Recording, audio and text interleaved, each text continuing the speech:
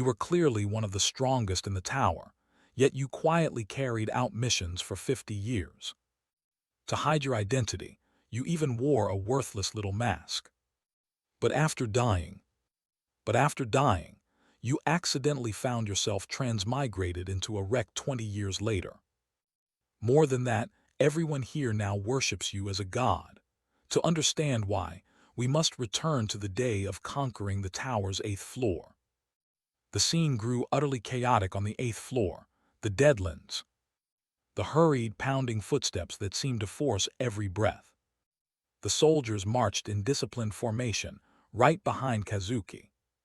Suddenly he stopped and raised his hand to signal everyone. With a grave expression, Kazuki announced, "Today we're here to do something unprecedented, to conquer the 8th floor guardians. Don't dawdle just because this is an allied raid. If we can't clear this place, then the 9th floor will remain a mystery forever." Suddenly the soldiers parted to either side, creating a corridor. His eyes narrowed for a moment. "Look who's coming." Seeing the approaching group, Kazuki astutely recognized them as Lamb in hand. One man among them wore a mask. He smiled warmly and came forward to speak. "Subaru." You politely replied, "Sorry to keep you waiting." Kazuki smiled and shook your hand. "Waited long? You're the first to arrive here." Subaru asked curiously. "I heard even the martial team joined today." He mused that after all, Narukami Subaru is the leader. They're probably just here to pick up any scraps you left behind. At that moment, you gripped the pommel of your sword and said, "If they're only here to pick up scraps." Subaru said with implication, "Then I already have something right here." Then you dropped a glowing object into his hand. A status board suddenly appeared, "Blessing of the Archangel." Kazuki asked curiously, "What is this?"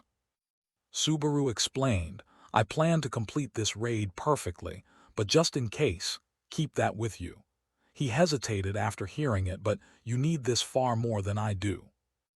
You interjected to ask, "Moreover, after this battle, would you like to return to Lamb in hand?" Subaru emphasized, "Then you can give it back to me." At that moment, Kazuki lowered his gaze, a wave of sadness rising in his heart. You patted his shoulder and reassured him, "Well, if you don't want to return it, you can keep it forever." At that instant, a loud sound rang out, startling the two of them and drawing their attention. Subaru warned, "It's coming." Kazuki was surprised, "It's manifesting this early." At the moment of preparing for the historic battle, everyone assembled, the 8th floor guardians. He hurriedly shouted orders, "Brace for impact." The lone dragon sea monster appeared, its grotesque heads beginning to attack everyone. You looked up to observe, then sighed softly in judgment, "A grotesque monster." Subaru's hand was filled with black chi. "It made my skin crawl." The system announced as lightning ran through Subaru's body. His voice went ice cold as he declared, "Today will be the day you die." The lone dragon sea monster's eyes glanced briefly at Subaru. Immediately after, they all began to roar, coalescing into a blue sphere. Kazuki shouted in panic, "It's about to unleash its breath, everyone fall back." But Subaru stood and stopped him, "No need." Watching the monster's rampage, he asked in confusion, "What are you talking about?" The lone dragon sea monster combined its power. Its roar echoed through the space. At that moment you touched and decisively drew your sword. Finally Subaru sliced through the air, carrying a dark power. Two enormous forces, good and evil, confronted each other directly. Kazuki glanced over and remarked, "Subaru, you never change." Chino skipped forward praising, "Amazing, Subaru, your training really paid off." Shigeru touched his neck and complained, "Damn it, I was a step slow. I wanted to land the opening strike." Rina looked up and asked, "Hey, what did you give Kazuki just now?" Her tone implied she'll find out soon. Subaru looked up and asked, "Is everyone ready? We're going to kill this oversized lizard and clear the 8th floor." Immediately, everyone rushed forward to attack the monster. Only Kazuki remained standing, watching. He said indifferently, "Look how united they are." Then someone stepped up from behind and said, "As planned, the hidden soldiers are in position." Kazuki turned and gave a faint smile. "Excellent. Then let's begin." Someone agreed, "All right." The mysterious figure continued, "May luck favor you." Kazuki turned back and scanned the battle before him with a detached expression. Her slender back, hair streaming in the wind before the storm. Then they all surged forward in unison to attack the monster. The lone dragon monster widened its blazing red eyes and opened its huge mouth to unleash lightning. Its expression was ferocious, teeth razor-sharp. Renam moved closer. Shigeru shouted to restrain her. "Hey, don't just slash without saying anything like that." At that moment she glanced back and saw the cold blade. Renam remarked, "You're really still not used to how I work, are you?" But he snapped back, "You should be a bit more careful yourself."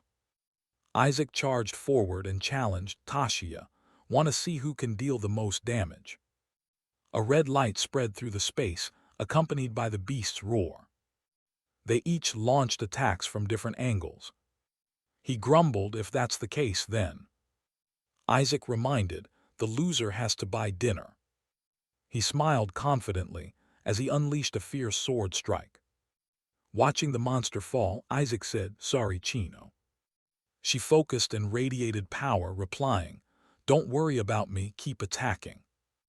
Chino concentrated to form a giant shield. "Leave the defense to me." Just then Kazuki stepped up from behind, startling her, "Chino, do you really think you can defend against all of this?" Moments later she was struck unexpectedly, unable to brace herself. Kazuki's cold voice rang out, "Seriously, this is the price of being overly arrogant." Sensing something was wrong, Subaru turned when a broken voice called, "Subaru." Chino's body staggered and then collapsed to the ground. Moreover, he saw with his own eyes him standing there with a chilling smile.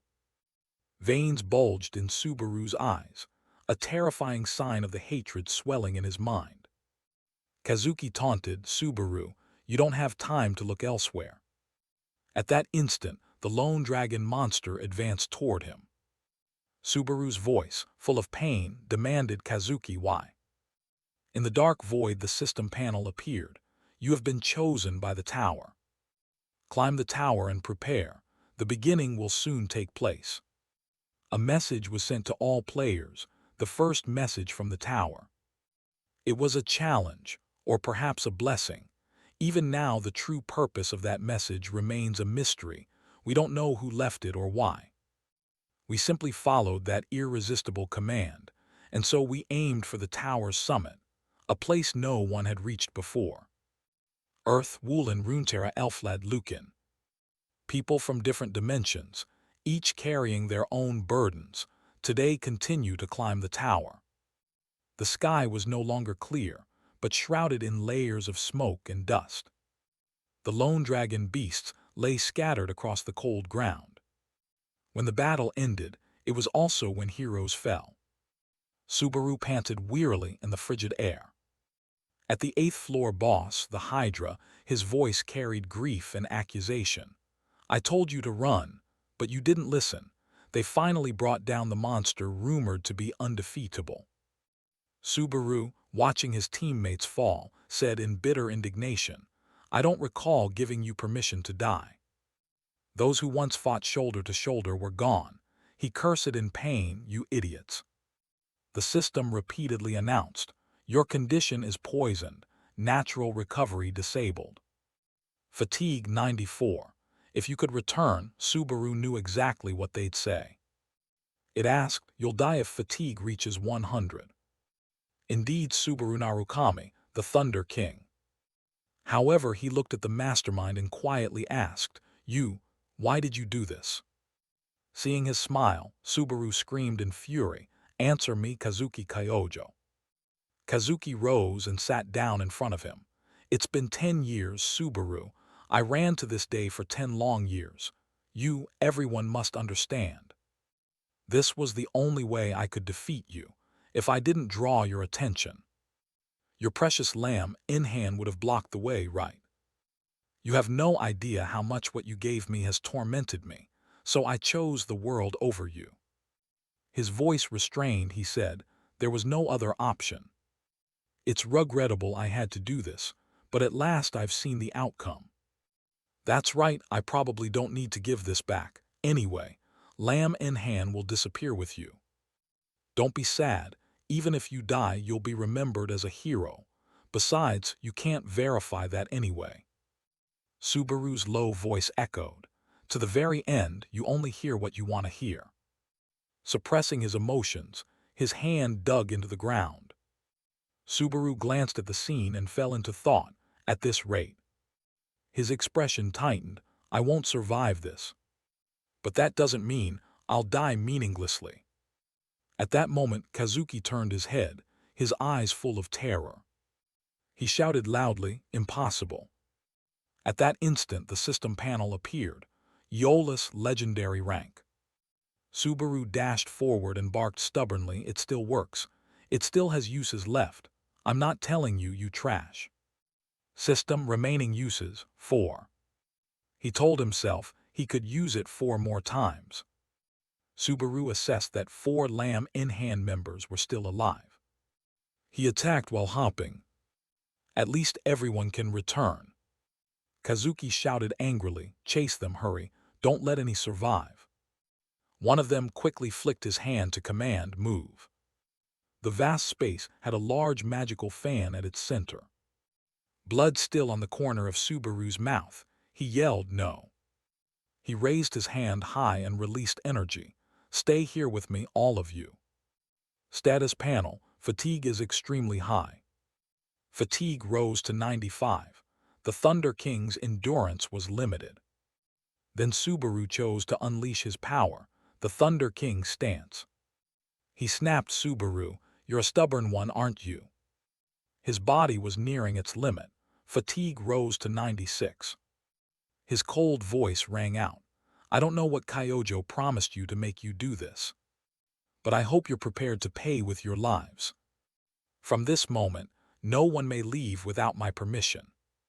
The opposing faction, seeing this, began to tense up. At this rate, they decided to rush in, all or nothing. Swords were raised high, ready to fall for the battle. Subaru thought to himself, normally I wouldn't lose to people like these. He clenched his weapon and spun a few times, but if Kazuki acts, it'll be a different story.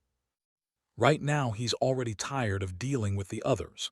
The problem is his fatigue. Subaru, exhausted and conflicted, couldn't hold on any longer. While distracted, he was ambushed right from behind. Subaru's face contorted. Blood gushed continuously from his mouth. Status panel warning. Fatigue rose to 98. Subaru forced himself to turn and counterattack. The scene was chaotic, marked by enormous wounds. Light gradually shone across the grieving space. His feet were weary. The sword fell right beside him. Kazuki shouted with joy, we did it. We've killed Subaru Narukami. But Subaru came up beside him and asked coldly, who did you say you killed? His body quickly released a massive burst of lightning. The man's body was immediately scorched. His eyes rolled back white. After the lightning dispersed, he instantly collapsed to the ground. As for him, he clenched the blade lodged in his body with his hand. Subaru had also reached his limit, faltering and sinking down. Voices rose, he's down, have we taken him?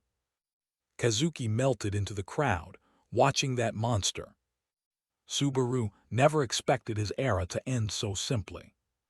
The system kept warning. Fatigue increased to 99, danger, fatigue is extremely high. You will die if fatigue reaches 100. In Subaru's mind he reflected, Kazuki, you should know this better than anyone. His legs could no longer hold him. The end was near. Suddenly Subaru screamed at the top of his lungs, Ready your blades, I will win. His eyes were darkened by hatred. And he thought, my condolences, the system, the blessing of the archangel, I will survive with that. At that moment Kazuki's expression turned to horror, his eyes widening. Subaru's blade in an instant flew before him, leaving Kazuki stunned. Impossible.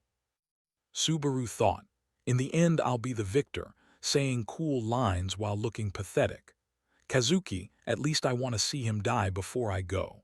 The final lightning strike must have landed, but strangely, thinking about this on the brink of death, will I be stuck like this forever? This itself is torture. What is this scent? A smell, I can smell it, could it be? In a clearing, a lid fell with a loud clatter. Subaru was sitting in a foul-smelling wooden box. He glanced around bewildered and asked, is this hell? An information board appeared before his eyes. Name Subaru Haas, affiliated with Earth. He stared in confusion. Subaru Haas, what the hell is this? What kind of trash status board is this? At that moment Subaru roared in anger. That name doesn't suit me at all, and from Earth, nothing but garbage. Those around him murmured, what are you doing here? Just here to make us look better. He judged. Exactly, Subaru Narukami is an anomaly. An attempt to recover half of himself from 20 years ago. Huh, Subaru Narukami died 20 years ago. Then whose body is this? Subaru staggered out of the box, bewildered. Are you kidding me? Is this a dream? At that moment, he fell to the ground with a sharp pain. Subaru looked at the item before him in stunned suspicion. He picked it up, a player tool, right? If I use this. Subaru quickly operated it, searching for Lam In-Han. Information appeared. Lam Ku, heir of Lam In-Han, lacking strength. The secret behind the name Lam Ku. Lam Ku will continue to grow, inheriting the will of Subaru Narukami and Lam In-Han today. Leader Kyojo, we will win the next tournament.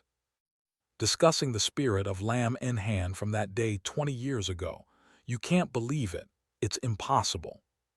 Subaru looked at the face in the picture in confusion. He's not dead. The person on the screen was familiar to him, Kazuki. Kazuki Kyojo. At first none of them were enemies. Subaru recalled that conversation. What's up? Why summon me now? He replied. Subaru, I'm considering leaving Lam In-Han. You wondered, hey, what? So suddenly. Kazuki proposed, I want you to deliver the news to the others for me. A friend, at least Subaru once thought Kazuki was that kind of person. He spoke, you'll understand the reason soon enough. Don't worry, even if I leave, I'll still be your shadow. Years later Kazuki founded a guild and reappeared before him, using a name they once joked about. Lam Ku, that's the name of the shadow he spoke of, but he's still on the 9th tier. Does that mean he achieved nothing in 20 years? Suddenly Subaru's gaze went blank. The bulletin board was crowded with visitors to the memorial, the Subaru Narukami Memorial Hall, memories undimmed even after 20 years. He jolted, my memorial hall. Subaru stood before the doors of the Subaru Narukami Memorial Hall, stunned, unbelievable.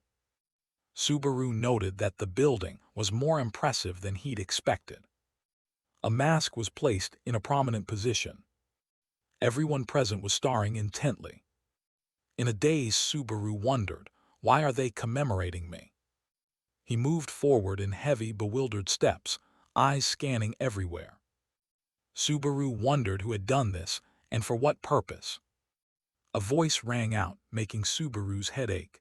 He is a role model for all of us always. The hero of the Lam In-Han Guild, creator of the undefeated legend, the man nearest the top of the tower, Subaru Narukami. Along with all my comrades, to forever remember him. Horror filled his eyes. Are you kidding me? Kazuki's voice echoed. We established this memorial hall. Subaru seethed, veins bulging on his neck as he thought, you Kazuki. He said Subaru, Narukami and Lam In-Han are gone. However, Lam Ku is the only guild that remains, inheriting their noble spirit. He clenched his fist and shouted, "Shut up, don't talk nonsense. Is killing me not enough to satisfy you? If so, then I'll have to live up to your expectations." He continued his sermon. Narukami and Lam Enhan will never return. Subaru, enraged, thought, just wait. Kazuki gave a false look. We will never forget them. His mind rebelled. I'll rewrite those memories from scratch. Subaru looked up at the sky and vowed he wouldn't let that bastard do that rotten thing again. I won't let this second chance be wasted. Suddenly in that moment, someone grabbed his foot tightly. Subaru helped the weak body to its feet, then shook the person and called out, "Hey." As the person looked up, Subaru was horrified at his own mask. Suddenly 2 people ran over saying, "I'm sorry, are you okay? Minato, are you all right? Don't worry, we only bumped into each other a little. Are you sure you're not hurt? You fell into confusion. What about these people too?" Subaru turned his head and looked around in horror. What the hell? He panicked and quickly lifted a hand to rub his eyes. Subaru's eyes rolled white in terror. What the devil is this? Everyone around him was wearing the mask he had in his past life. What the hell is going on? Kazuki's cold voice rang out. It's a shame it had to turn out this way. Don't be so sad. Even if you die, you'll still be regarded as a historical hero. Suddenly Subaru realized this was his plan. His eyes sharpened with intense fury. Kyojo. Subaru stepped directly toward the people in the crowd. In front of him was his own memorial portrait set among fresh flowers. Subaru wondered, was all of this just a way for him to single-handedly claim Lam Enhan's glory? Suddenly his gaze shifted from hatred to astonishment. Before him, rows of white chrysanthemums radiated a blue light. Subaru's wide, white eyes reflected the scene. He was shoved hard by the crowd as people tried to avoid the commotion. People complained angrily, "Hey, watch where you're going, wait your turn." Subaru, like a sleepwalker, walked straight toward his portrait. He reached out and touched the beam of light. Subaru, stunned, wondered, "Is it you, Shigeru Asajiri?" Cut to a rooftop where someone was standing and looking down at the city. Shigeru spoke, "We've made it through this year's accident again." The woman behind replied casually, "If we'd been a bit later, we'd have run into Lam Ku. Besides, is it really necessary to do this every year? Just offering chrysanthemums would be enough." He gently removed his hat and responded, "You'll never know what might happen. Subaru might recognize the flowers we bring." She asked, "Do you really think that kid is still alive?" Shigeru replied, "I haven't confirmed it with my own eyes." Rina reminded them, "Instead of us going to find Subaru, Kazuki might find our location faster. Moreover, if Subaru were truly alive, we wouldn't have stood by and watched everything for 20 years, you idiots." The sunset sky with birds circling. Subaru sat in a corner, crying like a child. His feet tensed. She's really alive. Subaru fell into thought. Is she truly alive?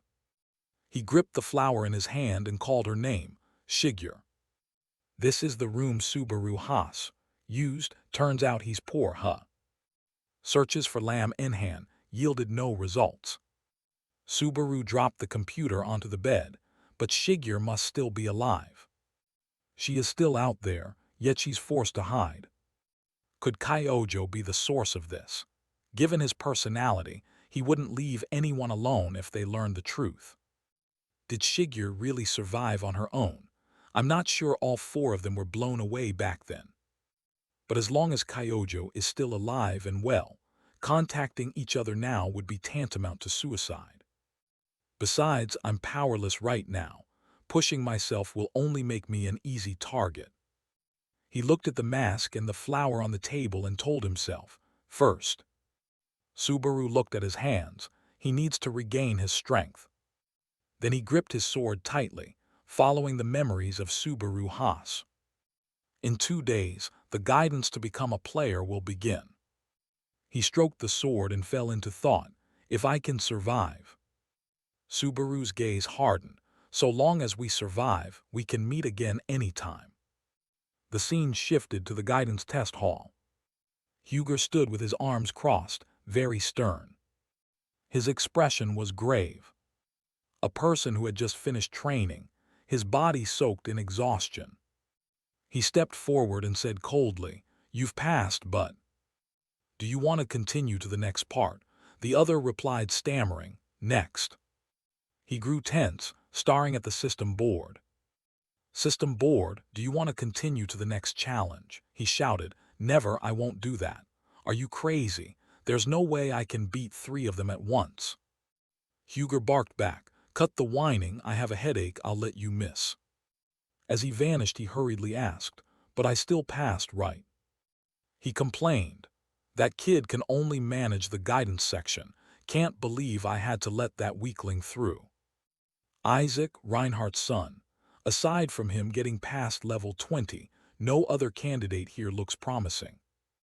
Suddenly, the standards for this guidance test are pathetic. The recruitment quality is hitting rock bottom. Suddenly, he fixed his eyes on the screen. Someone stepped forward, dragging a sword along the ground. Huger warned, "That's a name that carries a heavy burden." Well, of course that only matters if he actually passes. Right then Subaru, face icy, waited for the system. The announcement created 2 goblins. Eliminate the goblins. He urged, "Start this test right now." Before Huger finished speaking, he dashed forward like the wind. He glanced up in surprise. Did something just fly by? Before Huger could react, he saw Subaru slay the monsters. He smiled to himself. Using 2 days to test this body's limits was the right call. The body I awakened in is pretty amazing. System, do you want to continue to the next challenge? He accepted, of course. I don't have time for this, so speed it up as fast as possible. He watched the scene and let out a small, astonished cry. Directly at Huger's feet, now was a monster's head. He was horrified by what unfolded before him. What the hell is happening? Huger stood still, silently observing Subaru's actions. His eyes astonished. He didn't swing the sword wildly. He anticipated 3 moves of his opponent. Subaru's hand clenched the sword, the knuckles standing out. Huger judged that this wasn't just the bearing of a good swordsman. Even I couldn't move like that. Unless he is the reincarnation of Subaru Narukami. The sword in his hand struck the monster powerfully and decisively. Subaru's cold gaze flicked over the creatures. System, you have completed stage 49. Would you like to challenge the final boss? He exhaled once and urged, right now. The space once again began to tremble at Subaru's location. The ground started to crack, with strange white veins. A giant hand emerged from beneath the earth. He shouted anxiously, "Hey, idiot, wait, you're not Narukami. If you value your life, stop right here." The beast roared. It was the Goblin King. The system board appeared. Sensing the sacrificial object at step 49, the Goblin King has been enraged. Huger shouted loudly, "Abandon this before it's too late. Fighting the Goblin King is too risky. This is suicide. Don't be greedy. No matter how skilled you are, you can't close the stat gap." But Subaru's eyes were resolute. "I know that. With my stats, I can barely deal any damage to him." He tightened his grip on the sword. "Even so," he said clearly, "I refuse." With one move, Subaru threw his sword to the ground, making Huger clutch his head and shout, "Why did he drop his weapon? Is he insane? I knew something was off about him from the start." But at that moment, the Goblin King was charging toward him. An arrow shot straight in, pinned into its leg. Its face suddenly changed color. While Subaru crouched down, his hands were gripping poison arrows, surprised. The Goblin King saw this, but still didn't understand what was happening. Subaru continued, place your bet, will you kill me first, or will I turn you into a beehive first? Without more words, Subaru charged once again. The Goblin King roared fiercely, answer me. It quickly lunged at him. Its legs moved nimbly toward him. Its arm swung the axe high to strike him down. They attacked each other, Subaru with his swift agility. He quickly weaved to dodge its blows. He remembered the training he had done before. Subaru continuously launched shuriken, but they didn't hit the vital spot. At that moment, a girl also stepped forward and said, "You can't throw it like that, Miss Renat." Anything? So Renat stepped in to demonstrate for Subaru. As she twirled the shuriken, she gave instruction. It can also become a concealed weapon if you master its center of gravity. And with that, she threw a shuriken that struck dead center. Then he used the technique Renat taught and hit the monster's throat. After that, a dozen more shurikens stuck into its body. Subaru said smugly, "Power scales with rotational force, and accuracy inversely with hesitation. That's what Renat taught me." Huger, standing beside him, thought to himself, "The goblin corpses and poison needles won't disappear until the trial ends. I hadn't expected them to use a mechanic I dismissed like this. Not only swordsmanship to cut down goblins, but throwing techniques to pierce enemies with concealed weapons." Thinking that, he spoke up, "The boy is a genius." A genius? No, does a single word even cover it? The Goblin King's body was now riddled with wounds. It lost all ability to fight and collapsed. Subaru quickly picked the sword up and said, "I hold no grudge against you." With that, he delivered a killing blow. Finally, the system board appeared. "You have defeated the Goblin King. You have completed tutorial stage 50 for the first time. It's still just a tutorial. Don't be chopping monsters like that during training. Level up, gain reputation, earn achievement points, unlock the guidance shop. This shop can only be used during this phase. With the points I have, what can I buy? Current achievement points, 2425. He kept moving from one surprise to another. I had never seen this guidance shop open before. Prices seem to range from 5 to 200 points.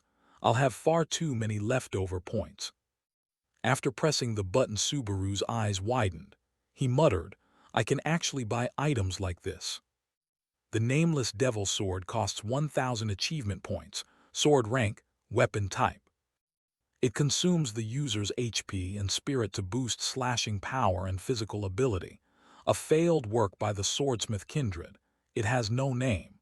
I didn't expect to encounter a kindred artifact here. It's extremely tempting, but using a weapon that drains life. The Miranda Sword costs 1,400 achievement points. Sword rank, weapon type. It reduces the user's fatigue accumulation and increases combat duration. A mithril sword blessed by the cathedral. Looking at the holy sword, Subaru was torn. I don't need a devil sword, I need a holy sword.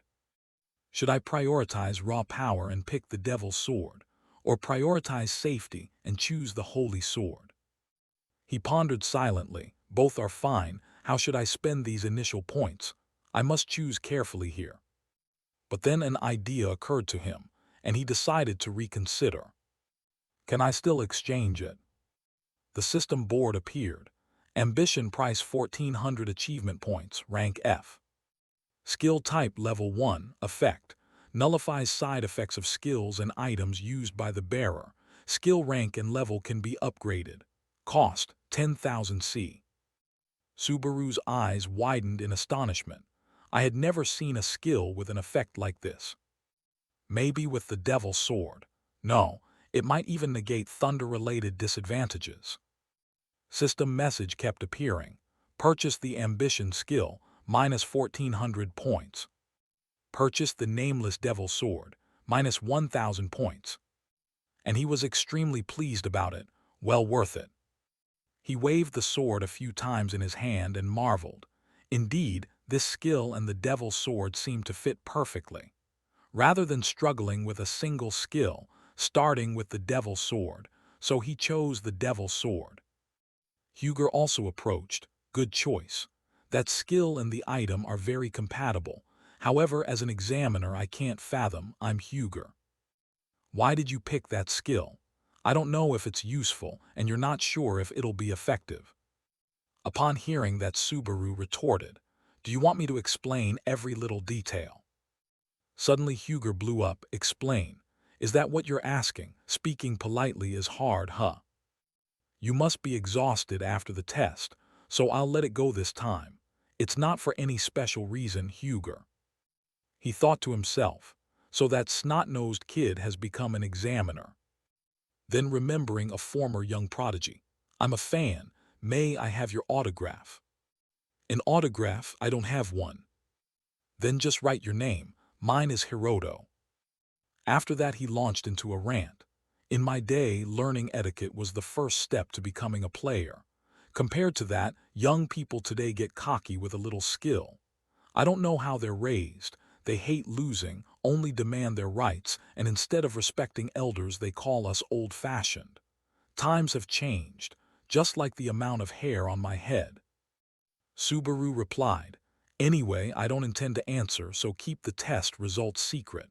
Here we go again, talking back with shallow knowledge picked up online. Hearing this, Huger said smugly, fine, fine. If that's the case, I'll personally train you from the basics on the rules you're missing. How about this? Do you intend to join the Knights Guild? No. Well, rare for an examiner to recruit someone personally. Head to the second floor, move along. Hey, wait, hold on, stop now, but... Yet Subaru firmly walked away, and in the end, Subaru vanished. Huger sighed wearily. My God, I'm so disappointed in you. After a while, Subaru landed in a different place. Around him, voices were chaotic. Second floor, how about some fresh deep-sea fish from Runeterra? Special jerky, come try a bit, newbie land. We have everything from Martial World textiles to leather jackets from Earth. I've returned to this place. I hold an opportunity no one else has. A second chance, because I've experienced it once already. I have to handle everything better than before. For the teammates waiting for me, and to avenge the horrific ending we faced. A private training room for self-practice, learning new skills, testing equipment durability, etc. As he arrived, an old man asked, which floor did you come from? Subaru answered quickly, I just ascended, it's a place regular players frequent. The man pointed and guided him. Then you should use training room number 1, there's a straw man there. Hearing this, Subaru was a bit puzzled. I'll use number 5. The old man suddenly grew cranky and scolded. I'll be honest, don't do that, it costs a lot. Use number 1. I appreciate your concern, give me 30 minutes please. Act as if he's the lead in a Korean drama, fine, suit yourself. Don't expect a refund if you leave halfway.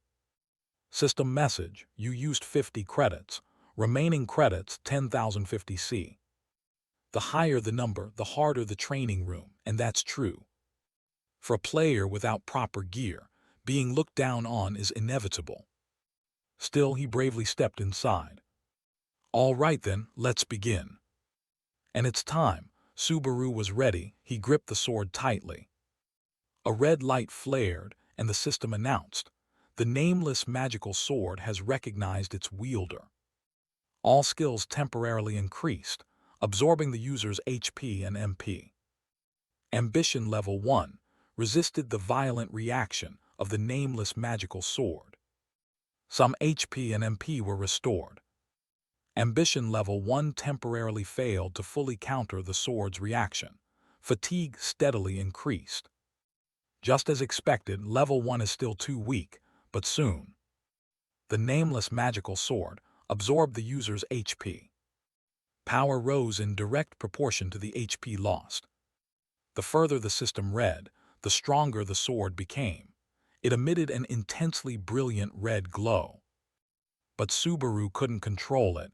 Was this his limit? It was still within expectations. You spent 10,000 credits. Ambition level 1 skill level has increased. He plunged the sword into the ground.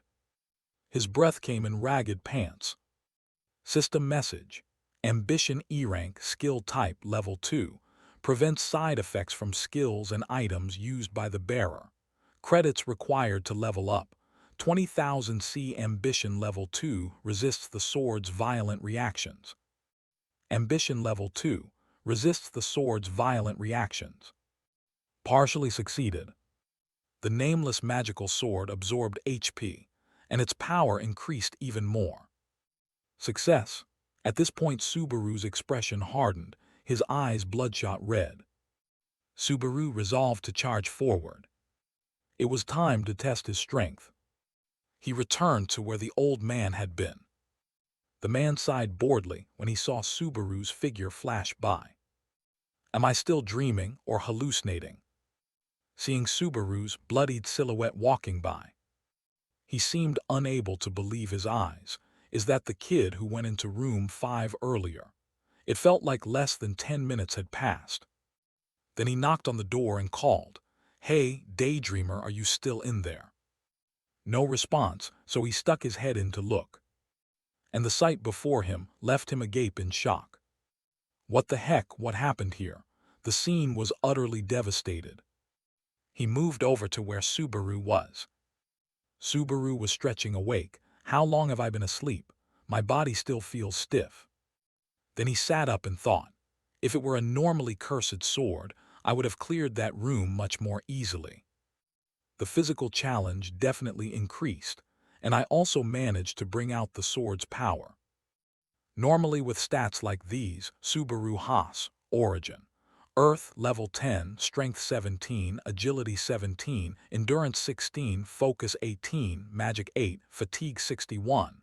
I shouldn't even be able to lift a magical sword, let alone wield it. He recalled the battle and thought, the harmony between ambition and the sword was perfect, meaning. A combination with my lightning aura could also occur, but the next issue is skill level. The system displayed, Ambition F rank skill type level 2, credits required to upgrade, 20,000 C. Remaining credits, 50 C. Am I always this poor? Staring at the system, Subaru looked dejected. Now I even have trouble managing credits. I'm really stuck. I mean, I did die, so it's understandable. Hey, what's going on, everyone? Suddenly, a blonde guy came over to talk to Subaru. I'm here exploring the second floor, bringing back memories from when I was a newbie on floor 2. Today's topic, how much do trendy items for the youth cost? Let's go. Alexander donated 1,000 credits as a commemorative gift. Received 1,000 credits from Alexander. Then he poured a cup of water over his head and shouted, "That hurts, thank you so much." Subaru looked down, puzzled. What's wrong with that guy? Is he crazy? His gaze turned skeptical. Then he picked up his phone to check the news. How to earn points. It's the age of PvP now. One of 3 players live streams, sometimes winning fair credit lotteries to make millions of credits. Live broadcasts, huh? Watching, Subaru murmured to himself. Real-time video streaming and collecting donations. So that's what that guy was doing, Subaru. Suddenly, Isaac came over and asked, "You've arrived too. Didn't expect to run into you here. Do you live nearby?" Looking at him, Subaru turned pale. No, my body is reacting poorly automatically. Maybe we don't have a very good relationship. He continued, "Hey, your friend is talking to you, don't ignore them.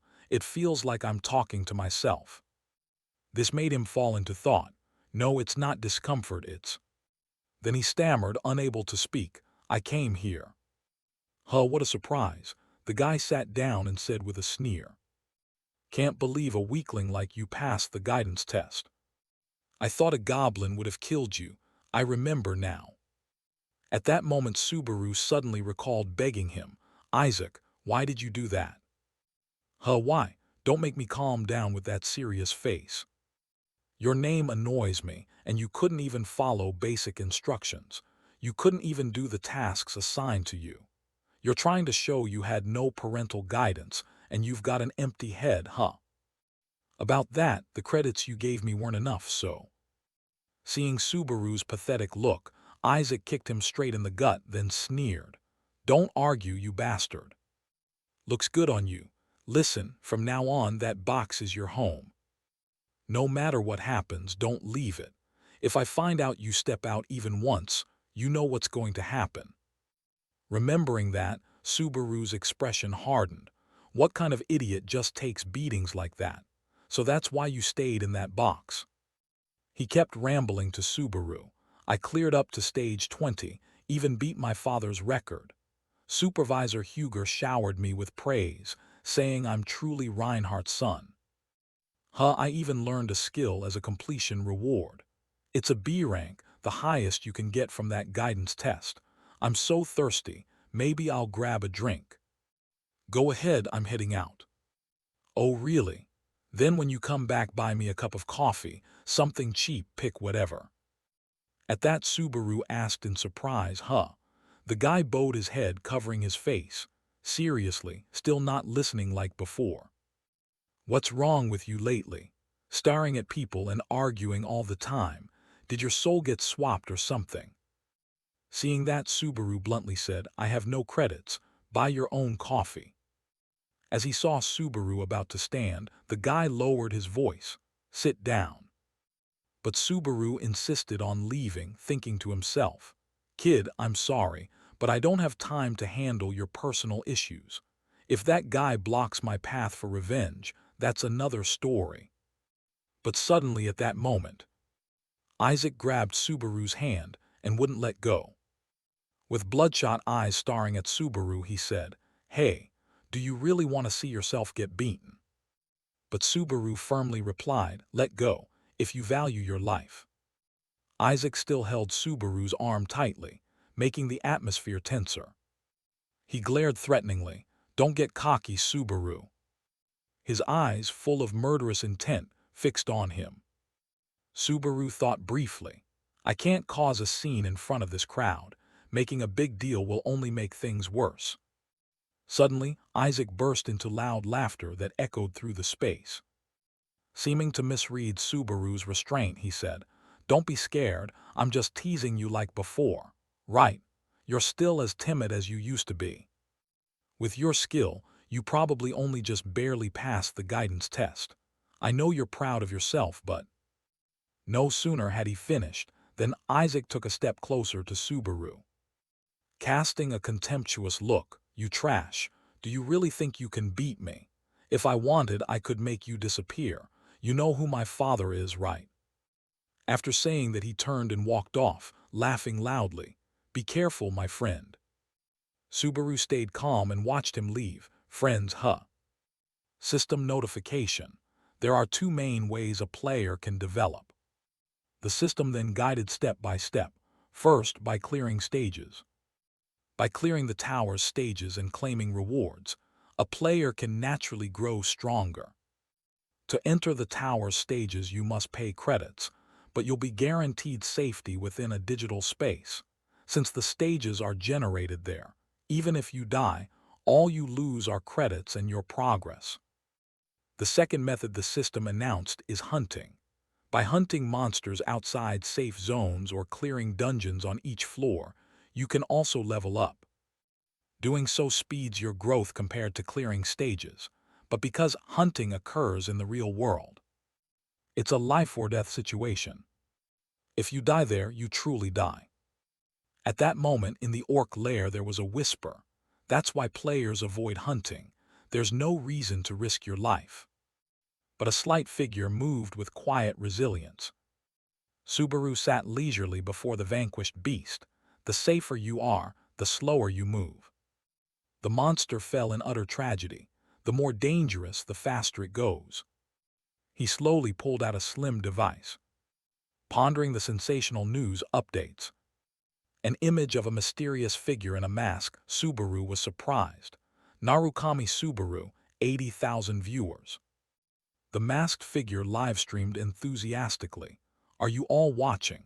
Today I'll challenge the third floor of the stage. Subaru Hasu was irritated. The name Narukami Subaru and that mask, how many people are using that name? The system displayed, Narukami is an idiot, assigns a 20,000 C quest each completion. The man continued, Narukami Subaru, I'll play the fool, thanks for the 20,000 credits. Subaru was bewildered. There's even a 20,000 credit quest. Many quests were posted, trolling for fun, lonely wallets.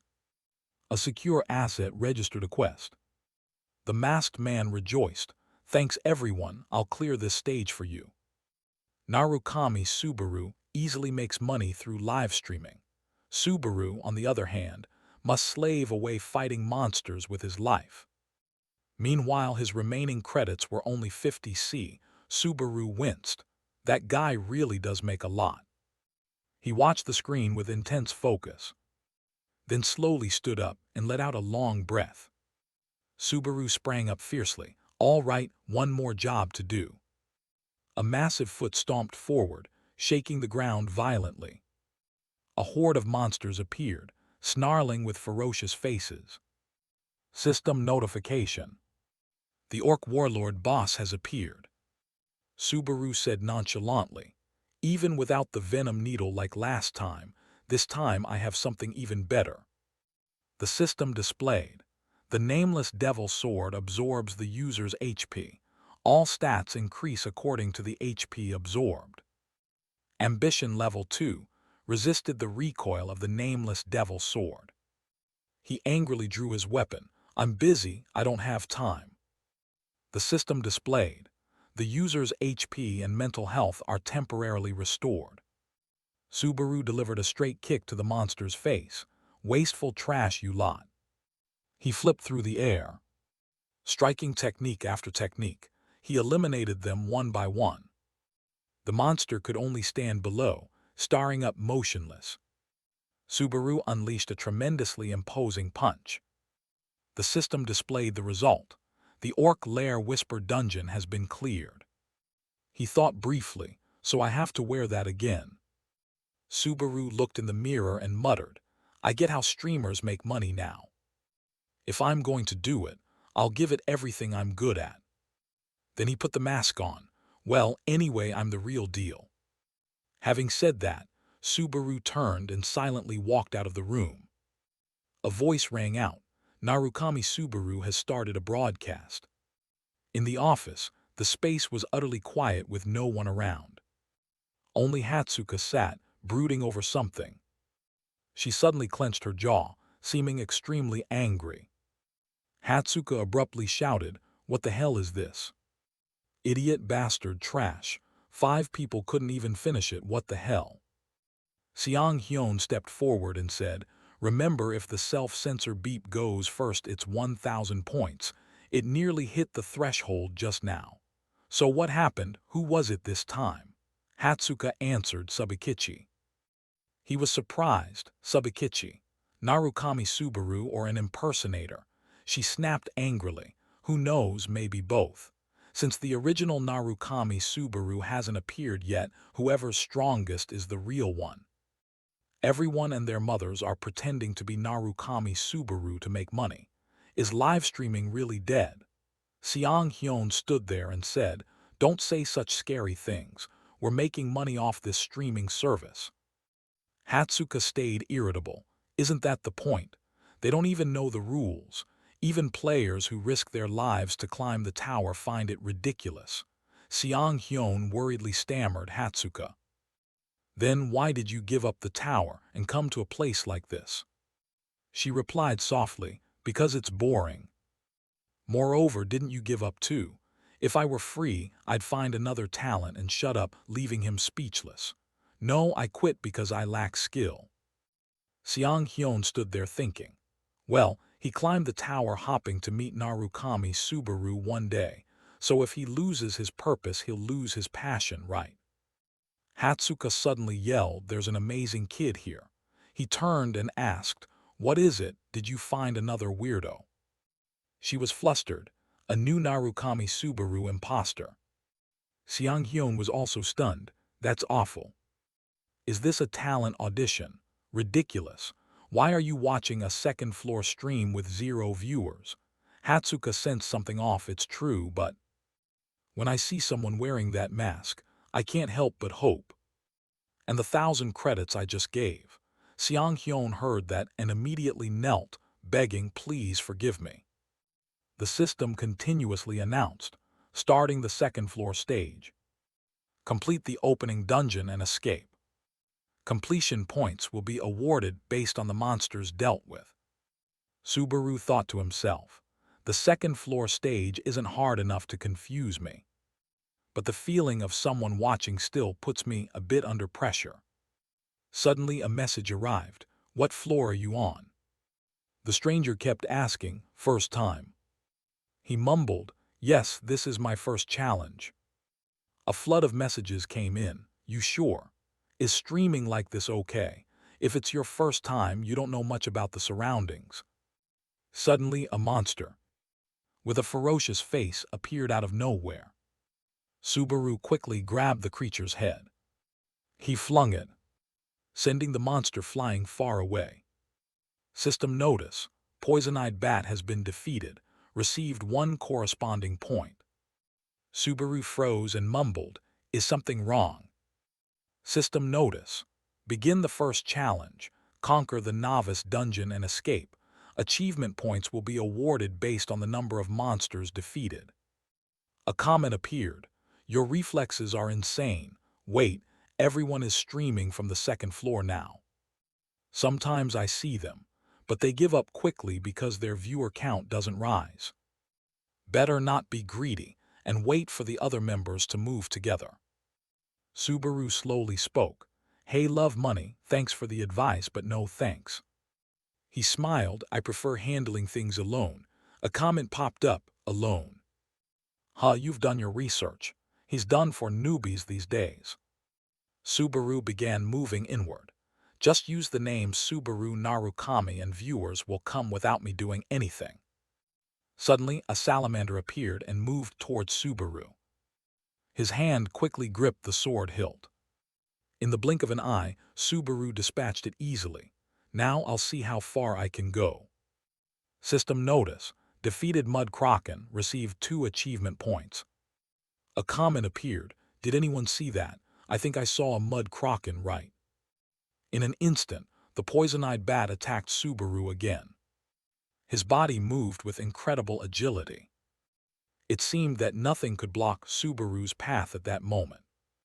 A comment appeared. What was that just now? What's going on? Something happened, viewers. System notice: defeated Poison-Eyed Bat X2, received 2 achievement points. Defeated Mud Kraken X2, received achievement points. Subaru said, if everyone pays attention to the sounds, you'll know. From which direction and how many are coming? A comment appeared, yeah, I know that. You're lying, you aren't a newbie. I know that too, I could do the same. Hey noob, what level are you? He continued, if everyone already knows, then I'll tell you what I'm thinking. A comment appeared, normally people can't do that, lol. In the end, player skill is everything. Stick to your content, I get it, lol. Trying to leech Subaru Narukami's fame is a bit much, lol. Subaru thought inwardly. Not enough yet. I want to accumulate as many achievement points as possible before leaving here. A comment appeared. Have you been going straight this whole time? A real man would quietly move forward. You didn't study properly. You're going to get in trouble if you keep walking straight like that. Suddenly, Subaru's foot froze inside the cave. His face slowly lifted, his gaze upward. Countless poison-eyed bats clung to the walls above. Their pupils gradually opened, glowing a fierce red. One after another, the others opened their eyes in unison. A comment appeared, see, I told you, lol, he's done for, see you at the entrance. System notice: my lonely stream has created a quest, 100 reputation points if you can kill them all. Subaru's expression remained thoughtful at this moment. A comment popped up, is this a trap? How rude, lol, haha. Subaru spoke, hey my lonely stream, thanks for the 100 reputation points. A hand angrily slammed the table, clenching tight. Seong Hyun shouted in panic. Where did I go wrong? I was fine up to floor 6 and now I fail here. Give me my money back. Sorry, was I too loud? My fault. Hatsuka stared at the glowing phone screen. Seong Hyun tilted his head and asked, "What's up? What are you looking at?" Her voice dropped. Something's not right. Seong Hyun, astonished. It's not a large sum, really. I have the money to pay you. If I touch gambling again then, Hatsuka cut him off. It's not that. Her tone held some surprise. Narukami Subaru. Seong Hyun glanced over. Huh, you're still watching the stream. Suddenly his face contorted as he looked down. Impossible. A comment appeared. OMG, and he's a newbie on floor 2. Kidding me. I feel bad for the bat's law. This is insane. How many times now? Seong Hyun added, how many did he take down by himself? The poison-eyed bats charged wildly to attack, like this. Subaru's sharp blade easily slew them. A comment appeared. Your explanation doesn't explain anything. Who said he's a newbie? Step up, something happened. Is that all you can say? I'm on the upper floor, but a floor 2 newbie is teaching me. That's like saying if you take a step forward, you can step. Subaru sighed. Communication is hard. A comment appeared. Don't forget to claim your reputation points. You said, oh yeah, I forgot. Subaru's finger quickly tapped to claim the reputation points. A comment appeared. What's up, is he lagging? Subaru awkwardly scratched his head. How do I claim this? A comment appeared. Aside from skill, he's definitely a newbie streamer. Tap the accept button on the quest at the top of the chat window. Quest completed. Received 100 reputation points from my lonely stream. Subaru quickly replied, thank you very much. He continued deeper inside. Well, the next place will be the final one. System notice. Current reputation points 150, achievements 118. Suddenly, a shrill scream echoed outside the building. Hatsuka exclaimed excitedly, oh no, oh no. Seong Hyun gritted his teeth and covered his ears. You're the one in trouble. She turned her face and said, what? Well, have you ever seen something like this? Seong Hyun grimaced and continued, you're overreacting, it's only floor 2. Hatsuka sprang up wide-eyed. Okay, I'm overreacting. He panicked and said, sorry. Both her cheeks flushed with excitement. Where are you from? Earth. I'm Subaru Narukami from Earth. Could this be fate? Could this be the reincarnation of Subaru Narukami? You see it in manga, the so-called Isekai reincarnation motif. Seong Hyun frowned and thought, once this girl talks about Narukami, she goes crazy. Hatsuka continued, what should I do? I'm feeling dizzy, Seong Hyun, if I close my eyes now. He startled. No, she surprised. What? Not allowed. Seong Hyun added, no, it's not that. Are you planning to probe him? Hatsuka shouted angrily, that's right. He continued, he has some bright spots, but he's still a newbie, lonely streamer. She quickly cut in, I know that. Seong Hyun sighed in exasperation. What do you know?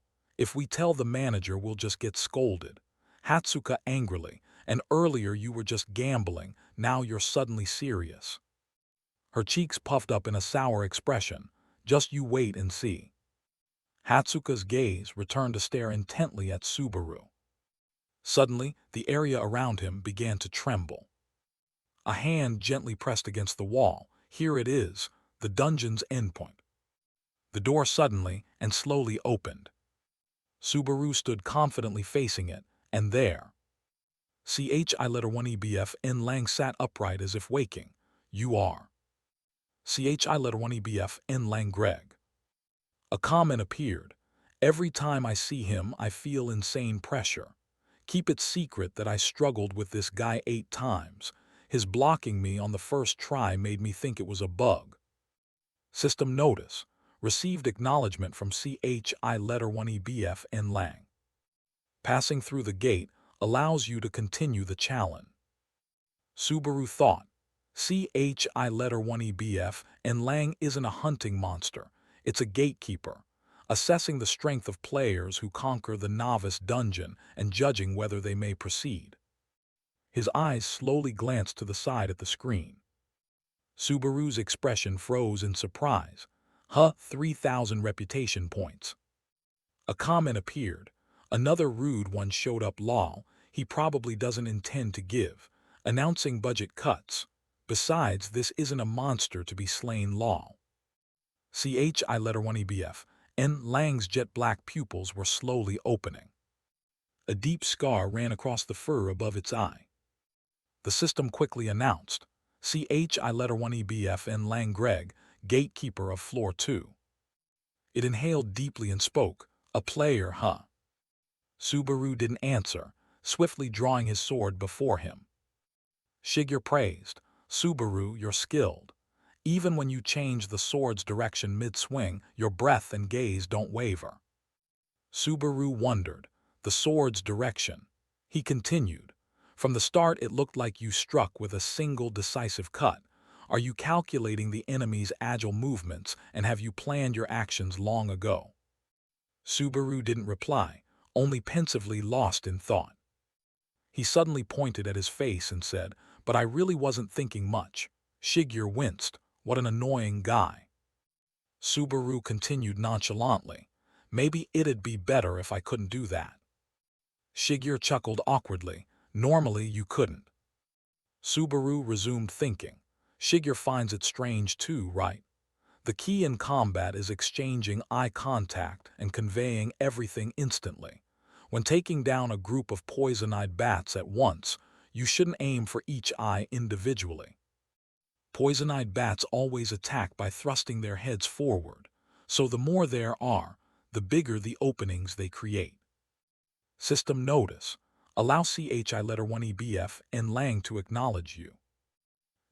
I letter 1 EBF N. Lang's eyes widened in surprise as it looked at Subaru. Alone. It asked again in puzzlement. You really came alone? Subaru replied coldly. Aren't you looking properly? I letter 1 EBF N. Lang closed in on his face. You're an interesting one. I smell the aura of a great warrior on you. A comment popped up, the scent of a great warrior. And you told me I smelled bad. He said I smelled like goblin carrion. Subaru's eyes sharpened. The Lang warriors can detect a special scent. Not just body odor, they see through a person's essence. I letter 1 EBF N. Lang said, you have the qualifications to pass this place. The test is over, you may go. A comment appeared. What's wrong with this guy? Anti-discrimination, so there are cases like this, huh? Subaru scratched his head and thought, even in my past life this never happened. What a pity. My target is human. I letter 1 EBF N. Lang tilted its head. Me, not the door behind you. Subaru quickly nodded. Yeah, someone told me to kill people. Suddenly I letter 1 EBF N. Lang looked up and continued. Indeed, a man who possesses the soul of a great warrior. At that moment in a sunlit office, Hatsuka and Seong-hyun were present in the office. Fingers were tapping uncontrollably, slightly angry, this situation. After entertainment floor, manager John Tail. How many viewers does that streamer have? Seong-hyun answered awkwardly with a smile. About 20. Hatsuka cut in, no. She beamed and continued, it's over 30 now. Seong-hyun grimaced thinking, I won't remind you, idiot. John suddenly picked up his glasses and said, are you all kidding me? Do you think I don't know you were gambling on the clock? And then what? I told you to find someone promising, and you bring me someone with 20 viewers. Hatsuka's eyes slowly dropped. 30 viewers. John angrily interrupted, that's not the point. Hatsuka, why don't you just stream? You have the skill and you definitely get fans, Hatsuka loudly, manager. Looking at the screen, I just checked and it's past 40 viewers. John frowned. Hey, are you listening to me? At that moment, Subaru was still in ready stance before I letter 1 EBF N. Lang. Suddenly its arm rose, claws sharp. His palm tightened around the sword hilt. Don't think about anything. System notice. Nameless devil sword absorbs the user's mana. All stats increase in proportion to the stamina consumed. Subaru reassured himself, stay calm. System notice. Second seal nullifies side effects from the nameless devil sword. His pupils suddenly glowed, even though this is your first time. As his thought ended, CHI letter 1EBF and Lang lunged. Just do it like always. Subaru's blade quickly parried its claw. CHI letter 1EBF and Lang did not stop. It raised its claw again. Its arms wildly attacked Subaru continuously. His feet struggled to keep purchase on the ground. Subaru withdrew his sword, panting, "It's really strong." Trying to simply block with force is impossible, but CHI letter 1EBF and Lang's sharp gaze looked at Subaru. Indeed, a warrior. It quickly turned and launched another attack at him. CHI letter 1EBF and Lang spoke, "But you are not on my level." Both of Subaru's palms remained clenched around the sword hilt, not letting go. A comment appeared. Defensive tactics are only for hired blades, probably won't work but still dangerous. He's absurdly strong. Maybe try 2 or 3 times. The one who issued this task will regret it. You'll complete it, but it'll be tough. At this moment, Subaru's entire back was pressed against the wall. He panted, thinking, sometimes there are more effective ways than using brute force. CHI letter 1EBF and Lang continued, "You've piqued my interest, warrior." Its claw rose high, time to finish this. Its powerful arm came down directly with terrifying force. Subaru's body quickly shifted. He said, "That's more like it. Your attacks are too predictable." As he finished, his blade drove straight into CHI letter 1EBF and Lang. Die. Its whole body collapsed in pain, as blood gushed out continuously. Subaru sprang up again, gripping the sword tightly. He easily used his skills to defeat CHI letter 1EBF and Lang. Subaru quickly sheathed his sword at his hip. CHI letter 1EBF and Lang looked up and said, "Excellent warrior." System notice. CHI letter 1EBF and Lang defeated. Level up to 12. +2 strength, +1 agility, +1 focus. +2 mana, achievement points awarded, 500. A comment popped up, wait, he actually beat him. Did he just kill him standing up? This stream is awesome. Wasn't this a trial run? Maybe. Subaru panted and smiled. I defeated him. A comment appeared, solo. Hats off to whoever assigned that quest, lol, probably never expected he'd pull it off. Viewers, 56. System notice, quest complete. Received 3,000 reputation points from save asset. Subaru said, I'll put it to good use, save asset. System notice, current reputation 3150, achievement points 618. The gate opened. Subaru slowly stepped into the place filled with light. Suddenly his gaze froze, he sensed danger. A comment appeared, something is enraged. System panels kept popping up in front of Subaru's eyes. A comment appeared, 13 of them. Kidding, known ones so far 16, right? Is this a record? I only got. System notice.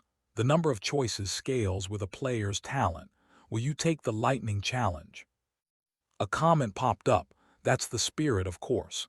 If he doesn't choose lightning here, he should change his name.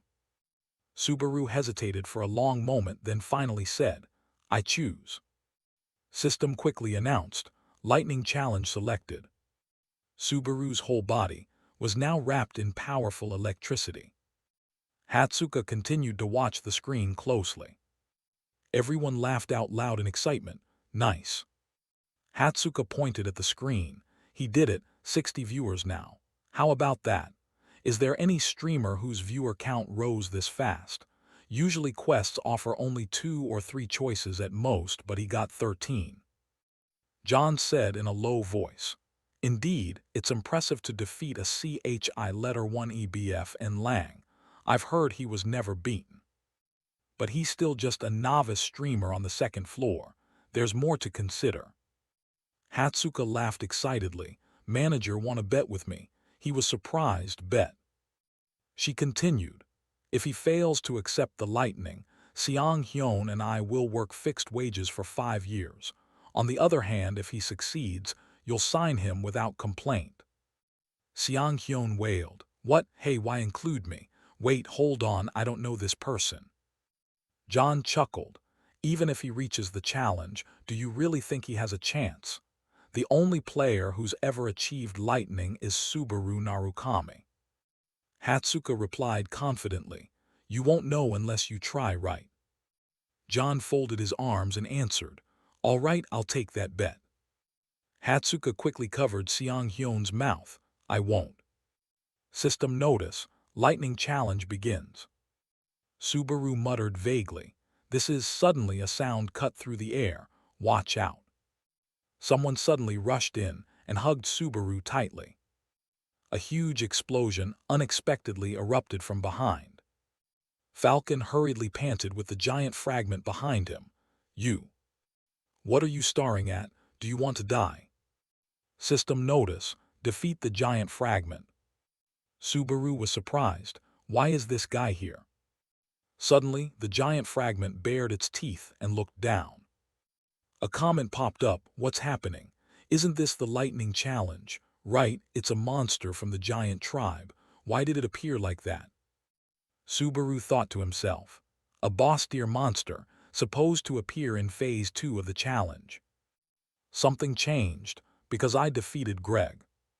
The giant fragment quickly swung its weapon straight down at the ground. In the blink of an eye, Subaru left his spot and moved forward slowly. He sighed, it's only big, its structure is far inferior to Greg. Luckily, I knew that beforehand. Falcon rushed over and said, after I got into trouble rescuing you, hurry and run. Subaru quickly gripped the hilt. I should finish this quickly before someone interferes. System notice. Nameless Devil Sword absorbs the user's blood. All stats increase proportionally to the blood lost. Second seal nullifies the Nameless Devil Sword's side effects.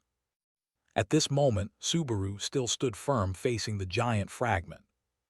His feet suddenly spread into a fighting stance. The giant fragment's weapon struck down with tremendous force. Subaru's feet landed on the proper spot in time. The giant fragment still wouldn't stop and continued to lunge upward. Falcon looked up at the sky, witnessing Subaru suspended midair. His body quickly descended onto its head position. The blade, without hesitation, plunged straight inside.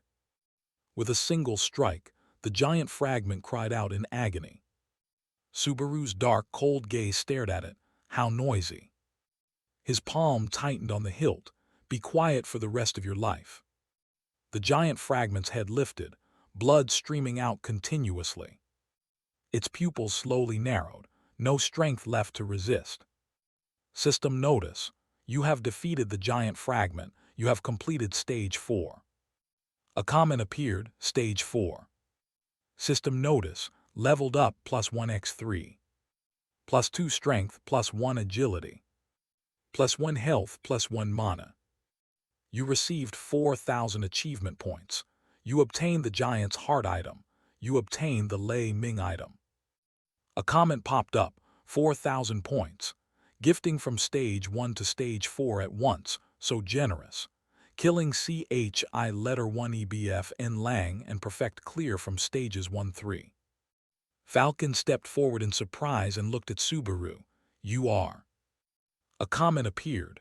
Isn't that Falcon lol? He's suddenly being polite. Anyone would be on guard if something like this showed up in Stage 4. Yeah, everyone would freak out lol. He exclaimed in astonishment. What kind of freak are you? Subaru replied coldly. Can't you tell by looking? His dark pupils looked down. I came to defeat the giant. At this moment, in a very quiet town, there were only a sparse few townspeople, with guards standing around. Subaru sat alone in the room, intently watching the screen. A comment appeared. Show us the items, show us. I'll bet it's at least magic rank. Not just magic, maybe rare. Subaru reached in with his arm. I'm curious too. Well, let's see, huh? System notice. Giant's heart, rare rank, accessory type, +2 health. A ring carved from a giant's heart enhances health and recovery. Subaru thought, accessory type gear is valuable. I like the health boost effect. He looked down at the floor. Coincidentally, I also need a set of armor. System notice.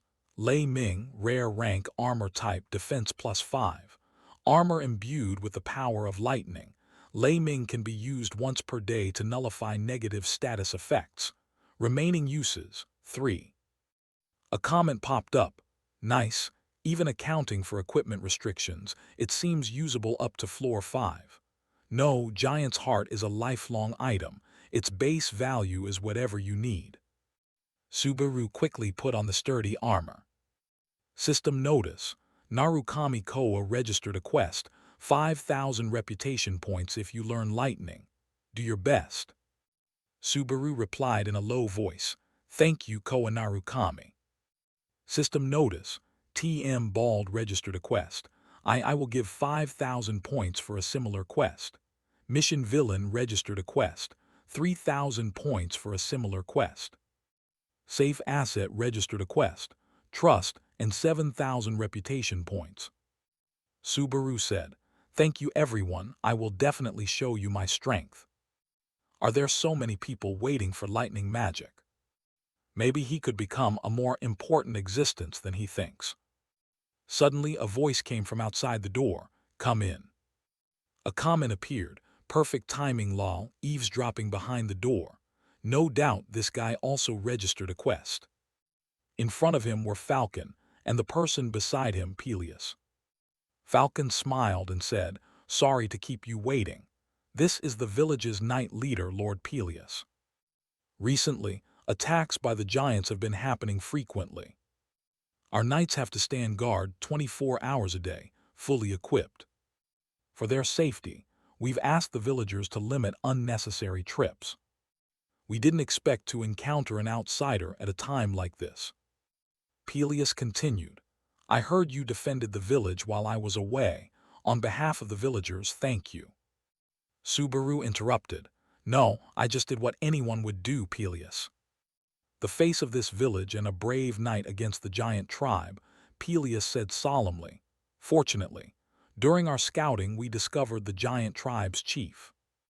We planned to risk everything to corner them, so. Forgive my rudeness, I beg you please save our village. Subaru gave no answer, only watching Peleus's posture at that moment. A comment appeared, Peleus, don't die, Peleus, wait, is he going to die? Don't spoil it in advance.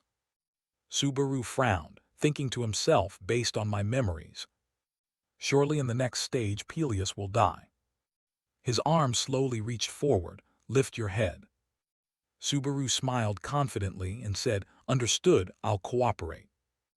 Peleus smiled and quickly shook his hand. Thank you very much. System notice, Stage 5 begins survival. Everyone set off together under the evening sunset. Subaru still stared intently at the screen. He thought to himself, as viewers increase, the comment stream speeds up. At this rate, it's impossible to interact. Suddenly Peleus halted, raised his hand and said, Stop. Falcon's expression darkened as he pointed ahead. That's a monster with a solid, sturdy body, the chief of the giants. Peleus said, I'll draw his attention so you, benefactor, attack him from behind. Suddenly a hand quickly landed on his shoulder. Wait. Peleus clenched his teeth and turned to look at Subaru. That thing. Suddenly, the ground began to shake violently. Peleus and his comrades panicked greatly. Subaru's eyes sharpened as he stared. Not human. At that moment, the chief's pupils widened taut. Its eyes slowly glanced to one side. Simultaneously, massive fragments appeared all at once. They were wildly excited, charging forward. Peleus stared in shock, trembling. Why? The giant fragments' huge palms swiftly attacked. Stop. Before them, now was a great danger. Save them. The giant fragment was contracting within sight. It suddenly grinned wickedly, its pupils stark white and terrifying. Everyone began to panic and flee. Everyone, return to the foot of the mountain now, hurry up. The giant suddenly roared as if enraged. It pressed down hard with its hand on the sacrificed person below. Someone started to rush forward crying but was held back by comrades. Stop. The monster raised its hand. He cried out loudly, Jo-chan. Peleus, standing in front as a shield, quickly turned and ordered, "This is an order, everyone run." He shouted to steady them, "Think of your families and the village at home. This isn't the end, we'll start again." They immediately ran off. Peleus turned back to continue holding the line. "I'll leave Falcon's lead to you." As he turned to the side, he bumped into a shadowy figure. Peleus yelled urgently, "You two, run, please rebuild the night order and avenge the giants." Subaru drew his sword and replied, "That's more like it." He stepped forward and asked him, "Aren't you going to run?" Peleus asked in confusion, "Huh, what do you mean?" Subaru made it clear he wanted Peleus to leave. "If you stay here, I can't move comfortably. If you insist on staying, both of us will die."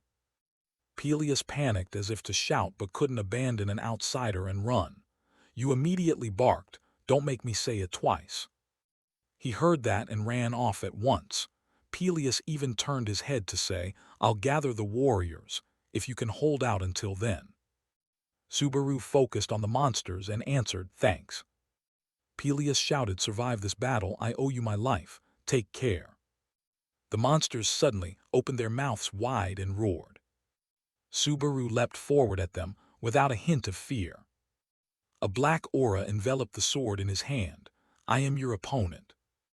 He immediately slashed at the giant's lower leg. It was cut and lost its balance, nearly toppling over. The others, hearing the cry from their kin, glanced over. Subaru raised a hand to wipe sweat from his brow. A system notification appeared. Defeated giant traces X2, received 20 achievement points. His eyes burning red, he said as he swung, "Even if this is a test, I'm not used to being left alone." Elsewhere, Peleus was doing his best to run quickly into the forest. Then he suddenly stopped, breathing heavily. Peleus anxiously turned to look toward the direction he'd just fled. He said nothing, simply grinding his teeth. Back with Subaru, a flurry of comments rose up. "Looks like a real fight, it's definitely self-destruct. They're too many, just surviving is the goal, right? Why did you send others away? Scores change based on how many warriors survive, so it's not just survival. This is impossible." He caught his breath and thought, "Including Peleus, who is fated to die, if I do this I can save everyone."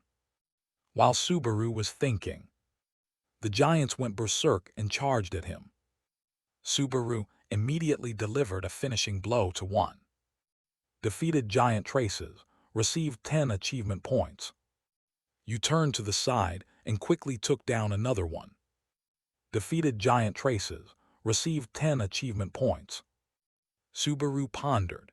The nameless devil sword absorbs the user's mana. All stats increase corresponding to the mana consumed. If I take them out one by one, it shouldn't be difficult. You raise the sword, gripping it tightly. The question is how long I can borrow the demon sword's power. Here I need to secure a vantage point and find the boss. Subaru climbed onto the giant. He just slashed to broaden his view.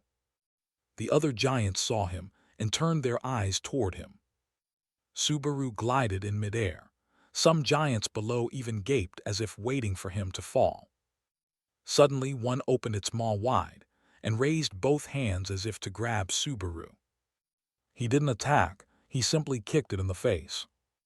Then Subaru used the faces of the giants as a springing platform to launch himself.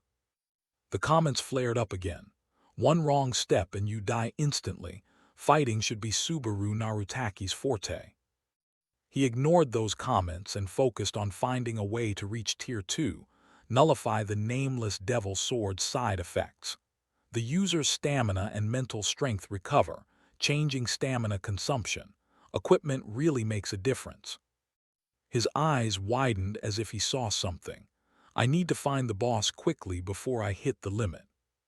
Subaru spotted the boss in the distance. There he is. It saw him and burst into a loud, gleeful laugh. Subaru lunged forward, and it prepared to swing the weapon in its hands. As he sped forward, he thought, if I don't kill it in one strike, I'm finished. The giant, face stern, raised the staff in its hand. Though Subaru looked calm outwardly, inside he prayed, please let this work. He suddenly snapped his fingers. A cracking sound echoed through the air. Subaru was immediately surrounded by a layer of golden light, using lightning radiance. Thunder reverberated across the battlefield. The giants clutched their heads in pain, covering their eyes. They hugged themselves and roared loudly. Even the boss dropped its weapon and covered its eyes. It raised its head, opened its eyes, and shouted toward him, humanity. Subaru dove down from above, the sword's tip aimed at the center of its head. The nameless devil sword absorbs the user's mana. His eyes burned red.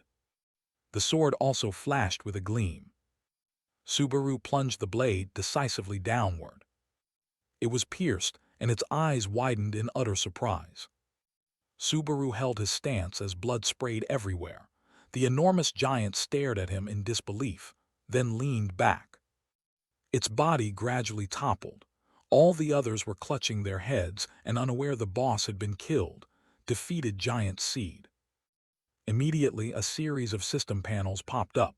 Completed Stage 5, Survival, achieved excellent results. Leveled up, +1 strength, +2 agility, +2 stamina, +1 mana. In the live room, comments flooded in excitedly. Has anyone ever beaten him? Impossible, how did you beat him too? This wasn't supposed to be a stage like that from the start. When did the finishing opportunity even appear? Defeating something you shouldn't defeat, what a troublemaker. I hate how weak my body is. Subaru, exhausted, kept regulating his breathing. If this were the protagonist, this would be the cool finale moment. Suddenly the sky turned pitch black. Lightning flashed violently, making the heavens flicker. The giants finally calmed and slowly lowered their hands. You raised your sword and looked at it. Tier 2 augmentation failed to nullify the nameless devil sword. Subaru staggered, struggling to stay upright, indeed. An image flashed through his mind.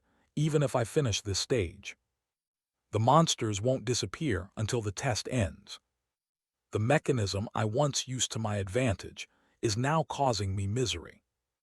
From his mask, a few drops of blood began to trickle down. Subaru looked at the massive giants and thought, this is bad, my power is gone. Suddenly, several bolts of lightning struck from the sky. A golden lightning bolt shot from the heavens to the ground at incredible speed. His whole body was bathed in the light of the bolt.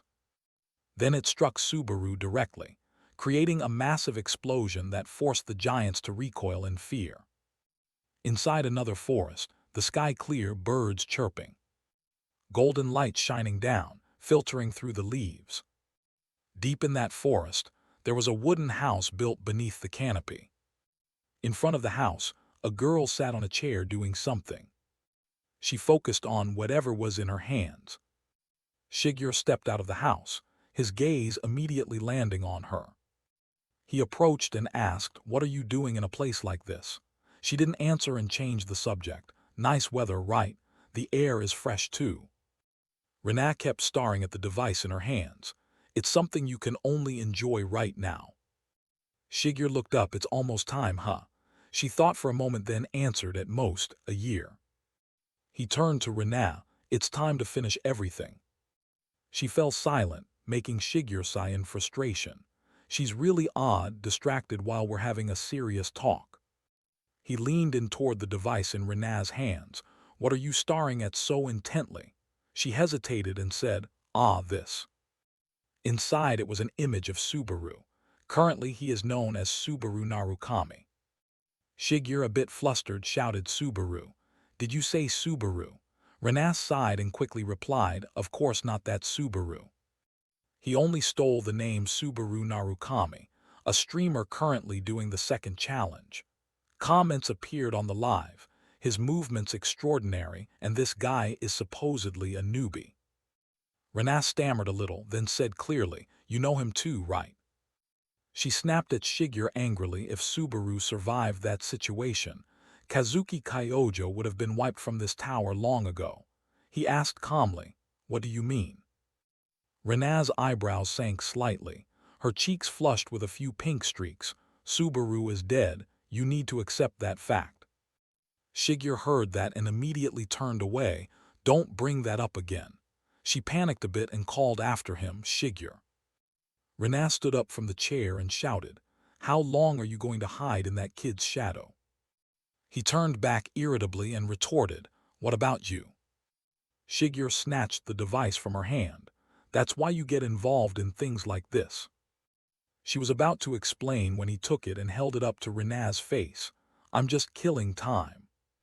She looked at the device. The image inside reflected in Rena's eyes, making her cry out, huh. Shigeru took the device back, his face slightly annoyed as he asked, what now? The moment his gaze hit it, Shigeru froze instantly. It was. Subaru stomped his foot hard to gain momentum. A massive amount of energy radiated from him, making it glow brightly. The giants were crushed under the pressure and couldn't move. A notification board appeared from the system. Skill acquired, lightning. You received 2,000 achievement points. 1. Continue the challenge. 2. Advance to the next week. The people in the comments went wild. Huh, really? Insane, so that's how you get it. The difficulty is totally bugged. You ask how to get lightning. Just defeat the giant tribe boss. It's no wonder Subaru Narukami didn't say anything. Even if I told you, you still couldn't do it. He looked down and thought to himself, no, normally this isn't something I could receive here. The system panel displayed information about lightning. Rank A+, a first-tier skill, consumes stamina and mana to harness lightning's power, can be upgraded by adding lightning shards. Subaru looked at the panel and sighed. At least I'm not dead, that's enough. The challenge stopping right then really saved me. A series of notifications popped up, showing all the information about viewers gifting to him. Subaru immediately spoke up, thank you everyone. He looked at his reputation points and continued, reputation, 20,150. I said when I receive gifts I'll do a performance to thank you. The challenge will continue. The giant stirred and lunged forward, growling. Subaru's sharp eyes scanned them. I'll show you all that. 20,000 reputation points were spent. The second-tier enhancement skill leveled up. The third enhancement tier removed lightning side effects. He raised his lightning-charged hand. Now I want it to spread throughout my body, but... Lightning flowed into his hand. Subaru's hand shone even brighter, all of his pupils. He stood still in defense, while the monsters attacked like starving tigers pouncing on prey. Just as they raised their hands to strike Subaru, he sneered, gripped the sword hilt with both hands, and channeled lightning into the nameless demon sword. Subaru's whole body emitted a deadly red light. Should I cut them all down at once, like in the old days? He swung down hard, a gleam flashing in his eyes.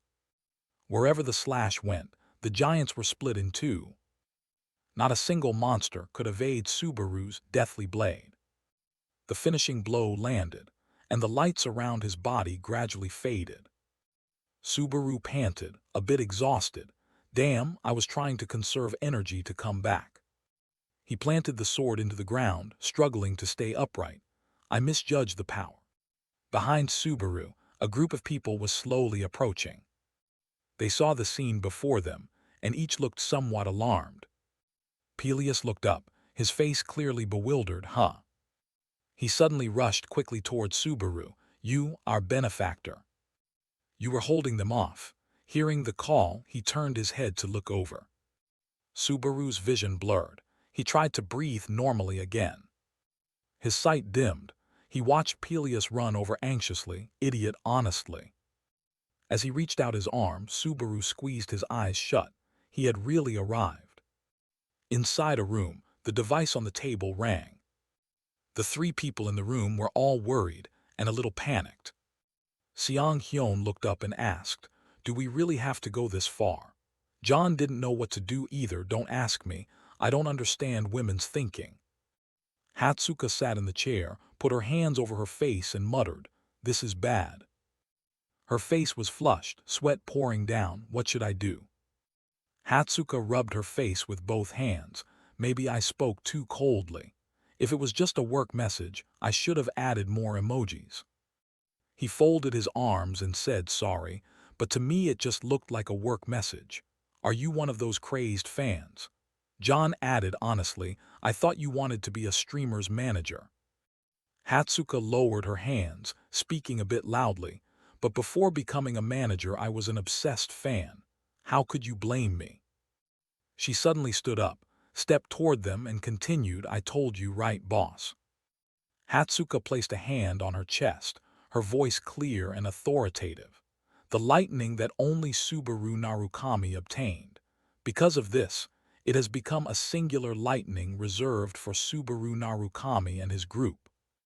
Seong Hyun sighed upon hearing that. "Somehow I've managed to keep my salary intact." He raised a hand to stroke his chin and smiled. "No wonder no one else could get it. He's definitely someone worth watching." The device in his hand suddenly received a signal. Hatsuka's eyes lit up. "Ah, boss." Seong Hyun's next words made her a little anxious. It seems Subaru Narukami read the message, but no sooner had he finished than Hatsuka froze like stone. "He's just watching." The two of them looked at her in confusion as she stood there stunned, frozen solid. At the same time, inside a room packed with figurines, an excited voice rang out, "Well then." A young man sat in a gaming chair in a modern room with an expensive PC rig. He stared at the large LED screen, barely hiding his excitement. "Shall we get started?" A streamer who specializes in analyzing players' matches, using keen insight and knowledge, he has defeated countless opponents and built a solid reputation. A confident smile appeared. "Hawkeye." Word has it he demonstrated sharp analytical skills watching footage of various players, including Kurakawa Amon, who just joined the Blue Faction. The future of the Blue Faction's comprehensive analysis on Kurakawa Amon. Hawkeye pointed at the screen showing Amon's image. An underdog has emerged, climbing the tower at breakneck speed. Some even call him the second Narukami. It's time for Hawkeye to act, including Kazuki Kyojo, a former member of Lam Enhan. Could he become the strongest man? Kazuki Kyojo of the Blue Faction, Hawkeye analyzed. Kazuki Kyojo is now a player representing the Earth. The pressure on his shoulders must be immense, but today I want to take a closer look at his skills. Of course, the cross-generational legend Narukami Subaru is no exception. No matter what people say, lightning belongs to this man, Narukami Subaru, Hawkeye praised. When you think of a player of superior caliber compared to the rest, who comes to mind? Most of you are probably thinking of this man right now. Yes, Subaru Narukami.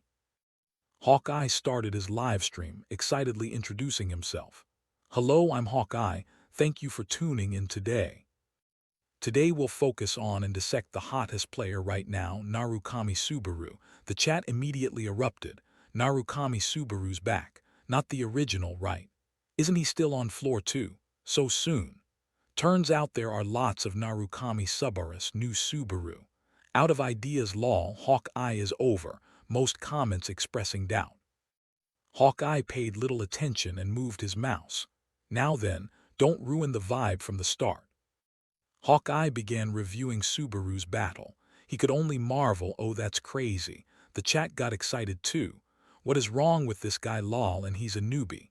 This is a level far beyond gacha gods. Overrated. What floor are you on?" No more doubts about Subaru's skill. Hawkeye kept watching, hesitating what's going on.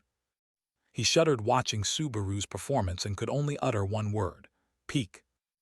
Hawkeye began analyzing. That level of focus, no ordinary person could use a new skill that well. He praised without restraint. He controlled the skill and fed exactly what was needed into his sword, wasting not a bit of power. The chat overflowed with compliments. Is that even possible? What do you mean? Am I the only one who doesn't get it? Ah, I get it. No, I don't. In one word, godlike. If this is real, it's absolutely insane. Hawkeye also found this insane. The control and the subtle focusing technique, the concentration that makes it possible, and the judgment to use it precisely when needed. He truly made no mistakes throughout the whole battle. He watched intently, thinking, where did that monster even come from? I bet half of you don't even know what you're watching.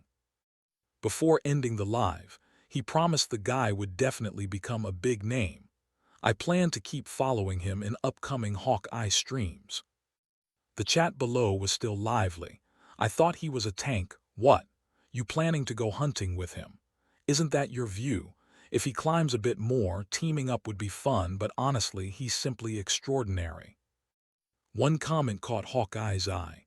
No verdict today. He thought for a moment, all right, I forgot to give Hawkeye's one-line comment. He pondered for a long while, then decided.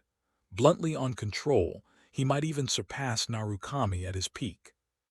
Cut to a scene where Subaru, asleep, suddenly jolted awake.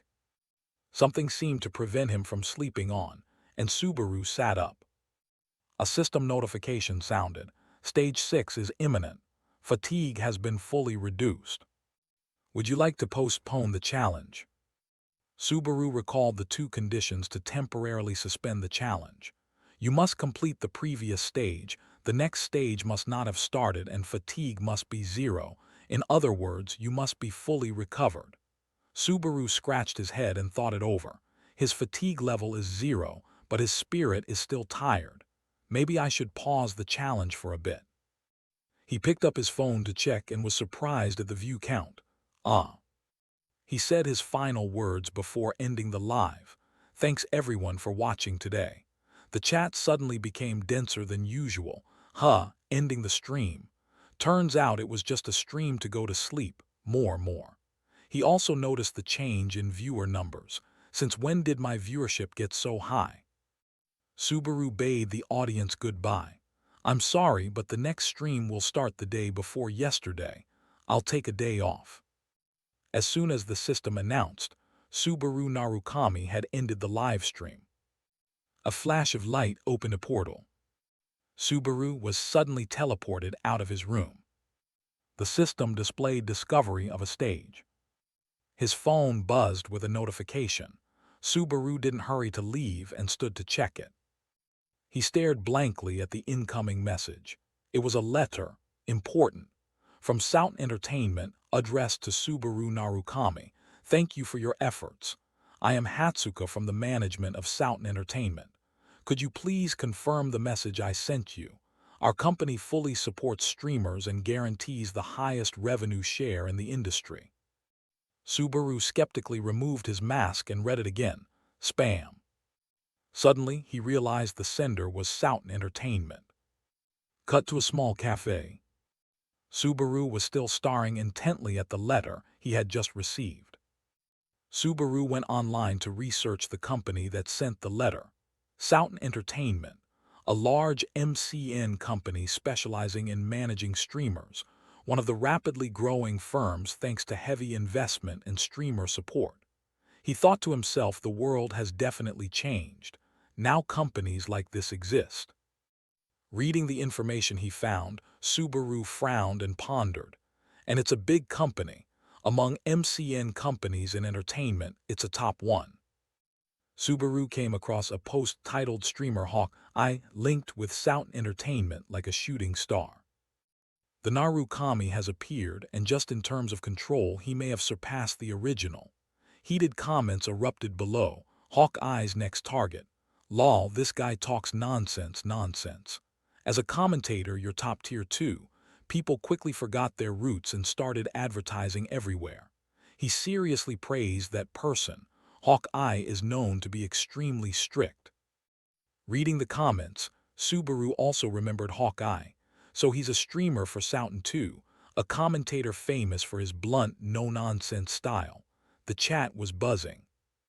Subaru felt embarrassed but excited to learn Hawkeye had praised his performance. I admit, the guy has a good eye. On the street, a pair of quick footsteps headed toward the cafe where Subaru was sitting. A large man halted outside the cafe to check his phone. His phone was replaying Hawkeye's live. Hawkeye's commentary rang out. In terms of control, he may even surpass Narukami at his peak. Isaac angrily shut off his phone after hearing Hawkeye's comment. "Don't mess with me. He's only just reached floor 2. He cursed at the screen in fury. "Hawkeye my ass. Once I get up there, I'll gouge all their eyes out." His anger didn't subside. Isaac stamped his foot. "Damn it." He walked into the cafe in a sour mood, feeling like he'd been chewed by a dog, already ruined his morning. Entering the cafe, he paused, sighed, and his anger flared up again. Ha ha. Subaru had been sitting in the cafe already, which made Isaac filthy with irritation. He muttered, "Unlucky today or what? Everywhere I go." Subaru remained unaware of anything, still intently reading the hot news on his screen. Isaac angrily strode over to Subaru's side. Taking advantage of Subaru not paying attention, he deliberately knocked over the steaming cup of coffee on the table. The coffee had just been brought and wasn't cool yet. Subaru jumped up with a shout, "Hot." He froze when he recognized who stood before him, while Isaac offered a half-hearted apology. "Oh, sorry." He pretended not to know. "Subaru, huh? We've been running into each other lately, haven't we? Floor 2 is really small." His tone clearly hostile, trouble first thing in the morning. Subaru didn't bother to argue. He planned to ignore it and sit back down. But Isaac wouldn't miss a chance to needle him. "Do you want me to pay you back for the coffee? You're always broke so that..." Despite Isaac's rambling, Subaru silently brushed past him and left. Isaac hadn't finished speaking. Feeling deeply insulted, his eyes turned furious. He called after Subaru, "Hey." He angrily tried to pick a fight. "Last time I pretty much warned you. Are you dumb or what?" Suddenly he lashed out and grabbed Subaru by the collar. "You bastard." He leaned close to Subaru's face and threatened, "Take that smug look off your face. Do you think I'll let this slide? If you want to be beaten that badly, you should have said so. I'll crush you again like before, just as you wanted." Subaru looked at Isaac's antics with weariness. He grabbed the man's wrist and replied gently, "Sorry, but..." Subaru shoved Isaac's hand away. "I don't have time for this today." Subaru's grip wasn't light. It bruised Isaac's wrist, leaving him stunned and disbelieving. Was he always this strong? Subaru calmly walked away again. "Just consider you paid for my coffee. Thanks for the treat." He left, leaving Isaac dumbfounded alone in the cafe, suddenly stuck having to pay for the coffee. The man shouted, "Hey. Come back." Isaac's call didn't make Subaru turn around. The cafe door slammed, shut like a slap across Isaac's face. He sighed, I was planning to quietly climb the tower." He angrily cracked his knuckles. Used to be Subaru Narukami, now he's Subaru Haas. He didn't bother to drink his coffee and stormed out in a foul mood. "All of them keep provoking me." At this moment, Subaru was strolling down the street when he suddenly remembered something. Oh, right. He pressed send on a message to someone. Cut to a bathroom scene. Hatsuko was relaxing in the tub when her phone buzzed, with a notification of a new message. The screen showed, "From Narukami Subaru, let's meet once." Inside the dungeon, a shaft of light illuminated the scene. Monster corpses strewn everywhere. The battle had just ended. The sword in Subaru's hand was still glowing red. Subaru stood before the door leading to the boss. A notification appeared. Entering the dungeon's boss room, the lair of the exiled lizard god. Another notice appeared. Third-tier Tham Nem nullifies the side effects of the nameless demon sword. Subaru thought seriously before entering the fight. I've gradually gotten used to this body, but... From above, through the pitch-black void, a flame slowly rushed down. A gigantic lizard, its body engulfed in wild flames, charged forward. System display. Boss Salamander has appeared. The monster let out a savage roar, Jaya. Subaru didn't hesitate and lunged. As he attacked, he thought carefully. To prevent accidents like before and master using lightning, I need to test it. How much is the maximum power? With that, he and the salamander collided. He used lightning, channeling it into his legs. By transferring power into his legs, Subaru easily sprang upward. Subaru leaped forward, feeling as if he had returned to his prime in his previous life. The monster also lunged forward, mouth ready to unleash an attack. A stream of fire was hurled straight at Subaru. Immediately he channeled lightning into his sword. System display. Lightning infused into the nameless demon sword. Subaru swung the demon sword hard, his slash cleaving the monster's flame in two. The system continuously reported.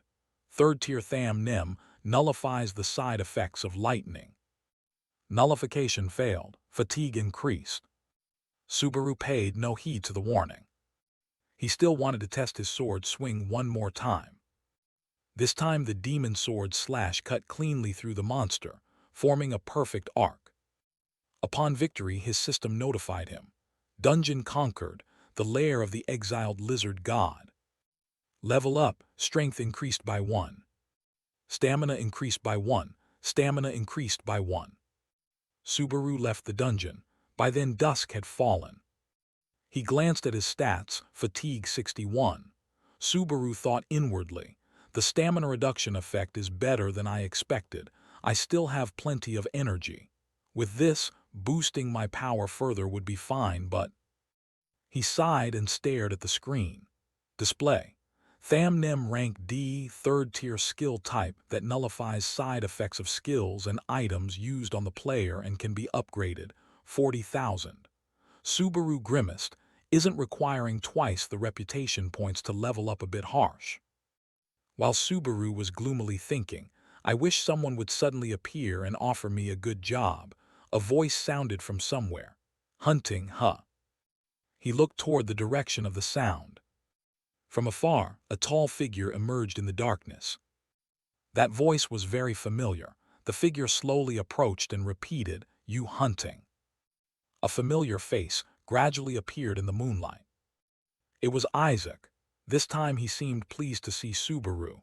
We've known each other a long time, but this is unexpected.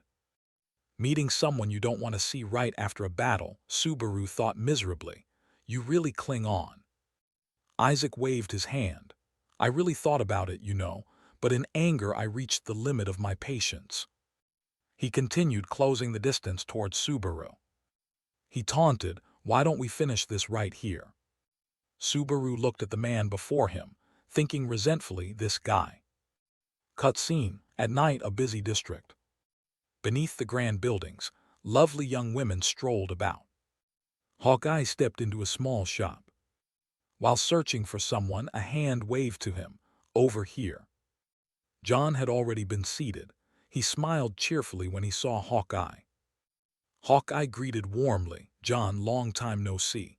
John replied politely, yeah, how's the streaming going? Hawkeye sat down, comfortably picked up his drink and probably. Most viewers are the same, so numbers don't change much. John took a sip and said calmly, actually that's better, things built slowly don't collapse easily. Hawkeye sneered at John's lecture and asked, by the way, what's this sudden summons about? You didn't call me out just to drink tea, so spit it out. John praised, my God, you're as sharp as your name, Hawkeye. He began, it's about Subaru Narukami, the one you reviewed yesterday. Are you serious about that? Hawkeye took another sip and answered seriously. Ah, a newbie. Like I said, I think his talent may even surpass Narukami Subaru at his peak, but whether he can climb to that level is another story. His eyes grew thoughtful at the intriguing possibility. After hearing his assessment, John pondered. I see, so that's your evaluation. Hawkeye asked cheerfully why he asked. John didn't intend to hide it. I planned to recruit him to the company. Upon hearing that, Hawkeye agreed. You do have an eye for talent. Fine, but he has too few viewers for Soughton to recruit him. His recognition is too low. John toyed with his glass. You're right, but hearing what you said gives me confidence in him. Then he proposed. Arrange a collaboration between you and Subaru Narukami. Boosting viewers and recognition is our job. Back with Subaru, Isaac kept provoking. It's just the two of us here now. Subaru just wanted to go home. He replied indifferently, yeah, that's right. Isaac continued. This happened because you were carried and entered the dungeon. You know. He sneered, seeing you with not a scratch. You probably ran off immediately. That's why I told you to stay in your lane, buddy. He kept talking non-stop like a machine, with a tone that it was all luck. Don't tell me you think you've become Subaru Narukami or something. He leaned close to taunt. Dreaming of mastering lightning like that streamer, are you? Isaac put his hand on Subaru's shoulder. Subaru Narukami, that trash. If he's dead, he should stay buried in the cemetery. He showed irritation. All of you make my skin crawl, damn it. After saying that, he looked at Subaru as if seeking agreement. Right. Subaru helplessly stared at the loudmouth in front of him. He sighed. I never expected an era full of Subaru Narukami imitators. Subaru had a question too. I'll ask you something. Why do you treat me like an enemy to this degree? Isaac was surprised he asked. He gave a simple reason, because your name has Subaru in it. Subaru, curious, asked, so why do you hate that name? Everyone likes that name, right? Isaac hesitated at the question. You know who my father is and you still ask that. Subaru became even more puzzled. What does this have to do with your parents? We're grown. Why do you always bring your parents into things? Isaac introduced. Reinhardt, a high rank of the 9th floor. That name made Subaru exclaim in surprise.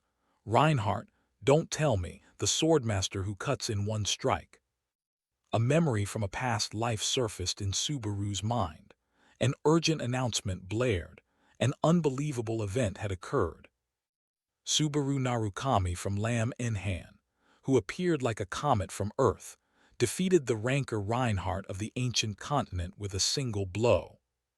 Subaru left Reinhardt lying amid a field that had been utterly demolished. It all happened in under 30 seconds. He lay in a pool of blood, struggling to crawl up. Wait, I can still fight. Before he finished the sentence, his arm went limp.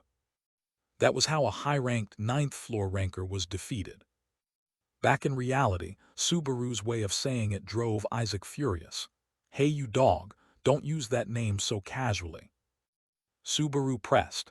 So basically, the reason you view me as an enemy is because of the one-strike swordmaster, or rather, because of your father's nickname.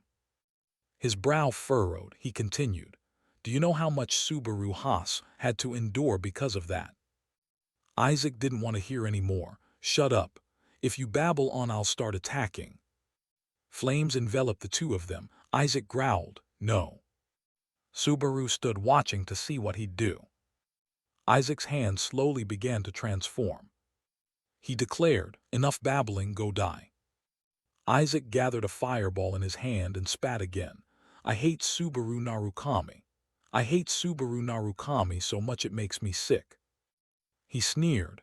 He's nothing special, yet he soaks up all the attention and acts superior because of it. Because their guild leader is like that, those people became complacent and died with him. He said with a face of hatred, serves them right. Right now, somewhere in hell they're probably rotting, getting the punishment they deserve. Thinking that, Isaac smiled in satisfaction. He cursed continuously as he launched his attack. You, with that name, you're the ultimate jinx. His strike rushed toward Subaru, causing a huge explosion. He sighed. He imagined he'd killed Subaru. Oh, I lost control of my power. After all, he was a friend. What monstrous thing have I done? Isaac kept fantasizing about his own strength. Next I'll go kill that damned masked streamer. Suddenly Subaru's voice echoed from within the ashes. A mask. Isaac panicked. He couldn't believe that after that strike earlier, he could still be alive. Subaru strode proudly out of the thick smoke and flames, appearing exactly like the streamer on the livestream Isaac had mentioned. You mean this? A patch of scorched ground lay behind from Isaac's blow, flames still roaring. Isaac couldn't believe what he saw. No way, Subaru is still alive, and not a single wound on him. He was astonished. You took my fire head-on, how? Subaru didn't hurry. He calmly replied to Isaac's anger. Uncomfortable, isn't it? With that, he suddenly lunged at Isaac. Listen to a spoiled brat like you. A punch was launched with terrifying force straight into Isaac's stomach, making his eyes roll white. Isaac's pupils trembled violently. He let out a groan. Isaac collapsed at Subaru's feet. He screamed in pain. Alarg. Blood kept pouring from Isaac's mouth amid screams of agony. Subaru looked down with contempt, slandering them. Isaac wiped the blood from his mouth, forcing out each word. Why you impossible? Subaru calmly interrogated. Today, who stands before you is Subaru Haas, the one you bullied and made cry, and Subaru Narukami wearing this mask. Or is it Lam enhanced Subaru Narukami? He slowly removed the mask, eyes fixed on the man collapsing before him. Isaac still wouldn't yield. Cough, don't joke with me. So you're that streamer Subaru Narukami, huh? He staggered to his feet, mocking. Damn, the sword isn't even that big, trash like you managed to learn it. As he gathered strength in his hand, he continued arrogantly. You think with that level you can beat me? That a pathetic weakling unworthy to tie my shoelaces picked that up means I'm even better than Lam in-hand Subaru, right? Subaru stood still listening to his absurd ramblings. Isaac roared in fury. Is that right, you bastard? He suddenly attacked. Contrary to his haste, Subaru merely swung his arm gently. With a single strike, Isaac's arm was severed and flew up into the air. It all happened in an instant. So fast Isaac didn't understand what had occurred. Subaru mildly criticized. Terrible wrong answer. I'm amazed you can spew so much nonsense, completely off topic. Subaru's sword was pointed at Isaac's throat. He stammered. Wait, what do you mean? He fearfully recalled Subaru's questions. You think about how Subaru had to endure that. Uncomfortable, isn't it? A brat like you slandering them. Only then did Isaac realize the gravity of the situation. He trembled violently. Don't tell me. Subaru patiently watched Isaac try to stammer. Your lamb in hand, Narukami. As soon as he finished, Subaru delivered a fatal strike. His blood spurted like a waterfall. He quickly finished Isaac off. Game over. Blood poured from his body onto the ground in torrents. He collapsed quickly. Subaru put the mask back on and left. That was too easy for me. Subaru spoke to Subaru Hase's body. Consider this my thanks for letting me borrow your body. Cut to the next scene. The next morning at the same familiar cafe, but today the staff were more flustered than usual. What's going on? Fanboy of Subaru Narukami or something. Doesn't he know shame? Looks like he's streaming. Subaru sat in the cafe staring at the handheld screen, ignoring the chatter behind him. As a streamer, I'll stick to Subaru Narukami's no-face reveal policy. It's a huge advantage so opponents don't know my face. A female figure entered from outside. Sorry to keep you waiting. The person who entered was Hatsuka. She blushed shyly. Nice to meet you. I'm the one who contacted you. She quickly introduced herself. I'm Hatsuka, the manager. Subaru politely stood up. I'm Subarumi. Hatsuka, flustered, shook his hand. I'm truly honored to meet you. She looked up at Subaru, blushing, and couldn't help exclaiming. They really do look alike. She began to think further. What if Subaru Narukami is still alive and returned? Or what if he hides his face with a mask because he's an imposter? She had stared at Subaru so long it made him wonder, is something wrong? Hatsuka awkwardly realized she'd gone too far. Yes, Hatsuka recalled John's strict instructions. Make a good first impression. Gaining the client's trust is key. Don't show any untrustworthy attitude, understood? She worried. I ruined it from the start. Subaru didn't understand why she was tearing at her hair. He asked, are you a fan of Subaru Narukami? Hearing that, Hatsuka's eyes lit up. Yes, an extremely passionate fan. Subaru explained, I'm not the original, so calm down. Also, manager, I think you're younger than me. Hatsuka exclaimed excitedly, no, I'm also a fan of yours. She was a genuine fan. Once she hit the right note, she couldn't stop talking. Actually, I've followed you since you had no viewers. I'm your first audience. When you beat a bat and passed Greg's challenge, then chose the lightning trial to face him fairly, I was amazed, and after that. Subaru hadn't expected her to be such a hardcore fan. Hatsuka kept chattering, with those nimble, skillful moves. Just watching is exhilarating. When you mastered it, instantly my palms were sweating. I've faced giant shard fragments before. Subaru was astonished listening to her. Was she really his first viewer? She remembered more than he did. Behind the mask, Subaru smiled happily. I was so carefree then. I'm surprised you followed me. Being acknowledged made Hatsuka even happier. It's awesome, right? I think this is fate. That's why I came straight to the company and begged to be your manager. After expressing her fangirl thoughts, she quickly reverted to professionalism.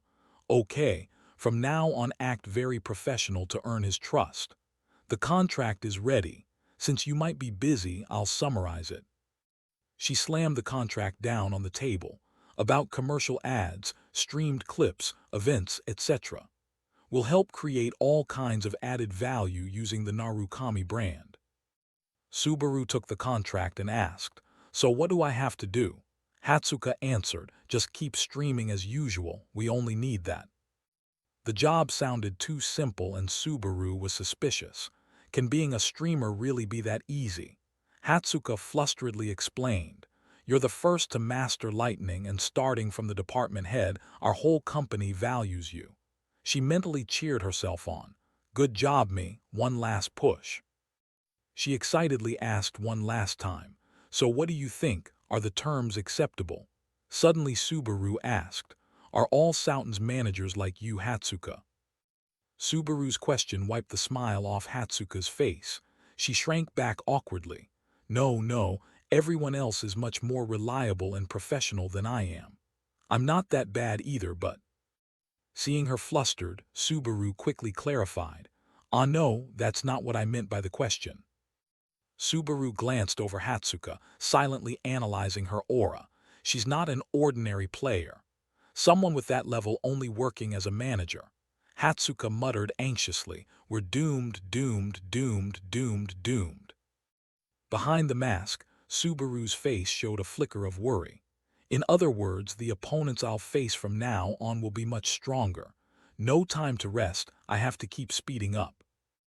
Hatsuka was worried, sulking, internally monologuing. I absolutely must create a trustworthy impression. What if he refuses? At this rate, should I force him to sign? Contrary to her expectations, Subaru reached out and accepted. I can tell you're someone I can trust. Hatsuka was surprised. She hadn't expected him to agree, huh? Subaru said sincerely, please help me out. She was moved to tears, happily gripping Subaru's hand.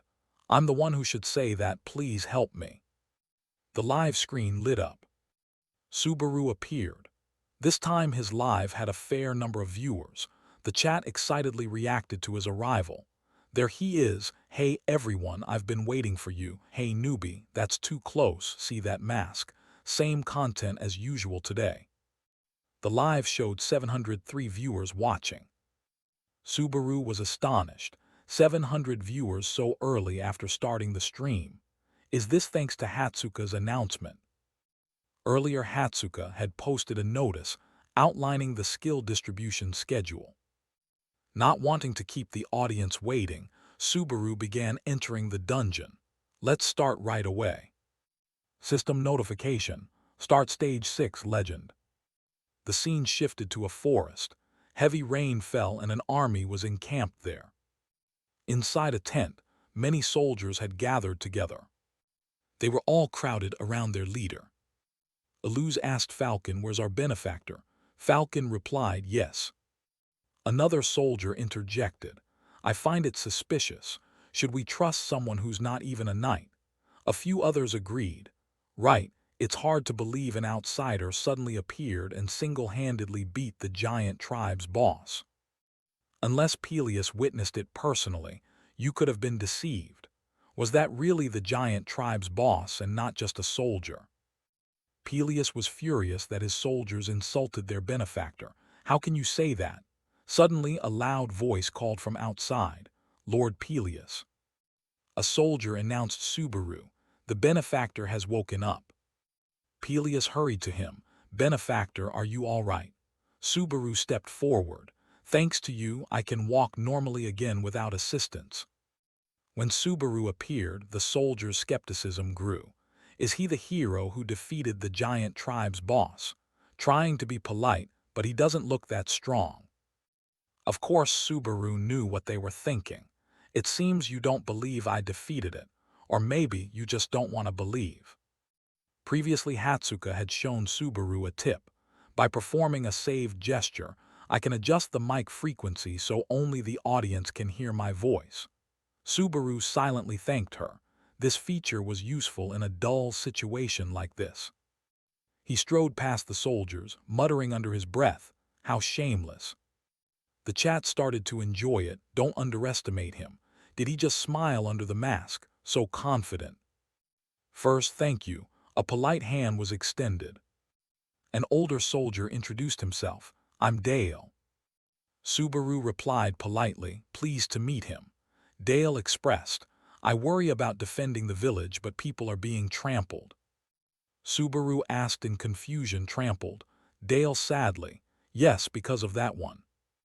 Dale's vagueness puzzled Subaru. "That one? Do you mean there's someone even more dangerous than the boss?" Dale agreed, "Yes."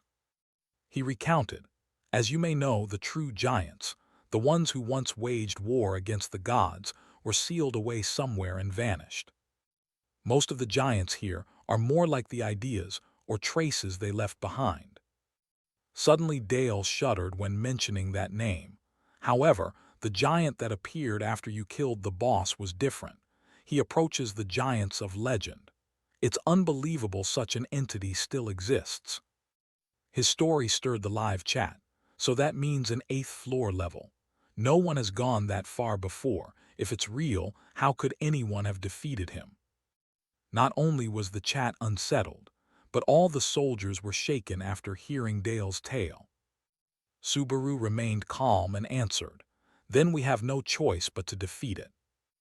Dale marveled at his lack of fear, quite confident, He warned, "We're in a position to beg for help, but it's certainly an impossible request." People kept mocking. "He says that because he hasn't faced it." Peleus spoke up, "Benefactor." He recounted, "There is a legend passed down from ancient times.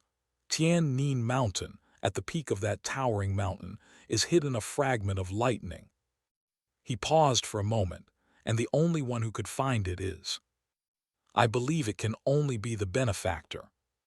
In the village, villagers fled desperately as smoke and flames rose everywhere.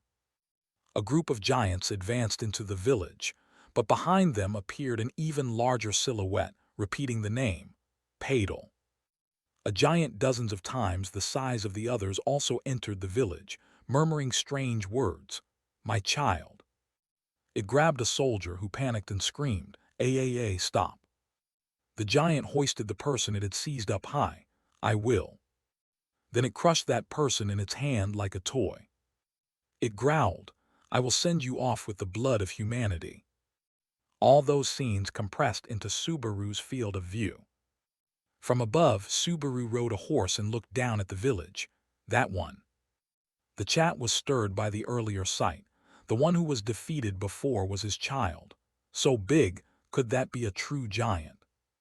Subaru pulled the reins and rode away, glancing back one last time. He's really trying to kill everyone. Below, comments continued. The trial's trying to kill us, lol. Seriously, impossible things happening, lol. The trial. Everything's toned down, hee hee. Before leaving, Peleus warned Subaru. It will take about 3 days for the giants to reach here.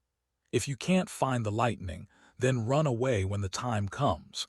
That's the only way to protect the benefactor's life.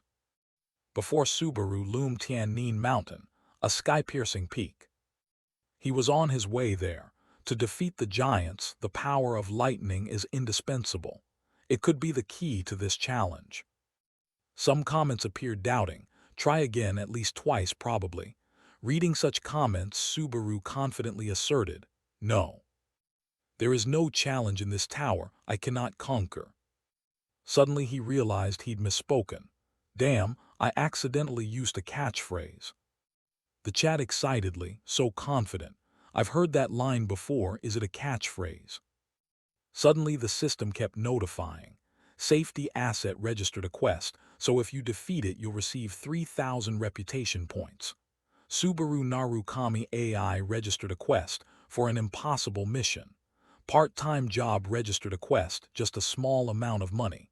Subaru inwardly rejoiced. Good, I'm not detected, and that's not a bad reaction, right? Subaru tightened the horse's reins. The horse neighed once and then stopped. You've arrived at your destination. Subaru dismounted. Subaru stared inside. A fragment of lightning is hidden here. Before Subaru stood a towering cliff face. He began feeling around among the rocks. Subaru recalled what Peleus had said. The lightning fragment is something from legend. Whether it's a special power, an item, or even a person, there really is no information. Subaru asked if he knew how to obtain it. Peleus regretted. Unfortunately, we only know the mountain's location and the legend. But one thing is certain, Peleus affirmed. Whoever once held lightning destroyed the giants. Cut to Hatsuka on the phone. A voice came from the line. What's going on? Hatsuka shouted joyfully, the contract is finalized, sir. On the other end, John asked suspiciously, what did you say, really? He boasted, ha ha ha, you did it. Hatsuka has finally become respectable. Receiving praise, she happily tossed her bag and dashed into the room. Hatsuka excitedly, right, with this I'll be respected too. Wait, are you praising me? John replied, of course I met Hawkeye, but there's something I wanted to tell you soon. Before he finished, Hatsuka turned off the device. She happily lay on the bed to relax. Okay, I'm done with work. Let's watch the stream, shall we? She cheerfully opened Subaru's stream. Watching it on screen and live, that's the ultimate joy for an otaku. The stream happened to reach the scene where Subaru confidently declared, there is no challenge in this tower I cannot conquer. Her eyes tracking the live suddenly widened. She sat bolt upright, her face full of suspicion. Hatsuka murmured. A line from over 20 years ago was just uttered naturally. Back with Subaru, a large boulder trembled violently from a strong impact. Below, the chat kept debating. Are you using your hands? Don't tell me you're desperate, who said that? On the rock, a deep dent appeared. Subaru didn't stop, he challenged. What's harder? He swung his arm with all his strength again. Fight to the end. The punch created a huge blast. The stone shattered into many pieces. Rocks and earth rained down around Subaru. Finally, he saw what he'd been searching for. There it was. Sturdy legs stepped onto the large rocks. Subaru clenched his hands. In his heart he thought, of course they'll wonder. This feeling doesn't come across on stream. A colossal lightning energy was calling its thunder power strongly. Behind this door. He stepped forward quickly and resolutely. The chat erupted. That door is huge, looks like the kind the giant clan uses. How do you open it without a key? Break it, it's your specialty. Hey, but how? He gently reached out and touched the door. Inside, streams of golden light slowly revealed themselves. He thought, this is such an obvious clue, in other words. The system voice rang out, generating lightning. Tier 3 enhancement, nullifying lightning side effects. In his mind, the real challenge probably lies within.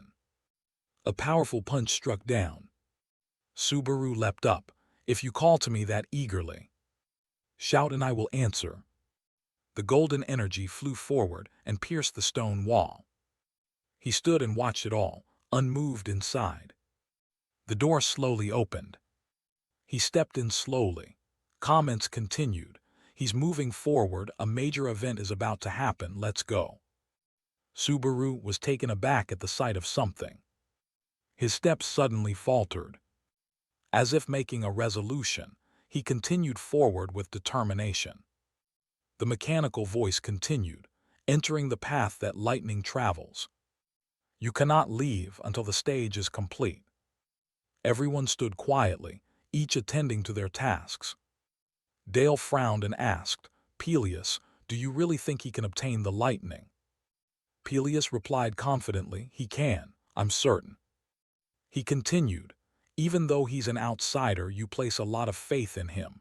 He chuckled, that person has proven himself, there's no reason to doubt. What if it's lightning? Either way, we're all going to die. A trembling voice called from behind, I don't understand. Hawkeye bit his lip. That giant, the power he possessed, I experienced it firsthand in that village. Peleus sat down beside him. Even so, we mustn't give up, right? Let's put our trust in him this once. The young hero who did everything for us without asking for anything in return. His eyes welled with tears. It's easy for you to say. Before he finished, everyone suddenly panicked. Everything shook violently. A terrified voice cried out, it's not good. Someone rushed in, looking frantic, he's here. Everyone was terrified, mouths agape in disbelief. In the cold cavern, Subaru coldly surveyed his surroundings. He advanced in his heart, what do you want me to do here? The chat lines rose, nothing at all. Nothing at all. So the lightning was just too fast to see, his gaze contemplative. That makes sense. Lightning before discharging is merely electric charge in the air. So of course I wouldn't be able to see it. Turns out this isn't a search by sight challenge. The name of this challenge, the path that lightning travels. And the powerful bolt deep inside is calling me, its pull. Suddenly he froze, his pupils contracting violently. He slammed his fist into the ground. Perhaps this trial is. The lightning that can't be seen by the naked eye is ionizing the air. And the deeper I go, the stronger its reaction becomes. Suddenly a flash of golden light flared. A boulder hurtled forward. They produced an explosion. The chat continued, what was that just now, what the hell? In his heart, that's probably right. Even knowing that, I still have to move forward, how ironic. It seems this time they're testing my endurance. His gaze turned cold. Basically, if you can't withstand it, you die. A mechanical voice announced, air allergy awarded 100 reputation points. What are you afraid of? Carry on. Many people are gifting you reputation points.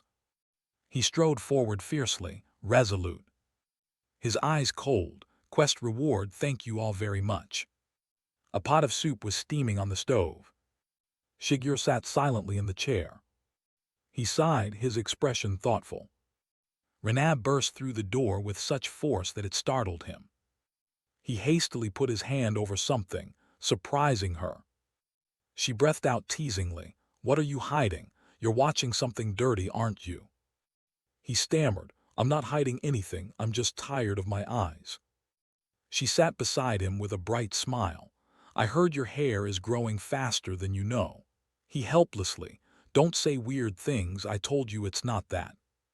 She continued, since you said that I've stopped watching the stream, but oh well. He stammered, I understand. So what are you going to do here? She took a bite of cake calmly. What's with the reaction? You mean I can't relax on the sofa? He stammered, his voice trembling slightly. No, it's not like that. If that's the case, I'll endure and do my best. He shouted irritably. You don't have to say it like that. She covered her ears, annoyed. Hey, my ears are about to explode. Don't shout like that. He kept yelling, go rest however you like, don't worry about me. His hand trembled, sweat pouring as he held the phone. He spoke, you're always stubborn and never listen to others. She frowned. What a strange guy. He stood up annoyed. What a bother. He wondered, where are you going? You know, you can stay longer. You can have more bread or even lie down if you want. Seeing her go into the room and slam the door, he breathed a sigh of relief. He raised the phone. That was close, almost got caught. If she knew he was watching the stream, she'd surely make a scene again. He couldn't even imagine it. His face worried inwardly. Even if our positions were reversed, Subaru wouldn't forget us. The voice from the phone echoed. So basically, if you can't endure it, you die. Shigeru sank into thought. His manner and way of speaking are really just like Subaru's. Thanks for the quest reward, but you don't resemble Subaru at all when it comes to grinding reputation points desperately. What on earth is going on? Suddenly, a hand gently rested on his shoulder and a hoarse voice said, You should ask yourself that question. Renaa placed her hand on his shoulder. His face went ashen, her tone dangerous. Do you really think I wouldn't notice? Trying to trick me, you're still too green. The mechanical voice rang out, create the path of lightning. Tears fell slowly. Subaru was silent, feeling everything so transient. He walked slowly, as if he had no strength left. Suddenly sources of golden light surrounded him. The system voice announced, progress 2.3%. His arm became sensitive, trembling uncontrollably. A familiar feeling stirred in him. When it comes to lightning, I've faced it more times than I can count. His gaze went cold, resolute. The system voice urged, progress 2.3%. He thought there was still a long way to go. He kept walking, still quite hesitant inside, but assuming the goal is very close now, the comments rose. Why isn't he running? Wouldn't it be better if he ran? Hurry up, please. He coldly looked at the chat lines. I might stop reading chat from now on. Honestly, just run. He seems too badly injured to read chat, afraid to die. He thought achieving the goal was obvious. But if possible, I want to aim for even more. Subaru's face appeared on the computer screen. Hawkeye was pensive, staring at the live stream. He recalled John's words, you and Subaru Narukami should collaborate. Thinking that, he said coldly, how long has it been since John personally launched a project? John set down a cup of water and said, I've always told you right. In the entertainment streaming world, you can only do half the job. Understand that this is part of the evaluation. He continued slowly. Who your family is and which players exist in this era determine fame. He smiled appreciatively. That's right, Subaru Narukami's streams aren't fan interaction so much as vlogs of a veteran player. Subaru may be a rookie streamer, but he just needs to keep his usual commentary style. His voice slow. This might really be an opportunity. Ride the comet and become a star shining alongside him. Hawkeye seemed motivated. He clenched his fist as if making a decision. His eyes flashed. His pupils contracted violently. Then he smiled. You could run away here since you're not confident about tower climbing, right? I also want to become greater than anyone you know. He quietly looked up at the sky, calm. He sat in the chair, hands lazily behind his head, a star. Reaching out to touch a distant star, could I really become like them? Back in reality, he was startled to find himself reaching out for something. His voice helpless, what am I doing during work? He looked closely at the screen and suddenly shouted, are you insane? On screen, the live broadcast was still ongoing. Subaru stood there, battling the golden energy. His whole body was badly wounded, but he still struggled to resist and move forward, his legs trembling. Yet he stubbornly took another steady step. Subaru kept gasping from the pain. In his heart, the stronger the lightning, the deeper it sank into his body. He looked down at his hand and thought, maybe this is enough. He continued. Even the smallest meridians across his body, including the Ren and Du channels, were beginning to fill with lightning. The mechanical voice rang out. Progress 27%. The process of unblocking the minor meridians is underway. The lightning was stabilizing in his body. Mana increased by 1. He thought, I must control it no matter what. The Ren and Du channels are the body's central conduits. Minor meridians are the vessels that link the whole body. Once they're cleared, internal power reaches every corner. He looked quite worried. Subaru hadn't gone through the minor meridian purification process. In other words, I'm taking a shortcut. The system voice was cold. Unfavorable state, electric shock commencing. Fresh drops of blood flowed down. Subaru thought people usually do this with their mana. Relying on external lightning makes it easier but brings unimaginable pain. Subaru slowly closed his eyes, resigned, blood droplets falling along every path he took, staining the ground red. Hatsuka sat on the bed, holding a phone. She was watching Subaru's live stream. She looked worried, sweat dripping in large beads. His minor meridians are open already. Is he planning to do that here? It was moving through his body, not using his mana or internal power, but external force. The pain must be indescribable. Most people wouldn't endure it and would certainly faint. Even if one died in a trial, it wouldn't affect reality. She stared at Subaru's image on the screen. The pain looked just as real. She gritted her teeth, her body trembling. So why? Her eyes welled with tears. Why go this far? Subaru kept walking amid the mechanical echoes. Progress 53%. The process of unblocking the minor meridians is underway. Lightning is stabilizing in the body. Mana increased by 1. His body covered in wounds. He collapsed to the ground. It's all my fault. He was filled with despair, as if he had been the one who killed them. Seong-hyun stared at his phone and said, I always tell you this, right? There's no trial that can't be conquered. He affirmed confidently, don't worry. He announced to everyone's delight, in the end I am the victor. Subaru's voice was weak, seeming to have no strength left. He felt like he was going mad. If I hadn't been so careless, if I hadn't pushed them with my excessive confidence. His eyes clouded, tears streaming, then no one would have had to die. Kazuki, blood on his face, spoke, honestly. He sneered, you failed because you were too complacent. Subaru went mad. He ran forward at top speed. Behind every step he took were pools of fresh blood. He kept blaming himself. It was my fault. Helpless, he collapsed to the ground. Seemingly out of strength, he panted. His hands, covered in wounds, reached out as if to grasp one last ray of hope. The scene shifted to a prairie with endless stretches of green grass. Subaru glanced at the leaves drifting around him and murmured, where is this? He suddenly noticed a group of people sitting around a campfire ahead. Subaru froze for a moment, his whole body tensed. His pupils dilated to the max as he exclaimed, everyone. Shuhei, Soyoke, Lori, even Shigure and Rena. Subaru hurriedly ran toward them, wondering, is this all just a dream? Before long, he reached near their backs. Teary-eyed Subaru smiled faintly.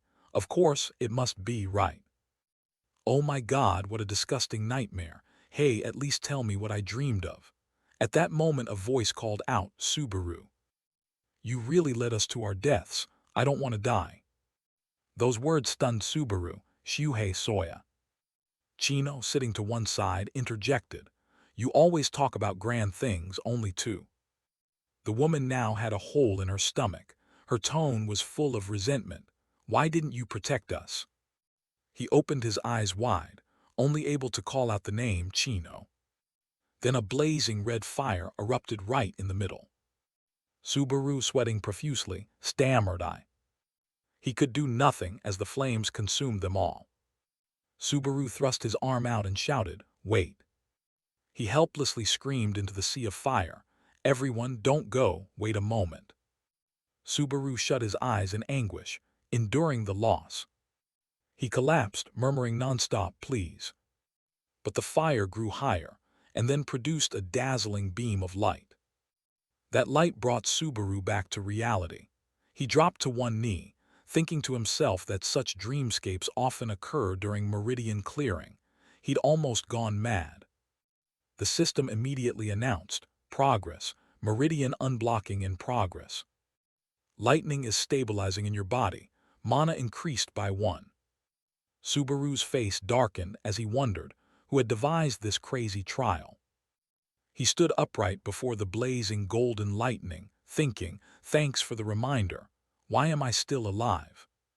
Kazuki's face gradually appeared in Subaru's mind. The scene shifted to chaos. Villagers stood behind a line of knights. Each of them held weapons, terrified. A giant beast instantly appeared just outside the fence. They could only wait for the moment to charge forward. Suddenly it bared its teeth in a mocking smile, as if challenging them. The knights, seeing this, turned to whisper, "Are you kidding me? Is that thing the real boss? So the masked man abandoned us." Suddenly a voice from behind called out, making the two turn to look. "Our benefactor will surely return." Pelias stepped forward and declared firmly, "You entrusted the fate of this village to a stranger whose name you don't even know. How dare you doubt him?" They hesitated and denied it. "We didn't." He frowned in contempt. "Pathetic, and you call yourself a knight." Suddenly a hand patted Pelias on the shoulder. "You're right." Dale added, before blaming others, "Remember that protecting the village is our duty." A moment later he drew his sword. Dale pointed his sword forward and proclaimed, "Knights are not the ones to be protected. They are the ones who protect others." With that he dashed forward at lightning speed. Dale raised his sword to inspire those behind him. "Today, let us die like true knights." On Subaru's side, the system announced, "Progress 99%. A circle and a blazing golden pill appeared instantly. He stared at it in bewilderment. What is that? But judging by the progress, it must be the target. Then it displayed, "Fatigue level has reached 97. Subaru froze for a moment only. Streams of golden spiritual energy coursed through him. Subaru ran toward the source of the energy, telling himself, "One more step." System warning, "You must reduce fatigue. Going any further will be very dangerous." Yet one of his feet still lifted. Then at the same time, a heavy foot slammed into the ground. It turned out Dale had taken a running jump. He swung his razor-sharp sword to the side. Dale put all his strength into a decisive slash at the beast. Blood sprayed instantly from its body. The beast lifted its head and let out a terrified howl. It hunched over and launched a punch at Dale, but missed. Meanwhile, Pelias charged in with his sword in hand. He shouted loudly, "Leave the rest to me." Pelias quickly planted his foot on a nearby rock. He pushed off and leaped toward the beast. It was momentarily surprised and looked up at Pelias charging at it. He tightened his grip on the sword hilt, his face full of murderous intent. Seconds later, Pelias delivered a slash straight across the beast's face. It clenched its teeth and let out a few annoyed growls. Then the beast leaned back and chunks of flesh flew out. Its whole body toppled to the ground, just as Pelias landed to the side. The other knights cheered with joy. "It's done. Lord Pelias and Lord Dale finally defeated it." "Die, just die. Trample away like this as if this were your home, filthy monster." "It's all thanks to Lord Dale." Peleus exclaimed. The most dangerous one I warned you about is dead. Finally you can rest. He bent over, panting, and replied, no. Dale looked up and continued, didn't I say so? They flipped their attitudes faster than a rice paper pancake. Turns out it wasn't so scary after all. It's just Lord Dale and Lord Peleus are too strong. Now we just need to finish off the remaining giants, and... Before he finished his sentence, a giant foot stamped down on him. Dale panicked and stared at the figure, affirming that's the one. Peleus shouted in terror, this one is on a completely different level. Cut to Subaru. He reached toward the circle as the system announced, progress 99.99%. Subaru clenched it and muttered, I'll make you beg for forgiveness in hell. Then the system displayed, progress 100%.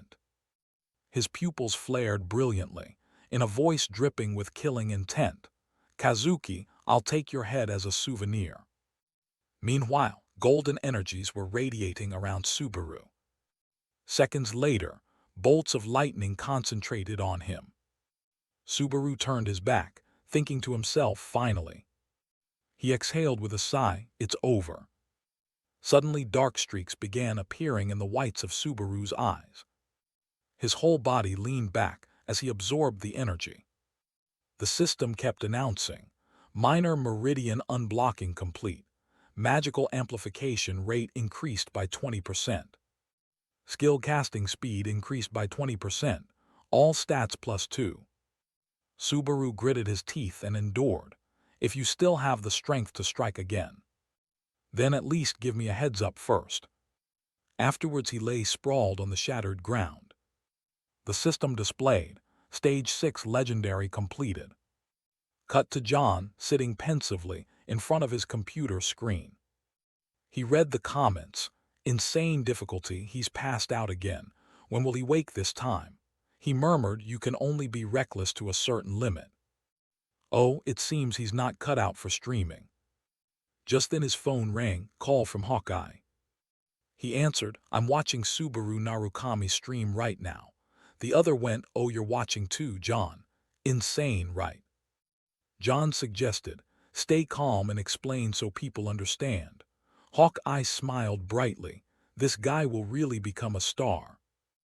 As a player and streamer. He wondered, do you think so? Actually, I think it'll be tough for him. He's clearly more of a player than a streamer. He scratched his head in agreement. That's right. That's the core content people watch this stream for. A Subaru Narukami close to the original. Subaru Narukami isn't a streamer but a player. In other words, we'll witness the birth of a new Subaru Narukami. John frowned and interjected, in real time. At that moment, Subaru's arm began to move on the screen. He struggled to stand, prompting the commentator's excitement. He woke up a bit early this time, so glad to see he's alive. Finally awake, huh?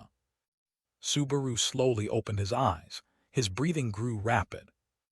He clutched his head and cursed under his breath. Damn it, how tired am I? The system immediately displayed 81. Subaru thought to himself, good, it's lower than last time. Probably the higher stats took effect. The final lightning strike was unexpected, but the result wasn't bad. A stream of messages arrived. Quest complete, reputation points awarded. Current reputation points, 20,420. He marveled, that's a substantial saving. An icon appeared. Rank D, skill type, raises the skill cap of items and skills used by the player. Subaru summoned the lightning orb in his hand and thought, still not enough to upgrade the skill quality.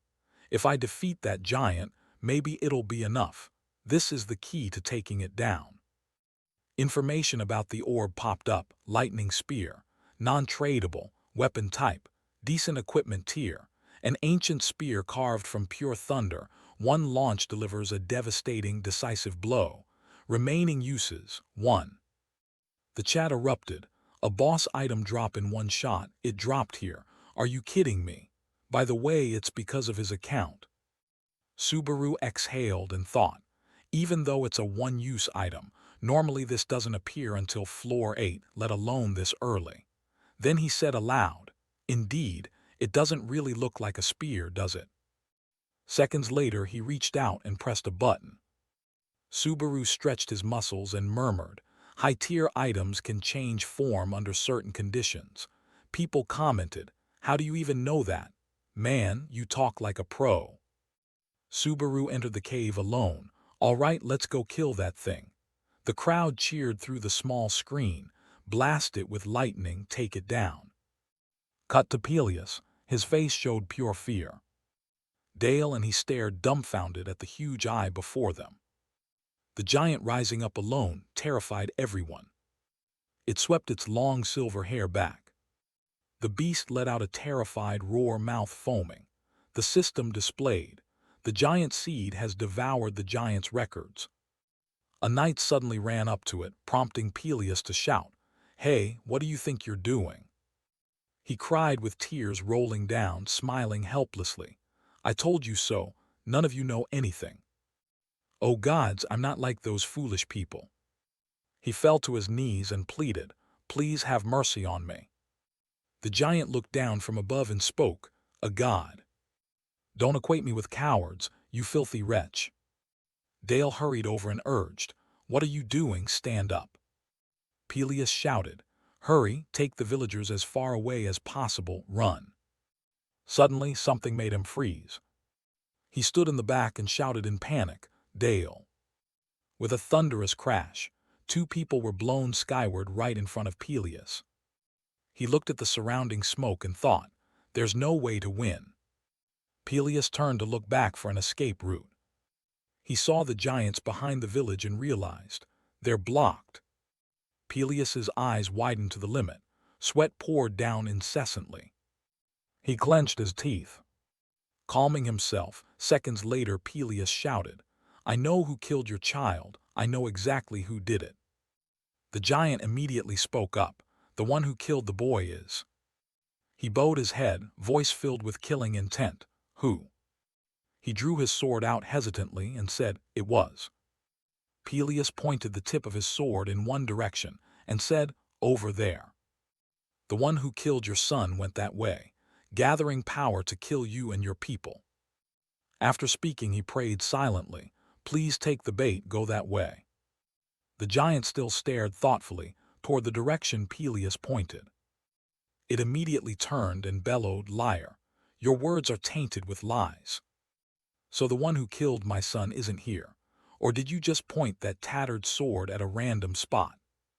If you don't answer now." Suddenly a bolt of lightning shot from the mountain range, making it pause. The beast was utterly astonished by the sight. Peleus was almost as surprised. On the other side, a vortex of lightning erupted atop the peak. He panicked, sweat running down his face in suspicion. A benefactor. At that moment, Subaru stood on the mountain peak looking down. The system displayed, Stage 7, thunder now beginning. He muttered, "Good, this is the final stage." A flood of comments popped up, growing louder, "Right, it's still escalating." Subaru pondered, "If something stronger appears, this challenge won't even count as a Floor 2 content." The chat buzzed, "This is a warped preservation of misery. Even if I gathered everyone, are you really going to fight that? Shouldn't you run?" Subaru, covered in countless scratches, said, "It's fine. Don't overthink it. I just need to land one hit." He summoned the lightning spear, thinking, "Right now it's not an enemy I can face head-on. I have to take it out before it charges." Seconds later, Subaru raised it high. The system announced, "Activating lightning spear." A bolt shot straight into the sky. It displayed, "Initializing lightning spear, activation chance 10.1%. Then hundreds, then tens of thousands of lightning spears shot up. They spiraled into each other like an endless whirlwind. Subaru stood there channeling energy into the sky. The system suddenly reported, "Fatigue reached 84." His hand refused to let go. Fatigue reached 85. Then Subaru clenched his fingers as if gripping a weapon. An instant later, a spear appeared in his hand. Info arrived. Activation chance 33.1%. Subaru tightened his grip on it. The system warned. Attempt to suppress lightning spear's side effects. Suppression failed. Compatibility very low. He coughed up a mouthful of blood and thought, as expected, my skill level is still too low to wield a legendary item. Even so, this body must endure. An alert sounded. Fatigue reached 88, activation chance 50%. A string of comments appeared watching Subaru's cold face. Since learning lightning, he's endured so much, maybe he's starting to enjoy it. At this rate, he's addicted. Subaru flinched briefly when he saw the giant looking at him. So they noticed after all, huh? The commentators confirmed. Of course they'd notice, even my grandmother could see it. He pointed his weapon forward and exclaimed, that's right. After creating such a spectacle, it'd be strange if no one noticed. System notice. Activation chance 78.5%. The giant stared at a flash of light ahead and murmured, lightning. It stepped toward it, voice full of hatred. So it was you who killed my son. The beast ran while muttering, it was you. Peleus saw this and shouted, where are you going? I am your true opponent. He glanced sideways. By now, several giants had charged in through the sea of fire. The beast squinted at the mountain spewing lightning and muttered, my son, Padel. Its face darkened as it continued. He must have suffered. The beast kept moving and whispered, I will return that suffering. Its heavy footsteps grew louder and more violent. The beast couldn't help but run away at full speed. It threw a punch forward, roaring, interest and principle for all of you. The giant launched itself with force towards Subaru to attack. It opened its wide mouth and howled. He gripped the lightning spear tightly. System panel. Initializing lightning spear. Activation chance 88.5%. He thought to himself, it's 50-50. Hit or miss, that's it. On the chat channel people argued, how are you going to strike? No joke, it's too fast. If you miss, you die instantly. Subaru's gaze was fixed. Don't take your eyes off him. Captain's image appeared advising, don't look away. No matter what happens, keep your eyes on the target. That's where a spear will be fired from. Forget about throwing straight or making a perfect arc. Clear those extra thoughts from your head. Predict his movement. You don't need to do that. Trajectory, ignore it. Forget the spear's weight and shape. You're not like other spear users, because you are. Narukami Subaru. Hearing Captain, Subaru tightened his grip on the spear and a faint smile curved his lips. Back to the present, system notice. Initializing lightning spear. Activation chance 95.2%. Subaru wondered to himself, so what should I do? He sighed, after all, he's not about to throw a mundane spear. He smirked, in that case simple, don't throw it, fire it. The giant closed in on him, but he still held the lightning spear tightly. The chat panicked, what are you doing? Launch it now, you'll die before you finish hesitating. Subaru stared at the giant, just a little longer. It fixed its gaze on him and charged, faster and faster. Its foot slammed into the ground to gather power, cracking earth and stone. It lunged like an arrow, clenching its fist as it swung. The giant leapt high over Subaru's head. Lightning from his attack shot out in all directions, producing a powerful blast. He took an offensive stance. A notification sounded. Activation chance 100%, initialization successful. His hand clenched. He drew the spear in his hand back. Subaru resolved. There was only one chance, no matter what. The great beast roared, raised its hand toward him and lunged down. He thought to himself, I'll finish him with a single blow. With that thought he summoned all his strength and hurled the lightning spear in his hand. The spear flew and slammed into the great beast, creating a cataclysmic explosion. The great beast let out a cry, tears streaming from its eyes. Before dying it kept murmuring "Padal," then its body dissolved. Through the smoke and dust Subaru's feet stepped out unscathed. He strode out looking cool. The chat exploded. It hit. Insane, so strong this is life well spent. A notification appeared. The lightning-devouring seed has been defeated. Stage 7, Thunder completed. Then a series of notifications. Level up, Strength +2. Agility +2, Health +3.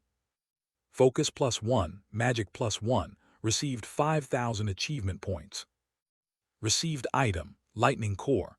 A glowing stone appeared before him. Subaru reached out, Lightning Core, so this is it. When his hand touched the stone it lit up. The dazzling light forced him to close his eyes. After a moment he slowly opened his eyes in astonishment. What? Subaru looked around. The place he stood was all purple. Where am I?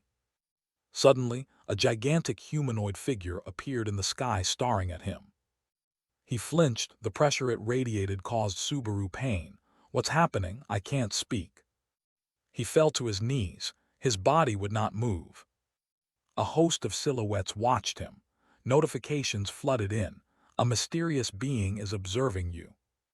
A mysterious being is observing you. A mysterious being is observing you. A mysterious being is observing you.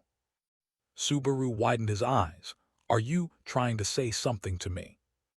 The lightning core in his hand glowed, light seeping through his fingers.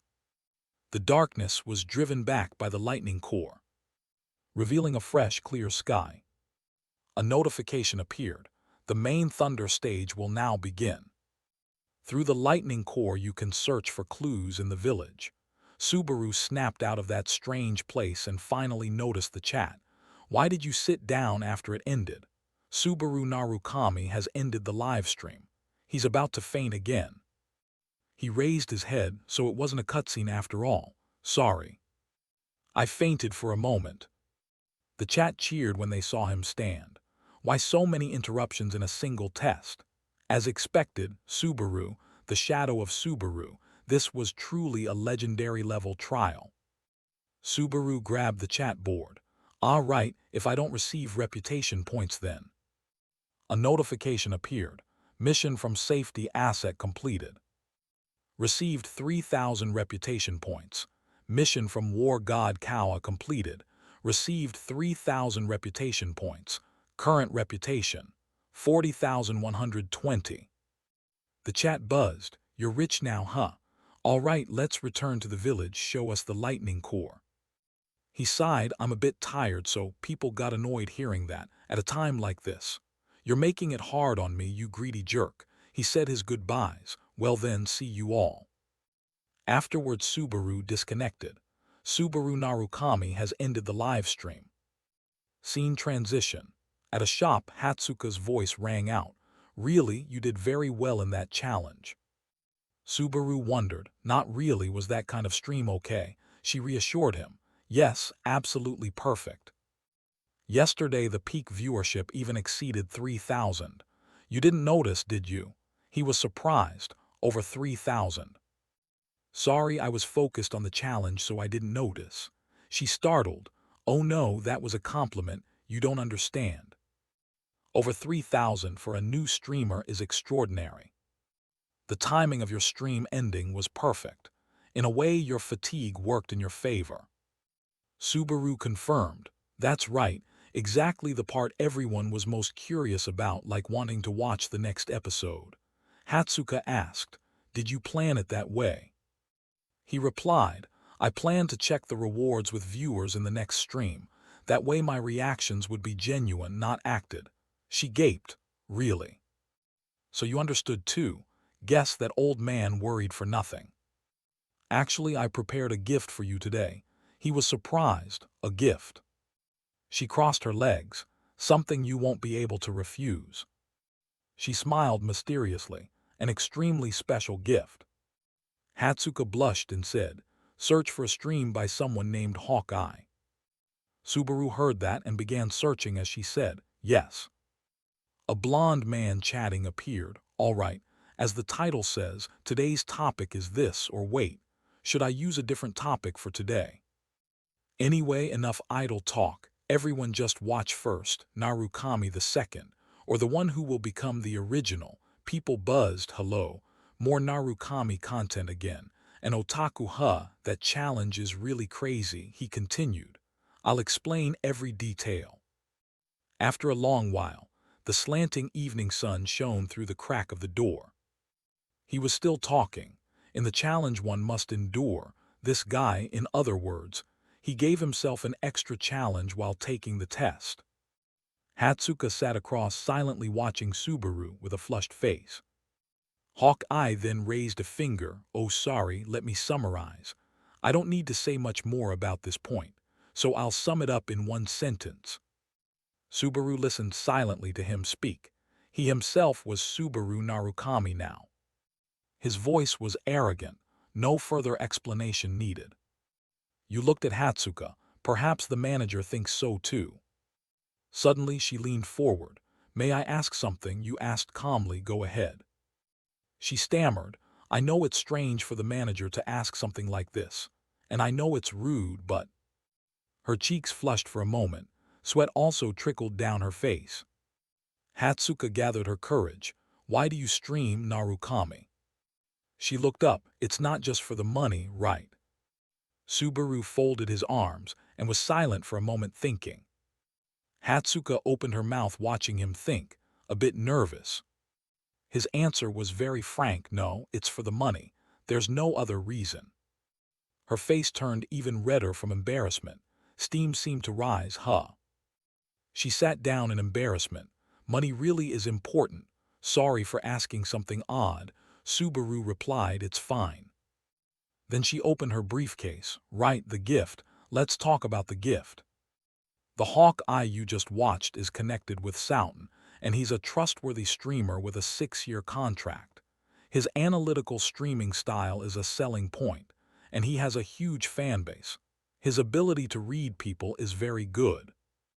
And take this, Hawkeye's earlier stream and all future revenue from related content will be split 50-50. You were doubtful, split with whom? Hatsuka explained, of course with you, since the derivative content comes from your materials, ads, donations, archives, everything. Subaru took the thick stack of documents. Really, ever since signing with the agency, one good thing after another has happened. She blushed again hearing him say that. She lowered her eyes and scratched her cheek on the table. You think so? You replied, yes, this is an unexpected gift. Hatsuka stroked her hair. So, this might sound abrupt, but as a goodwill gesture, would you like to collaborate with Hawkeye? Time passed quickly. By now Subaru had returned to his home. He took off his mask. When meeting outside, he probably wouldn't need the mask. And he wouldn't need to emphasize money so much either. He stood before the mirror looking at himself. The more connections I have, it's getting harder and harder to know how much of myself to hide. He glanced at the system panel. Currently, the 3rd level talisman has ranked up. Talisman rank C, skill type level 4. When used to negate secondary effects of skills and items, it can upgrade the rank and level of skills. Reputation required, 80,000. Subaru wondered, rank C, and it needs 80,000 reputation points, and my balance is. Current reputation is 120. He was disappointed. Emphasize or not, money is still the top priority. At least the collab with Hawkeye happened the day before yesterday. I should be able to make a decent sum. He put his hand into the system space, and perhaps. He produced a flower. Now I need to get some things done. Cut to Hatsuka. She was lying face down on the pillow. Her face was still flushed, and both of her hands were red too. Hatsuka remembered Subaru's godlike face. Maybe it's for the money. She punched the pillow hard and shouted, that's right. Her thoughts drifted further. Behind that stylish mask lies an extraordinary secret. If I dig deeper, I might hurt Hatsuka. She pounded the pillow. I'm not asking. I'm curious, but I won't pry. Subaru propped himself up, pointing at her. Since meeting you, Hatsuka, one good thing after another has happened. Hatsuka's face grew redder than a ripe gak fruit. She swung a fist. Me too. The punch was so strong the pillow tore, exposing the stuffing. Feathers flew all over the room. She was lovesick over Subaru Narukami, a man with a secret no one knew. Seeing him in person only made him seem more perfect. Cut to the 7th floor, Noxbella, where buildings were both magnificent and ominous. In a glowing room of the main castle, someone was watching TV while working out. The screen replayed Hawkeye's broadcast. I don't need to say more about this, so I'll sum it up in one sentence. The other man's hand was soaked with sweat. A creak echoed in the room. He said while doing pull-ups, I don't like it. Pick one, casual or formal address. And who is this guy anyway?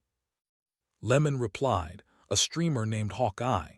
He boasts an average viewership of 8,000. He's from the Azure Ward, Kurikawa Ammon. Ammon let go a streamer, huh? I'll experience him personally. He stepped forward, but more than Hawkeye right now, I want you to focus on Subaru Narukami in that stream. He was surprised. Oh, the fake name learned that move. The screen showed Subaru's earlier battle. Ammon exclaimed, ha, really impressive. Lemon spoke up, you think so? He replied, Sako Shuhei, the Lamb Manor Knight once said, when throwing, never take your eyes off your opponent. That's the most important thing. He was amazed. Wait, Ammon, you even remember ordinary lines like that? He looked up. I trained hard to absorb everything about them, their breaths, everything. They were players who once stood at the top. But people overlooked one important thing. Lamb Manor isn't just Subaru Narukami. Every member is the strongest. And there are suspicious circumstances surrounding their deaths. At that moment, Hawkeye's voice rang out. He himself is Subaru Narukami already. No further explanation is needed. Ammon was displeased. What right does that flashy brat have to be so full of himself and to speak of them so rudely? Lemon replied, that's the biggest problem with streamers, right? They're willing to abandon trust and pride in an instant for attention. He couldn't stand it any longer and turned off the TV with the remote. He turned to him, exasperated, why did you show me this? The other stammered, it wasn't me. The Kyojo Guildmaster asked me to show you. Ammon was surprised. Kazuki. He ordered his men. Lightning is the symbol of Lam Ren, and Lam Ren is the predecessor of our Azure Ward. A cart was pushed forward. We already knew this streamer loved money. Lemon yanked off the cloth covering it. Golden light shone. His eyes were stunned at the sight. Beneath the cloth were many gold bars. He continued, we've secured enough funds. We must bring him in at all costs. Ammon's voice held disbelief. Are you kidding me? He rubbed his chin and muttered, he's greedy for money. In the village, everyone was busy making repairs. The system notified them. The 2nd floor of the challenge is about to begin. Peleus gestured, directing work. Gather all the injured in one place, treat the critical first, and distribute medicine to the lightly wounded as soon as possible. Suddenly familiar footsteps sounded, catching his attention. Peleus couldn't help but smile with relief, as if seeing a saint. He called his name loudly in joy. Benefactor, you're finally awake. How do you feel? You collapsed just outside the village. We were very worried. If you hadn't woken up, I truly didn't know what we'd do. Subaru stretched his hand in response, still dizzy. Peleus nodded and clarified, yes, it happened only yesterday, so that's expected. Let's not discuss this now, he suggested. Can we talk at the inn later? I have a few questions. Peleus bowed and agreed immediately. Of course, ask anything. Then Peleus placed a hand on his chest. Farewell for now, see you later. From a distance, Subaru watched him and concluded, Peleus really is a good man. In the comments, some agreed. Perhaps it's time to end his suffering. Congrats on the wedding. After a while, he returned to his small wooden house. The first thing he did was open the system panel. Check the rewards first. Subaru held the gleaming gem in his hand and read the description. Thunder Core bound, unique, no level requirement. 30% lightning resistance, 20% lightning attack, strong resistance to electric shocks. He was so surprised he exclaimed, "No way, really." A few curious listeners reacted. No way, is that good or bad, disappointment or excitement, maybe both. What they wondered was known only to Subaru. The stats were perfect for a lightning user. No one knew that behind the mask was a radiant smile. This thing is top tier. Just as he was celebrating his new treasure, a knock interrupted. "Here, please accept." Someone entered carrying a large basket of fruit. Both the netizens and Subaru were quite surprised. Fruit. Pelias poked his head in to greet. "Did you sleep well?" The others teased. "Is your boyfriend visiting? Someone misses you a lot, why fruit?" After a while, the two sat opposite each other at the table and talked. After thinking for a moment, Subaru spoke up. "So the legends are true." Though Pelias misunderstood him, he eagerly chimed in. "Yes, I saw that light too. You saved the whole village." Then Subaru removed the item from his shoulder and said, "This fell from the corpse of a giant. It's called a Thunder Core." Even Pelias couldn't hide his emotion. "Wait, no way." Seeing his expression, Subaru asked hopefully, "Do you know what it is?" Contrary to his hopes, Pelias said, "No, it looks strange." The answer hit Subaru like a bucket of cold water. The netizens stirred. "Yeah, right, he probably knows. This guy knows everything." Pelias embarrassedly bowed his head and apologized. "Sorry, I only know the ancient legends. I don't even know if they're real or what happened after." Subaru helplessly let it go. "It's fine, tell me whatever you know." Hearing that, Pelias began to recount. "I only know two legends." Subaru repeated curiously, "Two." He recalled images he'd seen. The first says thunder was used to kill the giants. "It seems you are the one who obtained it, benefactor." And the second says the gods and the giants fought over thunder. At this, Subaru asked, "They fought over it?" Pelias nodded in confirmation. "Yes. Basically, it's a legend about legends. The gods and giants warred for control of thunder, and the giants lost. So this gem, someone deliberately created it." Subaru spun it between his fingers, wondering who. Even if the legends don't say, the reason is obvious. Pelias answered the question. To let humanity wield thunder, and why humanity would need it. His complexion changed as he spoke the words, "the gods and the titans." Thinking of them, Pelias was certain they were far too powerful for humanity. He imagined a day when everyone would possess a thunder stone of their own. Looking at the stone, Pelias asserted, this was made so humanity could face them and win. By the time he finished, the system notified them. All forgotten legends of humanity have been clarified. Challenge of Thunder completed. Skill level increased. Achievement points 17,050. Thunder advanced from level 1 to level 3. Before Subaru could react, the system whisked him away from Pelias's sight, transporting him to the third floor. He cried out in panic, "Benefactor, what's happening?" The light faded quickly and Subaru vanished with it, leaving Pelias confused. Huh. This magnificent palace was the third floor, Ortonarl. The destination circle lit up in the very center of the large city. Subaru appeared like a descending god, yet the netizens flooded him with comments. Finally reached the third floor, finally. Are you really here? The surrounding people looked on in disgust. Another fake Narukami. When will this trend end, heavens? Before entering the event, the system asked him. Subaru Narukami Love donated 1,000 reputation points. Congratulations on reaching the third floor. How do you feel now? Caught off guard by the interview, Subaru didn't know how to answer. How do I feel? He privately recalled some past moments here. It's arrived. Back then a woman asked Subaru, "May I ask?" Surprised, he instinctively turned and said, "Yes." Now remembering it, Subaru felt a bit nostalgic. Rena, she looked extremely unapproachable then. The shy girl explained, "I just got separated from my party." Rena stretched out her hand to describe someone about Subaru's height. "Did you see a man about this tall?" He stroked his chin thinking as she described him. "He's about a head taller than me." As if remembering, Subaru told her, "Yes, I've seen him." Rena exclaimed happily, "Really?"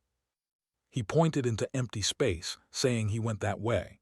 Rena took it seriously and followed, "Thank you so much."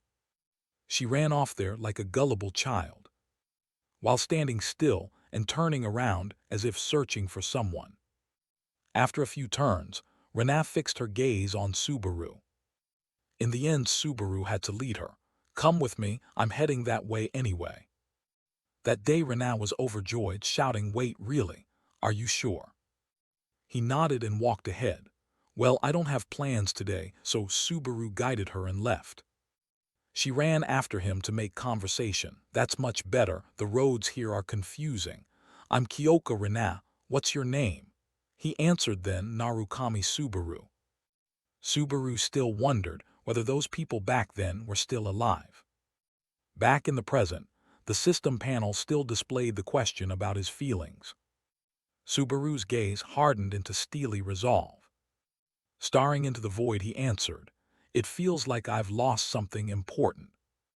The dim-witted netizens teased, "What are you suddenly talking about? Because he left Peleus behind. Such random emotion." To avoid being disturbed during the next phase, Subaru decided to go offline. He said his usual goodbyes. "Next stream I'll collaborate with Hawkeye." They expressed some regret. "Wait, it's over. Way too short, man. Use chat history, okay." Finally, the system concluded. Subaru Narukami has ended the live stream.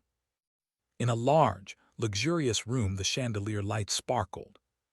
A hand suddenly placed itself on the table where Subaru sat. "Sorry to keep you waiting." John stood opposite and looked down at him. "Hatsuka is on her way now. Unlike ascending via the trial, moving between floors takes time." He smiled brightly and reached out to shake his hand. "Pleasure to meet you. I'm John Tail from Soughton Entertainment."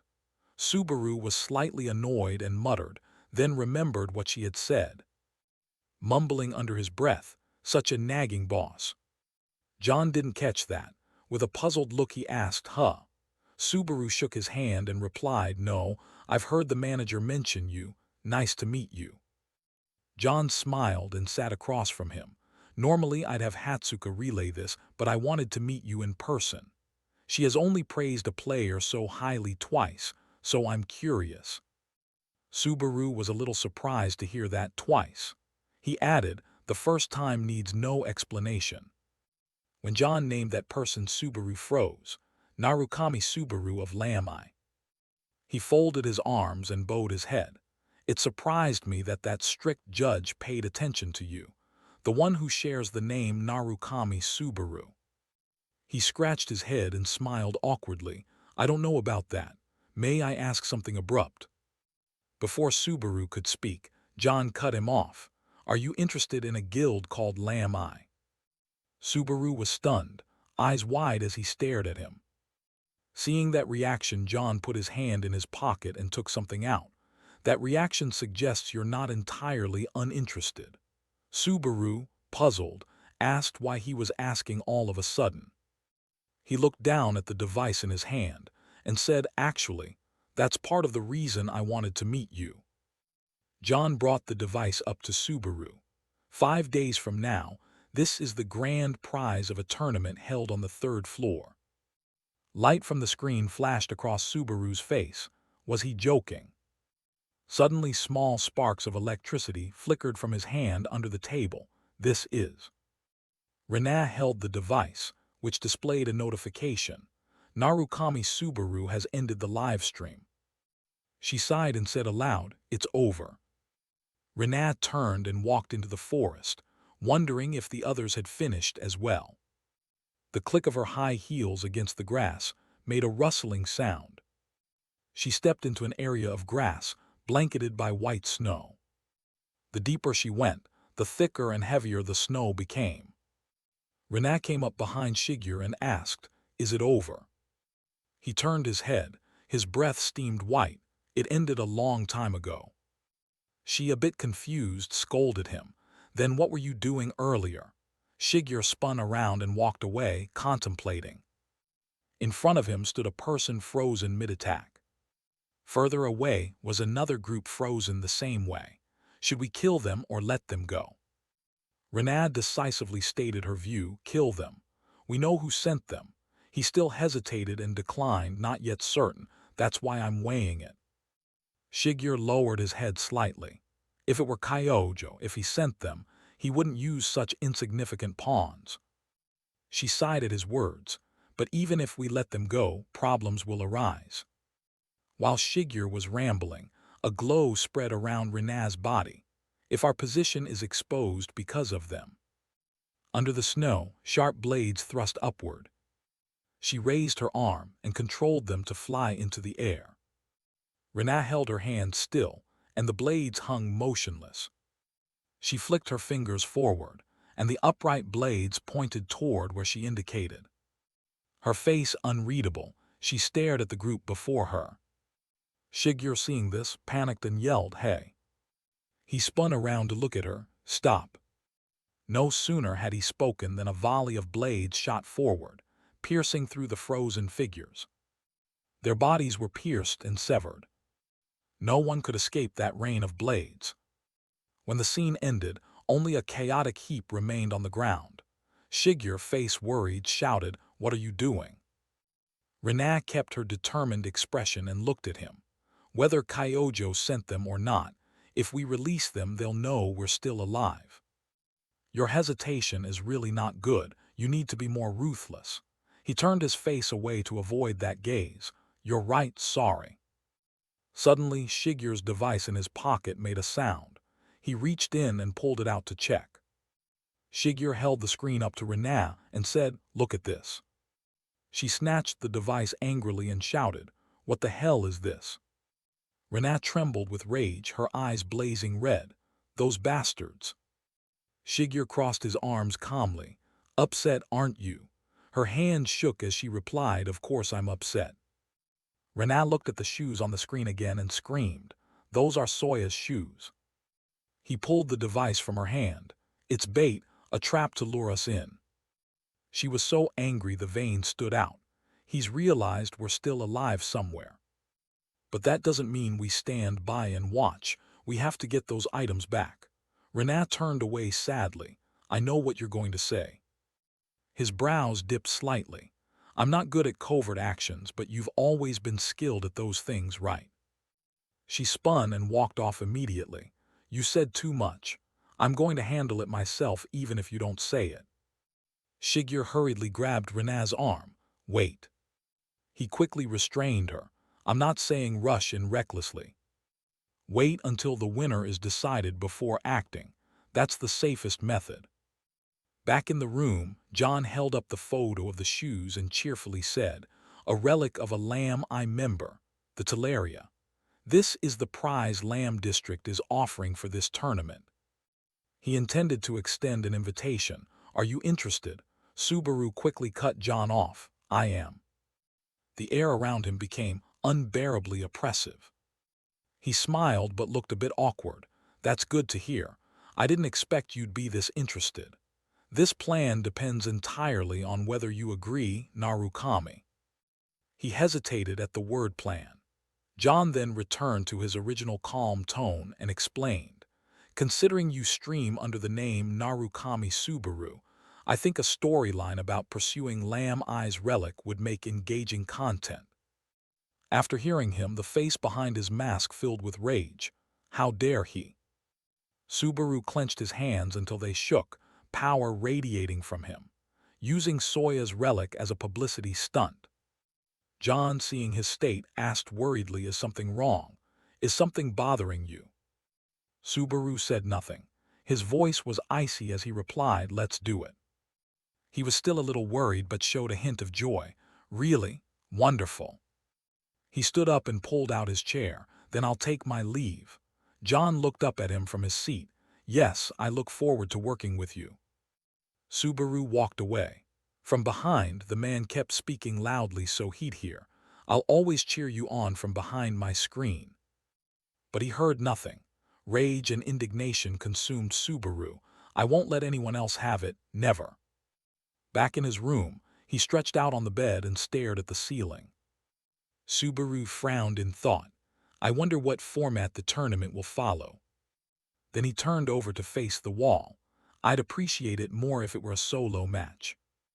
It seems I'm not in a position to be picky. A voice sounded outside the door. It's Hatsuka. Subaru quickly sat up from the bed on hearing that. He glanced at the mask on the table. Subaru's expression showed clear thoughtfulness and indecision. Then he stepped forward and opened the door. He was greeted by Hatsuka's gentle, graceful appearance. Hatsuka shyly cast a demure glance at Subaru's face. Ah. It turned out that in that moment of hesitation he still chose to wear the mask, making Hatsuka think to herself, you wear a mask even in your own room. Then Subaru invited her in. Come in. Hearing that she blushed violently and stammered, yes, do you mean I should come inside? Subaru couldn't understand how easily his words could be misunderstood, so he innocently added, if you prefer, we can talk in the hallway too, I don't mind. Hatsuka flustered as well. Oh no. But she still boldly chose to step in. Then forgive my abruptness. Inside the room, the atmosphere was strangely stifling. No one spoke first. Hatsuka glanced around. She thought to herself about the room. It's really empty. After observing for a while, she finally looked directly at Subaru. He had been staring at Hatsuka the whole time, pondering. The depth of her magic is hard to gauge. Clearly, she is not someone who should be only a manager. Being looked at by a man like that made Hatsuka a little embarrassed. She hurriedly adjusted her clothes and asked, is something wrong? Is there something on my face? Subaru explained, no, it's just that you weren't saying anything. I heard you have reference materials for the tournament. Hatsuka nearly forgot her main task, so she hastily pulled out a folder of papers. Ah, sorry. Then she handed them to him and said, this tournament uses a free-for-all format. It's a simple system where everyone fights to claim the grand prize. Thousands will have to battle each other mercilessly. The outcome could be victory, or you could be sent back to the earth at any moment. Subaru skimmed it and said, so it's a solo competition. Hatsuka replied, that's right. Since there's only one prize, of course it will be that way. She added excitedly, the venue will be a virtual training arena. Eligibility requires a third-floor player. The entry fee is 1,000 reputation points, and there's no limit on participants. I'll send previous free-for-all tournament materials to your kit. Narukami, just skim them and you'll get the gist. While she was speaking, Subaru's phone buzzed. The notifications read, compilation of Narukami Subaru's divine free-for-all scenes, Narukami Subaru's undefeated free-for-all route, Narukami Subaru's free-for-all matches end in 10 seconds, become the real Narukami Subaru, how to become Narukami Subaru in free-for-alls. Reading them, he thought to himself, all about me. Returning to the conversation, he put the papers aside and said, I'll use these as reference, thanks for the trouble. Hatsuka scratched her head and replied politely, it's nothing, it's my job. Then she asked about another matter. One more thing, have you heard anything from the leader? Subaru, unsure, asked back, heard what? Hatsuka answered, actually we received a message, when she spoke the 3 words from Lam District. Subaru was astonished. He suddenly remembered that man named Kazuki. In no time a murderous anger radiated from him. He asked again, you said it's from Lam District. Hatsuka explained that he wanted to meet you once. Since there was no way to contact you directly, they emailed us. Hearing that, Subaru was surprised. They've started contacting us already. She stumbled a bit. Perhaps he intends to negotiate directly, offering higher pay than us, better benefits and other conditions. Subaru clenched his fists and said, "Ignore it." Hatsuka hurriedly replied, "Yes, I understand. Wait, ignore it." Subaru said bluntly, "I have no intention of joining Lamb District, nor any other guilds." Suddenly Hatsuka jumped up and raised her hands in celebration. "Yay, yes, what a relief." She smiled happily. "I was really torn about whether to tell you, but luckily I did." As she spoke, Hatsuka moved gently toward the door. "Well then, enjoy the time until our collaboration." Watching her leave like that, Subaru muttered, "She's celebrating like it's her own achievement." He removed his mask and said with amusement, "An ordinary employee so dedicated to her company's work. She really is an extraordinary person." Scene shifts to a stadium where two figures are talking.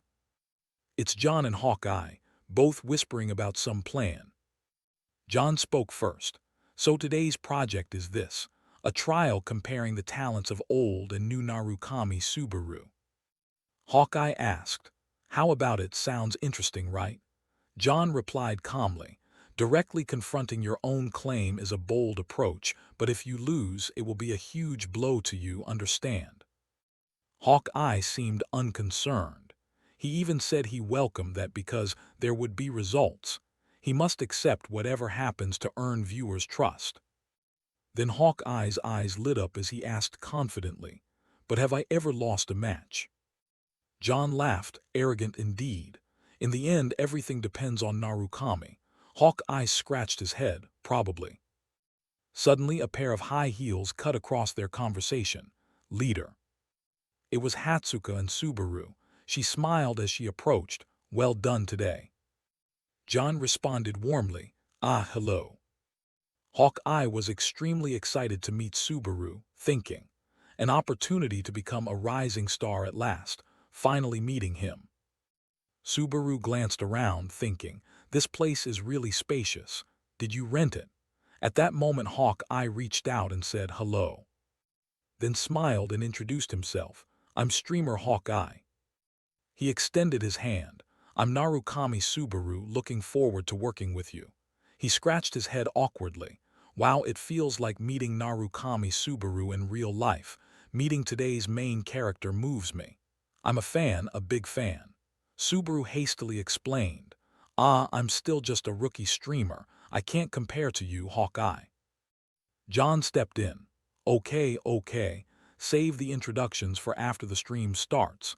That's how streamers get to know each other," Hawkeye suggested. "So let's continue this on stream."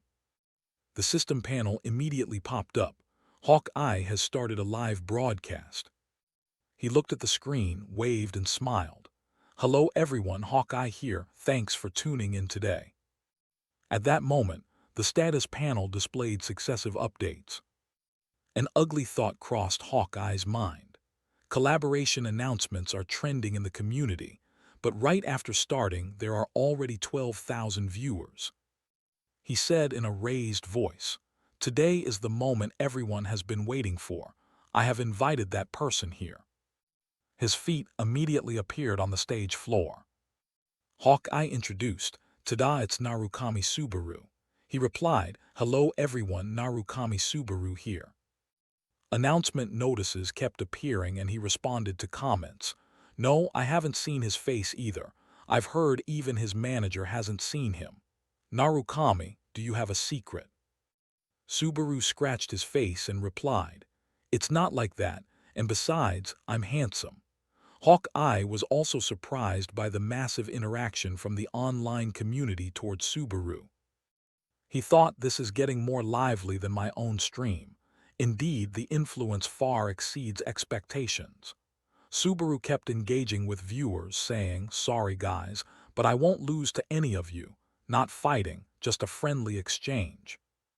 Hawkeye thought to himself that his banter was better than expected. Meanwhile, Subaru continued replying, "A girlfriend? No, friends either, really." Hatsuka, hearing the important news, breathed a sigh of joy that left John helpless. After a while, Hawkeye stepped up. Okay, okay, stop teasing our important guest. Let's move to the main event. No sooner had he spoken than the system announced, the challenge begins now. Suddenly, the lights switched on.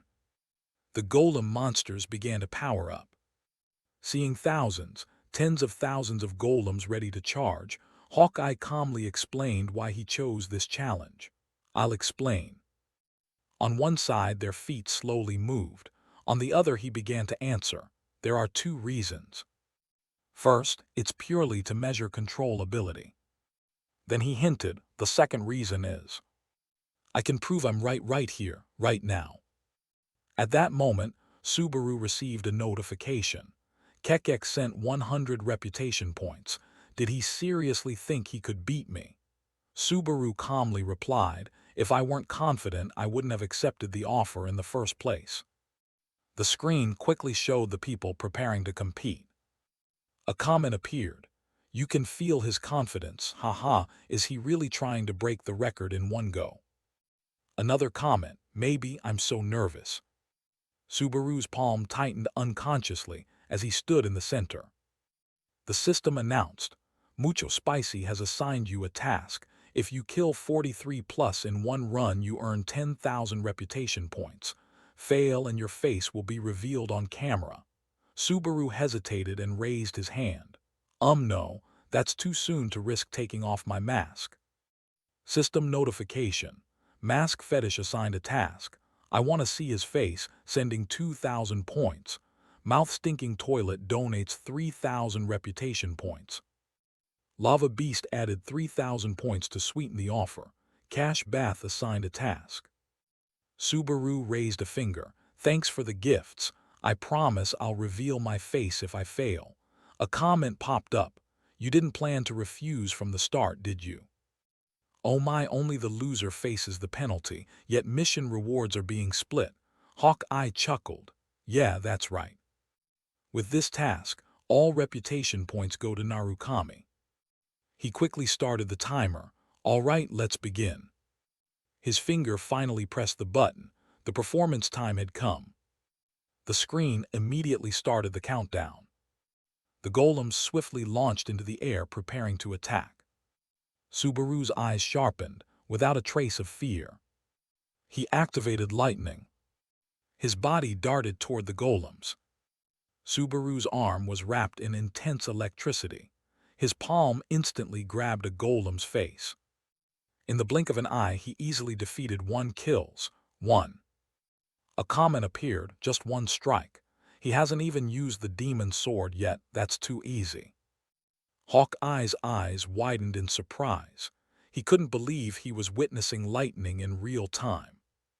Subaru's strong, solid hand quickly gripped the sword hilt.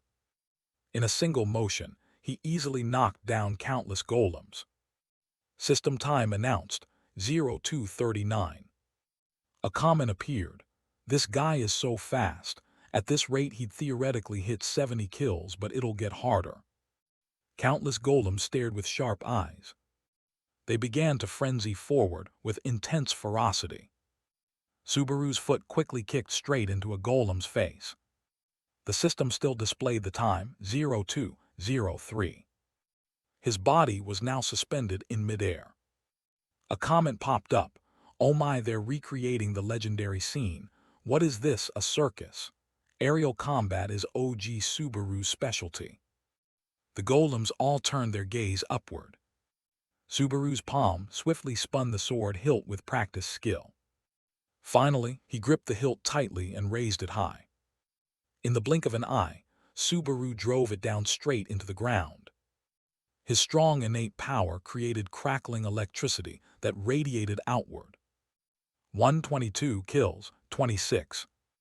The blade tip was wrapped in electricity. A comment read, amazing. Everyone nearby was watching the battle intently. A comment appeared. He's definitely taking second place. He might actually pull it off. Condolences to everyone who set tasks for him. Hawkeye's eyes suddenly froze at the sight before him. The timeline kept shrinking on the bright screen. Subaru continued to fight with uncontrollable ferocity. In an instant, a golem's body split in two, 122 kills, 42. Subaru struggled to stand, panting heavily 0005. He finally returned to his original state with sharp eyes, 0003. Before him appeared countless golems wielding weapons in their hands. Subaru took a running start and sprinted forward, 0002. The double-edged blade instantly pierced through a golem's neck, 0001. The time on the bright screen was steadily counting down. The final number shrank back to the starting position. System announcement: the challenge has ended. Total kills, 43. The record has been updated. The system displayed in large letters. First place Narukami Subaru.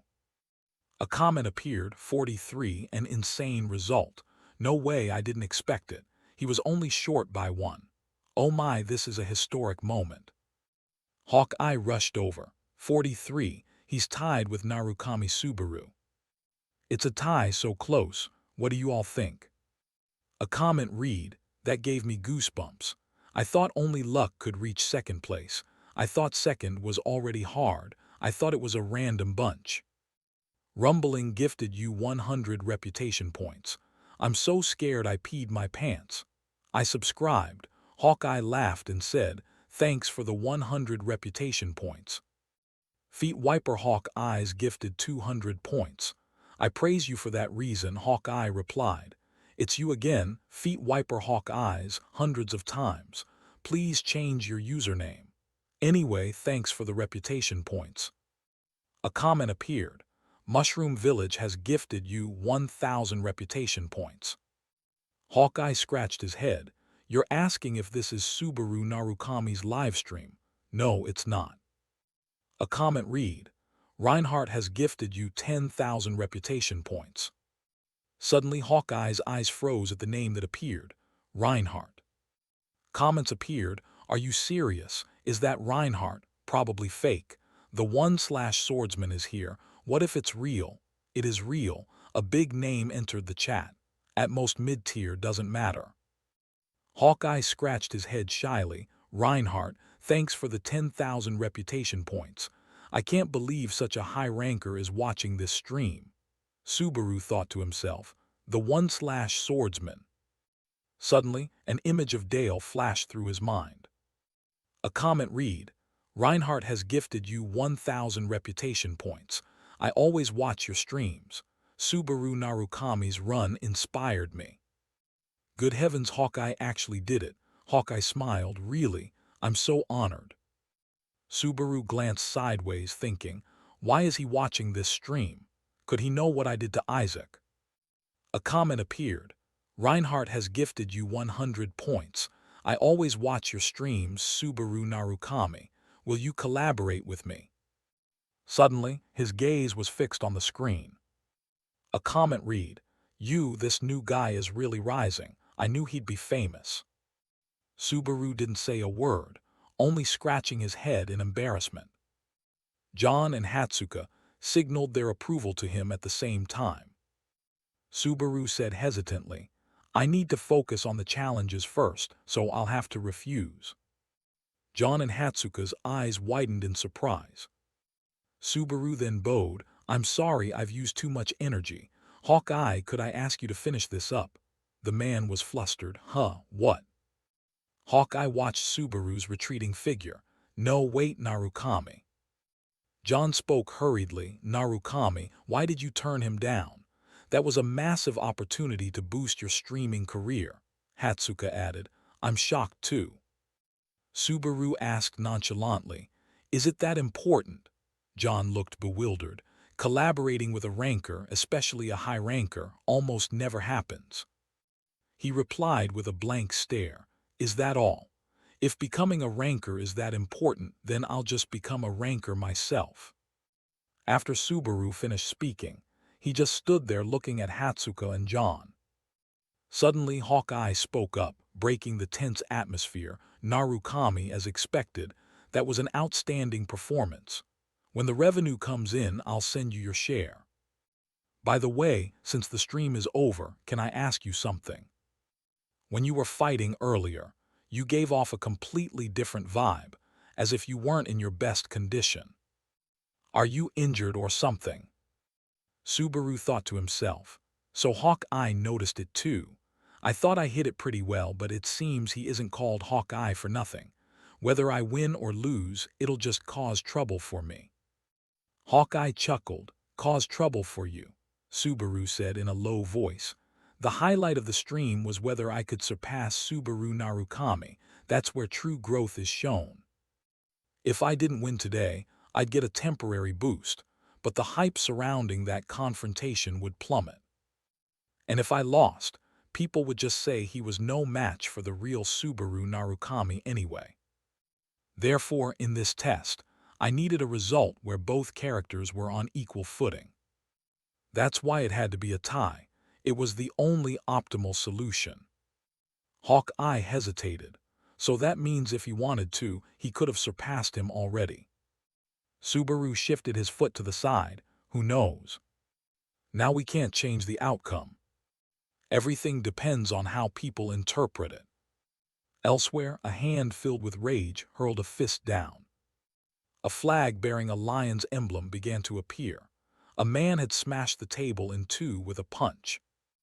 That figure was none other than rank 121, Golden Mage Guildmaster Reinhardt. He spat in bitterness. You insolent brat. The dropped phone also showed a notification. Viewers have left the live stream. At that moment, Kang He outside heard the noise and hurried into the room. Lord Reinhardt. He forced a smile. Is something the matter? Hearing that, Reinhardt grew even more furious. He ground his teeth. It's the Subaru Narukami you mentioned. Kang He asked again. The streamer, right? Reinhardt replied. Yes, Subaru Narukami, that brat rejected my offer. Kang He nervously flattered. How reckless of him to refuse your offer, sir. Before he could finish, Reinhardt continued. I planned to crush him in front of everyone and put an end to those annoying rumors, but now everything's ruined. I don't care about the reputation points spent. What endears me is that an unknown rookie dared wound my pride. Kang He didn't answer. He quietly picked up the phone from the floor. Then respectfully presented it to Reinhardt. Your phone, sir. Reinhardt snatched the phone back and asked, What about the matter I asked you to handle? He scratched his head and evasively replied, If you mean Isaac, we're still searching as best we can. But someone his age disappearing for a few days isn't unheard of. Before he could finish, Kang He's neck was gripped by an invisible hand. He was hoisted into the air, his face purple with pain. Reinhardt coldly demanded, Were you trying to insult me? Kang He struggled to reply.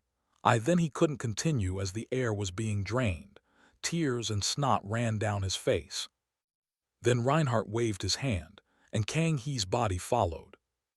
He was flung to the side and slammed into the wall, cracking it open. Dazed and still reeling, Kang He hadn't time to collect himself before Reinhardt stepped forward and said, Since when? Did you start prying into my orders like this? Seeing the murderous intent, Kang He clasped his hands, knelt and pleaded, Forgive me, I will continue the search immediately. Cut 2, a phone is ringing with a call from the boss. Hatsuka looked blank and bored, unwilling to answer. But when she picked up, she brightened. Yes, hello, good evening, director. John's voice came through the line full of reproach. Is my call that upsetting to you? Where did your energy go? What's with that tired tone? At least speak to me like I'm Subaru Narukami, she thought. Not again. John continued. We've built trust over many years, even if now it's just work. Back then we used to be. Hatsuka suddenly cut in. Isn't this the call about proposing a collaboration with Reinhardt? John answered. Yeah, damn right, we can't miss an opportunity like this. Hatsuka sadly, but what can we do? John reassured her. I know, but he's still a streamer. He knows this is a big opportunity. Why don't you try persuading him again as his manager? Hearing that, she spoke seriously. Subaru Narukami, cares more about climbing the tower than collaborations. To be honest, a player thinking that is understandable. John scolded, half annoyed. You only seem excited when you argue with me. After a moment, Hatsuka announced, I'm hanging up now. John only managed to call after her, hey, wait. But she went ahead and hung up immediately. Hatsuka pondered. Even though I said that so boldly, it really would be a huge opportunity for him. So she mustered her courage and knocked on Subaru Narukami's door, mentally encouraging herself that maybe she'd try one more time. Suddenly the door swung open and startled her. Subaru Narukami called out, Hatsuka. Seeing he still wore his mask, she asked, Do you always wear the mask? Subaru Narukami replied, For now, yes, it makes me more comfortable. Then he asked, Are you curious about my real face too? Caught off guard, Hatsuka stammered, well, no. She backpedaled. Well, the mask does make viewers think of Subaru Narukami. I mean, of course you're Subaru Narukami, but maybe one day you'll have to reveal your face. Suddenly he asked, Why is everyone so obsessed with Subaru Narukami? Hatsuka thought seriously and explained, I can think of a few reasons. For example, he's an earthling with poor stats, or just surviving makes him seem cool. But most importantly, Subaru Narukami is our hope. He still looked puzzled and asked again, What do you mean? Hatsuka recalled old memories and began to tell him, You might not know this, but the first time I went to the tower, there was almost nothing there. Monsters were everywhere, there was nothing to eat, no way to earn money, stability was an illusion. There was only one way to survive: climb. If you climbed, you earned reputation points. With reputation points, you could settle down, and little by little people began to believe this world could really be ours. Back then the greatest players left hope for us, that the tower could be conquered, that we could make a home in this world. And the one above them all was Subaru Narukami. His achievements weren't just about tower climbing. He was the first to prove it was possible. Back in the present, Subaru Narukami, skeptical, asked, You think so too? Hatsuka playfully leaned closer to him and replied coyly, That's a secret, like the face behind your mask. Maybe one day I'll tell you. He dodged the topic, opened the door wider, and politely invited Hatsuka in. You came here about something, right? Sorry for bombarding you with questions. Please come in and let's talk. Hatsuka blushed, hastily waved her hand. It's nothing major. I'll be on my way, good night. With that she turned and left, and Subaru Narukami stood watching her walk away. Hatsuka sighed in relief on the other side, thinking, After all that babbling, I didn't even want to persuade him anymore. Why does he keep trying to invite me in? It makes my heart race. Subaru Narukami remained at the door, murmuring to himself and repeating, Hope, huh? Cut to a white room, the system chimes. Welcome back, Subaru Narukami love. Thank you for 1,000 reputation points. You reply, Today I hope we win too, mission villain. The system displays a message that the Golden Mage gave you 500 reputation points. Are you really not going to cooperate with Lord Reinhardt? Yggdrasil 3 gives you 5,000 reputation points. Nice to meet you. I'm Mondo from the Yggdrasil Guild. I have something important to tell you. Are you free? On the livestream screen, Subaru Narukami sighs. Viewers keep commenting, asking about your upcoming decision. Which faction will you join on the 3rd floor, or will you keep soloing? He thinks to himself that the collaboration is insane. Viewers and donations are pouring in. At this rate, I want to give them what they want, and they're gifting me reputation points. While he ponders, the system appears, announcing the 3rd floor challenge is initializing.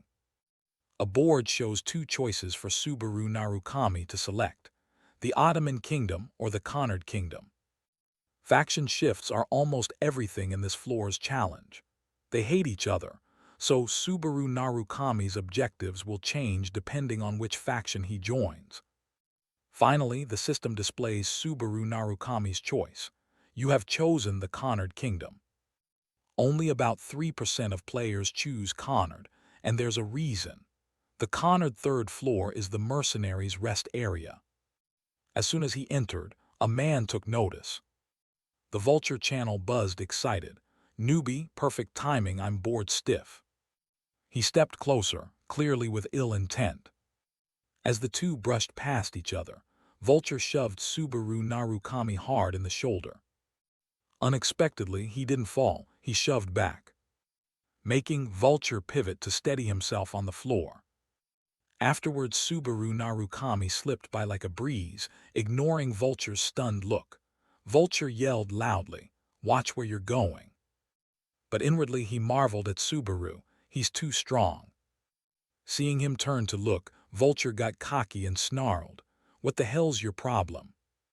Subaru replied calmly and curtly, "You're the one with the problem, you hit me on purpose." Vulture, stung, lunged forward, grabbing his collar and spat, "You brat, you're clearly a mediocre E rank. How dare you talk back to a B rank?" People around turned to watch and gossip. Are they fighting? Who's the newbie? Ken's bullying an E rank again. Subaru Narukami said nonchalantly, "B rank, great, let me try something." Vulture, puzzled, "Try what?" Before he finished, lightning gathered around Subaru's feet. He immediately raised his knee high, delivering a vicious strike to the opponent's lower jaw, giving Vulture a uniquely shattered set of teeth. Then he went motionless, even as his body was kicked airborne. The result was him lying flat on the floor, leaving everyone stunned. What just happened? Someone blurted, "Did I just see a flash of light?" Maybe he's sick, but being sick wouldn't fling you that far back. In the noisy crowd, a man fixed his eyes on Subaru while others surged forward intent on roughing him up. "No, he kicked Vulture. I saw it. How can an E-rank be so cocky? You bastard, I'll rip that mask off your face and the flesh with it." Before long, Subaru was surrounded by a mob. One of them snarled savagely, "This will be your grave, newbie." He remained silent, eyes staring and observing. After a brief skirmish, the result was that the whole group was beaten and bruised. The initial bravado turned into fear. What the hell is he? He's not human. Earlier, someone stepped forward to speak. "Kid, you're strong." He extended his hand to introduce himself. "My name is Raymond. I'm an assessor." Earlier, someone came up and said, "Kid, you're strong." He held out his hand and introduced himself. "My name is Raymond. I'm a senior examiner." "I've never seen you around. What tasks have you completed?" Subaru replied. "As you know, third-tier mercenaries can only take on limited jobs." At the same time, the chat began to grumble. "What a waste of time. Give us something else. Is he causing a ruckus just to get more work? That so-called B rank is being used up." After all, the third-floor gate requires doing many mercenary jobs and earning 10,000 points. The total reward for E-rank mercenaries is at most 50 points. So many players look down on it and get stuck here for about a year. Subaru looked over his battlefield and thought to himself, "I need to take a shortcut. I can't waste time in this situation. I can't just level up comfortably like this." Raymond replied, "A shortcut? Come to think of it, you're a new player. Normally you wouldn't see those people around here. Even so, I can't give you special treatment. Everything must be done in order." Subaru answered, "Surely there must be a way to minimize that order." Raymond waved his hand and said, "Do you really think giving special treatment to players who will leave anyway is helpful?" Subaru fell into thought. "There's only one way to clear the third floor immediately," he said aloud. "I'll make your dream come true." Those words made Raymond puzzled. He asked again, "What do you mean?" Those words made Raymond puzzled. He asked again, "What do you mean?" Instantly, Raymond was astonished. He gaped and exclaimed, "Wait, are you saying you'll conquer that place? Only A-rank mercenaries can even go there. More importantly, the real issue is..." Before he could finish, Subaru cut in. I know the pride battle between Osman and Connard in a dungeon is unmanageable. The Thunder Cavern is a special dungeon on the third floor. No player, mercenary, or knight has ever completed it in history. Between the Connard and Osman kingdoms lies an enormous, impassable mountain pass. What both nations have fought over is that conquering the Thunder Cavern would allow easy passage through the mountains. It has long been their mutual ambition to prevent invasions and gain military advantage. Subaru continued, "If you give me an A-rank authorization certificate, I'll complete it. I promise I won't abuse it." Raymond appeared thoughtful at that point. Seeing this, Subaru thought, if he refuses me outright here, it'll be trouble. I'll have to beat him if it comes to that. This thought immediately set the chat ablaze. Oh my God, run, he'll end up like the last guy who died. However, Raymond's answer surprised him. Raymond smiled mysteriously and said, "Then I'll write you a letter of recommendation so you can join a raid." Raiding parties are always short on manpower. At this, the chat finally breathed a sigh of relief. Phew, he got away. He didn't even realize he just escaped death. Raymond turned and began to walk away, saying, "The raid will depart in 5 days. I'll bring the letter of recommendation right away." Wait a moment. At the same time, the system announced, "The villain mission has assigned you a task to complete the dungeon solo to earn 20,000 credits. The safe pouch has assigned you a task. This is the safety money, right? 10,000 for the same task. Completing 10 layers assigned you a task. 5,000 for the same thing. Don't get cocky." At this, Subaru thought to himself, 5 days from now is exactly when the third floor gate closes. Did the Lamb District plan this? By then Raymond had returned. He spoke up, "Complete the Thunder Cavern. To be honest, I'm a bit skeptical. I once challenged that cavern myself when I was young, and I lost half my team that day." Subaru took the letter from his hand and replied, "That won't happen this time." His confidence puzzled Raymond. "What? Then why do you want a letter of recommendation?" Subaru replied firmly, "Because I intend to go in alone." Hearing that, the chat nearly exploded. Comments popped up instantly. Who actually wants to do that? I mean, he soloed the second floor too, but anyone could clear that. This one's a tougher territory. Immediately Raymond blurted in shock, "Are you crazy? The Thunder Cavern requires a party of 20 to handle. You say you'll go there alone?"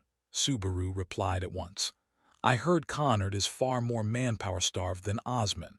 Whether they can gather more than 20 people is the real question." "To be honest, that's unlikely. I assumed you had companions already." However, he didn't hesitate and answered, "I don't, or at least not right now." At the same time, on a precarious mountain peak, someone walking on wooden planks was watching Subaru's stream. They murmured in surprised admiration, "Impressive. He actually plans to handle it alone. He's just like Subaru, if only this weren't a live broadcast." Meanwhile, Subaru said on stream, "You asked if I won't do the other gates. Yeah, I'm not interested in them at all. So I'll also be taking a break from streaming for a while." The chat reacted in disbelief. What the hell? He just started streaming. Rena's face showed shock as she exclaimed, "Huh, no, oh my." But everything had been decided. A notification appeared. Narukami Subaru has ended his live stream. She felt a little deflated and said, "I thought this would help pass the time on the third floor." However, her expression soon brightened as she said, "He really reminds me of him. He always walks his own path, no matter what anyone says." It's as if Subaru is actually streaming. Okay, he's joining the match too, right? I might follow him and talk to him. But I hope he doesn't win. Back to Subaru. He's now wandering with the rookie Hatsuka, she exclaimed, just as expected. That's exactly how Narukami would behave. You're really like the original, Subaru replied, but the viewers don't like me. Hatsuka explained, If you only come here to take ordinary jobs, your stream won't stand out. Don't you think so? Subaru was surprised by this explanation and asked, "You really think so? Thanks for the advice." Then Hatsuka asked, "So what do you plan to do next?" Subaru answered, "I'll keep hunting until the tournament. I don't know what kind of opponents will appear, so I think I should level up a bit." He thought to himself, "I also need to know how many lightning strikes I can endure in my current condition. I want to test the power of Thunderheart. I will never hand Soya's relic over to anyone." Elsewhere, Jinzaki Naoto, a Lamb District player, was walking with an extremely sour face. He kept grumbling, "Don't mess with me, damn it. Normally, when Lamb District calls, you tail between your legs and run over immediately. How dare he send for me this far? I don't care if he's Thunder or whatever. Why should I obey some nameless third-floor nobody?" As he entered, he barked out, "Hello, I'm here." Nearby, a hand waved and called, "Over here." It turned out to be old John. After sitting down, John finally spoke, "So you're Jinzaki from Lamb District. I heard you have an issue to discuss regarding one of our live streams." Naoto replied with an annoyed expression. "That's right, but where's the guy involved in that?" John said. "He's not here right now, he's busy." Naoto, acting superior, complained, "A newcomer acting that arrogant, busy, what's more important than this?" John gave an embarrassed smile and replied, "That's a private matter, so we can't answer that." Then he turned the question back to Naoto. "More importantly, we've already expressed our own wishes, haven't we? That's why he's not here." Naoto answered, "We intended to speak to him directly about it." However, John glossed over it. "Unfortunate, it's going to be difficult for people to meet him." Hearing this, Naoto immediately bristled and asked through gritted teeth, "Is it because you don't want us to meet him?" He cursed inwardly. "Damn it, if I go back and say I couldn't meet Narukami Subaru, I'll be the one punished." He slammed the table and shouted, "I know your game. You intend to keep your golden goose forever, don't you? Think about it. Shouldn't Narukami Subaru join a major guild instead of constantly live streaming? Don't you agree?" John remained calm and replied, "Who would have thought famous streamers now earn almost as much as players?" He leaned back in his chair and continued, "There are always players who resent streaming as a profession. I've met that type before." Naoto shot back, "Hey, the way you talk makes it sound like you want to turn Lamb District into your enemy." John cut in, "Please hear me out to the end. We prioritize the streamer's wishes above other concerns. Since Narukami's decision is final, our company will fully support it." Hearing that, Naoto sneered, "For a middle-aged man like you, Mr. Clay doesn't understand how the world works, does he? Do you really think Lamb District will let this slide?" Immediately, John replied, "You're the one who doesn't understand. Some people in this world cannot be swayed by threats. So if that's all, you should leave." At that moment, John's entire body exuded a terrifying aura. It was so frightening that even Naoto went pale with fear. He immediately stood up and shouted, "Hey!" Yet inwardly he couldn't stop wondering, what the hell was that? What was that overwhelming mana just now? He continued, "Leave, who do you think you're talking to?" But John only waved his hand to signal him to go. As Naoto left, he turned back and pointed threateningly, "I swear you'll pay for this." Loud words though they were, he still couldn't shake his fear. Fate, what was that? Was I imagining it? In response to the threat, John only sighed and said, "How frightening." 3 days later, in the third-floor dungeon, the nest of the Celestial Serpent. A celestial serpent. A giant serpent coiled and lunged towards Subaru, its fanged maw wide open. Subaru calmly waited for it to arrive. His eyes flashed as he took a combat stance, swinging his arm to raise the sword high. Then he brought the blade down in a standard strike straight at the serpent's throat. Its mouth filled with fresh blood spilling out, and with its screams crimson spray splattered everywhere. The serpent writhed violently, its massive body trying to flee as it let out a hoarse, agonized roar.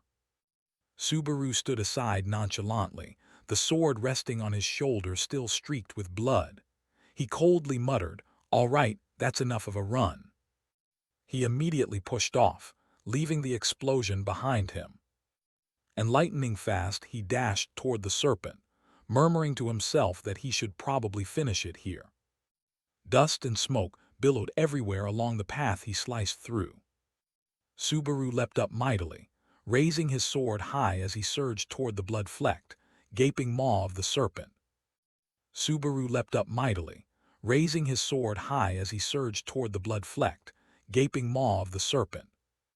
Subaru sat casually on the serpent's body, hearing a string of notifications in his ear.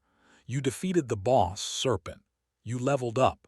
Your strength increased by 1, stamina increased by 1, focus increased by 1. Yet he stared at the treasure he'd just obtained, pondering it. He muttered calculations to himself. A serpent fang. This should sell for about 10,000 credits, or at least that was the price 20 years ago. Suddenly the system screen displayed a series of info before his eyes. Name, Haas Subaru. Origin, Earth. Level 35, Strength 36, Speed 33, Stamina 34 plus 2, Focus 30, Magic 36. Seeing the stats, he reminded himself, level 35 already. I gained 9 levels in just 3 days, that's good enough, don't be greedy. Having said that, he suddenly looked into the distance and, in a voice like a breeze, said, "Tashiya is waiting." Hatsuka saw them arrive and smiled, waving to signal them over. Receiving her signal, Subaru briskly approached, pulled out the chair opposite, sat down, and didn't forget to ask her a few polite questions. Anything fun? Hatsuka's eyes sparkled brightly. She couldn't stop grinning as she asked him, "Have you seen it yet?" Startled, Subaru asked, "Seen what?" Hatsuka couldn't contain her disbelief and shouted, "You still haven't watched it?" Subaru asked again, "Exactly what is it?" Halfway through asking, he suddenly remembered something, scratched his head awkwardly and embarrassedly explained, "That collaboration video. Sorry, I was busy grinding levels." Hatsuka kept smiling, signaling that no apology was needed, and earnestly said, "I'll repeat it, Narukami, it's totally fine. Even if you didn't mean to, that's what makes Narukami Subaru." As she spoke, she rummaged through her bag. She brought a packet of documents to him and simply said there was one difference between him and the original. Check this out. Subaru, not understanding what was happening, involuntarily uttered a sound. Hatsuka then explained. This was the revenue statement from his recent collaboration stream with Hawkeye. Flipping it open, he was amazed. 49,789 credits, more than expected. Suddenly Hatsuka grew serious. "I can give this to you anytime, but actually there's another reason I wanted to meet you today." Hearing that, Subaru, intently reading the document, paused slightly. She said hesitantly, "I have a friend named Kiyoharu. He's a gambling addict, or rather, a betting enthusiast. Anyway, thanks to him I learned something." She felt shy inwardly. "It's a friend I'm embarrassed to introduce to others." Subaru noticed her stopping and asked, "And that guy?" Hatsuka then told him seriously, "There's a type of bet where you wager on the winner and receive a payout. The higher a player's win probability, the lower the payout rate. In other words, the profit is smaller but much more reliable." Saying that, she paused for a few seconds to watch his reaction. She continued, "Currently your payout rate is 6.1 times. But there's a player with a rate of only 1.2 times. The balance is now completely tipping toward that person. Basically, they're the outright favorite." Hearing that, Subaru calmly asked her, "Who are they?" Based on the information she'd gathered, Hatsuka gave a name, Omar Schneider. She hurriedly outlined key details. A player from the green zone who has held the third floor for 10 years straight, obsessed solely with conquering the lightning stage. Because of that single-minded stubbornness, he's famous despite not being a streamer or ranker. At this point, Hatsuka grew serious and warned him that Schneider is probably already planning how to meet you, since your solo challenge to conquer the lightning stage declared on your stream is exactly the kind of thing that would draw him. As she reached the dramatic part, she suddenly faltered, awkward. Basically, it would be spitting on and mocking his 10 years of grinding. Subaru then chided her, putting that aside, "You're sitting too close." Flustered by the enthusiastic conversation, Hatsuka had even climbed up onto the table. Realizing the embarrassing situation, she immediately forced a confident smile based on her usual routine. She sat back down and, blushing, looked away in embarrassment, but didn't forget her duty to inform him. Between the lightning stage challenge, this tournament, and upcoming trials, you're likely to run into him, so I'm just warning you, please be careful. On the third floor, Ortnarl, night had fallen, and the houses stood close together with lights on. And a creaking carriage rattled down the quiet street. A few passers-by couldn't help but stare curiously at the carriage. Inside, two people were whispering to each other. "Finally, tomorrow has come. We're about to meet that arrogant bastard who boasted he'd solo the lightning stage." In the carriage, each chimed in to flatter the other. One muttered to himself, "What the hell am I doing? He only spouts nonsense because he doesn't know what the lightning stage is really like, so don't pay it any mind." Captain Schneider said nothing, staring distantly out the window while fiddling with a coin. After a few seconds, he spoke with contempt. "I don't care, he has the reputation to boast about." Still, he admitted one thing.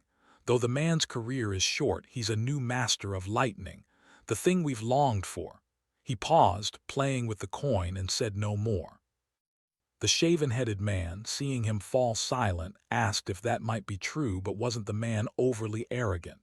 The red-headed one agreed, saying precisely, "Just because he controls lightning, he thinks he's the real Narukami Subaru or something." Before he could finish, Schneider barked, "Enough." He, with empathy and judgment, reminded them this wasn't the time for jealousy or envy, and that belittling or disparaging the man's achievements was utterly unacceptable. The annoyed bald man, not understanding, asked if Schneider wanted them to respect the guy. Schneider stopped fidgeting with the coin, clenched it in his palm, and dryly said in one short sentence, "If necessary." Then his tone turned cold. "I can do that." From his sleeve he revealed a string of small gold-plated knives. At that, the other two were startled. They glanced at one another, thinking the same thing, talk is cheap, but honestly the captain's pride is seriously wounded. The bald man, seeing Schneider's grim expression, couldn't help but inwardly lament, "This is bad. That streamer talks recklessly. How does he expect to take responsibility when facing a monster like this?" The carriage fell silent again. Schneider remained sullen, chin propped on his hand, staring into the distance. Back with Subaru, his familiar mask and sword, always by his side, were neatly laid out on the table. Only now did he read carefully the document Hatsuka had given him, inwardly scolding. This guy's got problems. He only rose to prominence 5 years ago, and he entered the green zone around the same time too. Thinking that, he resumed reading the next part of the document seriously. The file recorded Schneider's exploits, a late-blooming player who dominated the lightning stage. Omar Schneider of the Green Zone had reached the very limit of the lightning stage, only one step away. Reading this, he murmured the name, Omar Schneider of the Green Zone. Then he made a few comments, thinking the man seemed very confident to host such a tournament. But if they already have a home contender for the championship, things become clear. Suddenly Subaru cracked a strange, mocking smile and said, "Anyway, sorry Kyojo, but I'm back in the game. Let's see if things really go the way you want." The moonlight outside lit the whole sky, and the mask and sword on the table were oddly illuminated. The next morning at the central market of Ortnarl, crowds bustled about. At one stall, the shopkeeper examined a hide on the table and told the young man seriously that no matter how good the material, in this condition there's not much he could do. The hunting was too sloppy, the skins all scratched up. Then he offered a figure, 1,500 credits. Hearing that, the young man protested, "What, only that?" The shopkeeper stroked his beard arrogantly and said indifferently, "Sell it or not, it's up to you, that's my limit." The young man, embarrassed, accepted and said, "No, I'll sell, I'll sell." After the disappointed youth left, the shopkeeper rolled up the hide and thought smugly that he'd gotten lucky. Red troll hide can self-regenerate, making it valuable. Too many people still don't know that. At that moment, Subaru brought the serpent fang to the stall. Seeing the treasure on the table, he gasped, "This is a serpent fang." Subaru cut straight to the point. "How much will you pay for this?" The shopkeeper pressed his eye close to the fang, trying to find a flaw but couldn't. Somewhat annoyed, he thought there was nothing to criticize. This is S+ grade with almost no damage. Still, he was a crafty old fox, confidently thinking inwardly that the buyer had chosen the wrong negotiation target, whether they're a pro or not. Acting on that, he feigned regret and said the condition was very good. He'd rate it high B or A. He praised the hunter's skill and added that without the small scratch he'd have called it S rank. "But unfortunately you've come at the wrong time. Recently the supply of serpent fangs spiked, so demand's plummeting," he said as he took out his calculator to compute. He presented a number and put on a magnanimous act. "However, I'm in a good mood today, so I'll give you a little discount, 8,000. Staring at the offered price, Subaru pondered. Considering it's been 20 years, this might not be bad, when a voice cut in. "In that condition, it's easily worth at least 15,000 credits. Hearing the man's voice, both he and the shopkeeper turned around. Schneider had slowly approached behind Subaru and reminded the shopkeeper that serpent fangs are hard to find, so sellers can basically ask any price. Stung, the shopkeeper flustered and snapped back that was blatant lies. Subaru and Schneider faced each other for the first time. Neither spoke. Finally Schneider spoke and asked, "You're Narukami Subaru, right?" Seeing that the man knew him, Subaru likewise addressed him straight away. "Schneider." At the Maid Cafe, the lavish dacre was adorned with fashionable items popular among women. Subaru folded his arms and asked why they didn't cut to the chase. Nearby a few girls whispered, "Is that Schneider?" Irritated, Subaru said they weren't close enough to be meeting so leisurely. He thought wearily, anyway. He looked at the sweet ice cream topped with pink cookie pieces, then glanced at Schneider and wondered whether a parfait suited his image. At that moment the uncle spoke up. "You once declared you'd conquer the lightning stage." Subaru challenged him, "So what?" The uncle immediately replied, "You're an insolent vagabond." Schneider frowned and continued, "At first I thought the same. A guy who just climbed to the 3rd floor suddenly steps out and proclaims he'll conquer the lightning stage." Subaru asked the uncle, "So you've changed your mind?" Schneider set his spoon down and answered 50-50. The uncle said, "But I admit at least half of you, because you have talent, abundant talent." Schneider sighed. "It's still hard to believe you're being compared to Narukami Subaru." Subaru observed the uncle and silently judged. "I thought he was just eccentric, but his gaze is very serious." He asked irritably, "So, you're not blocking the road just to hand me a participation ribbon, are you?" Schneider replied, "I have a proposal." The uncle ground his teeth in anger. "Take back what you said." Schneider ordered, "That solo conquest claim you made the other day, admit it was arrogance born of ignorance.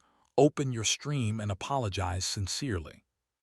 Subaru remarked calmly that it didn't sound much like a proposal. Schneider declared, "Of course I'm not asking you to do it right now. If I defeat you in this tournament, you'll have to acknowledge your immaturity." The uncle said, "That's when you'll have to bow your head." Subaru sighed and answered, "Fine, on one condition: if I win." He bargained. Hand over all the information you know about the lightning stage to me.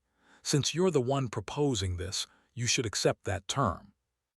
Schneider stood and said, no problem, after all I cannot lose.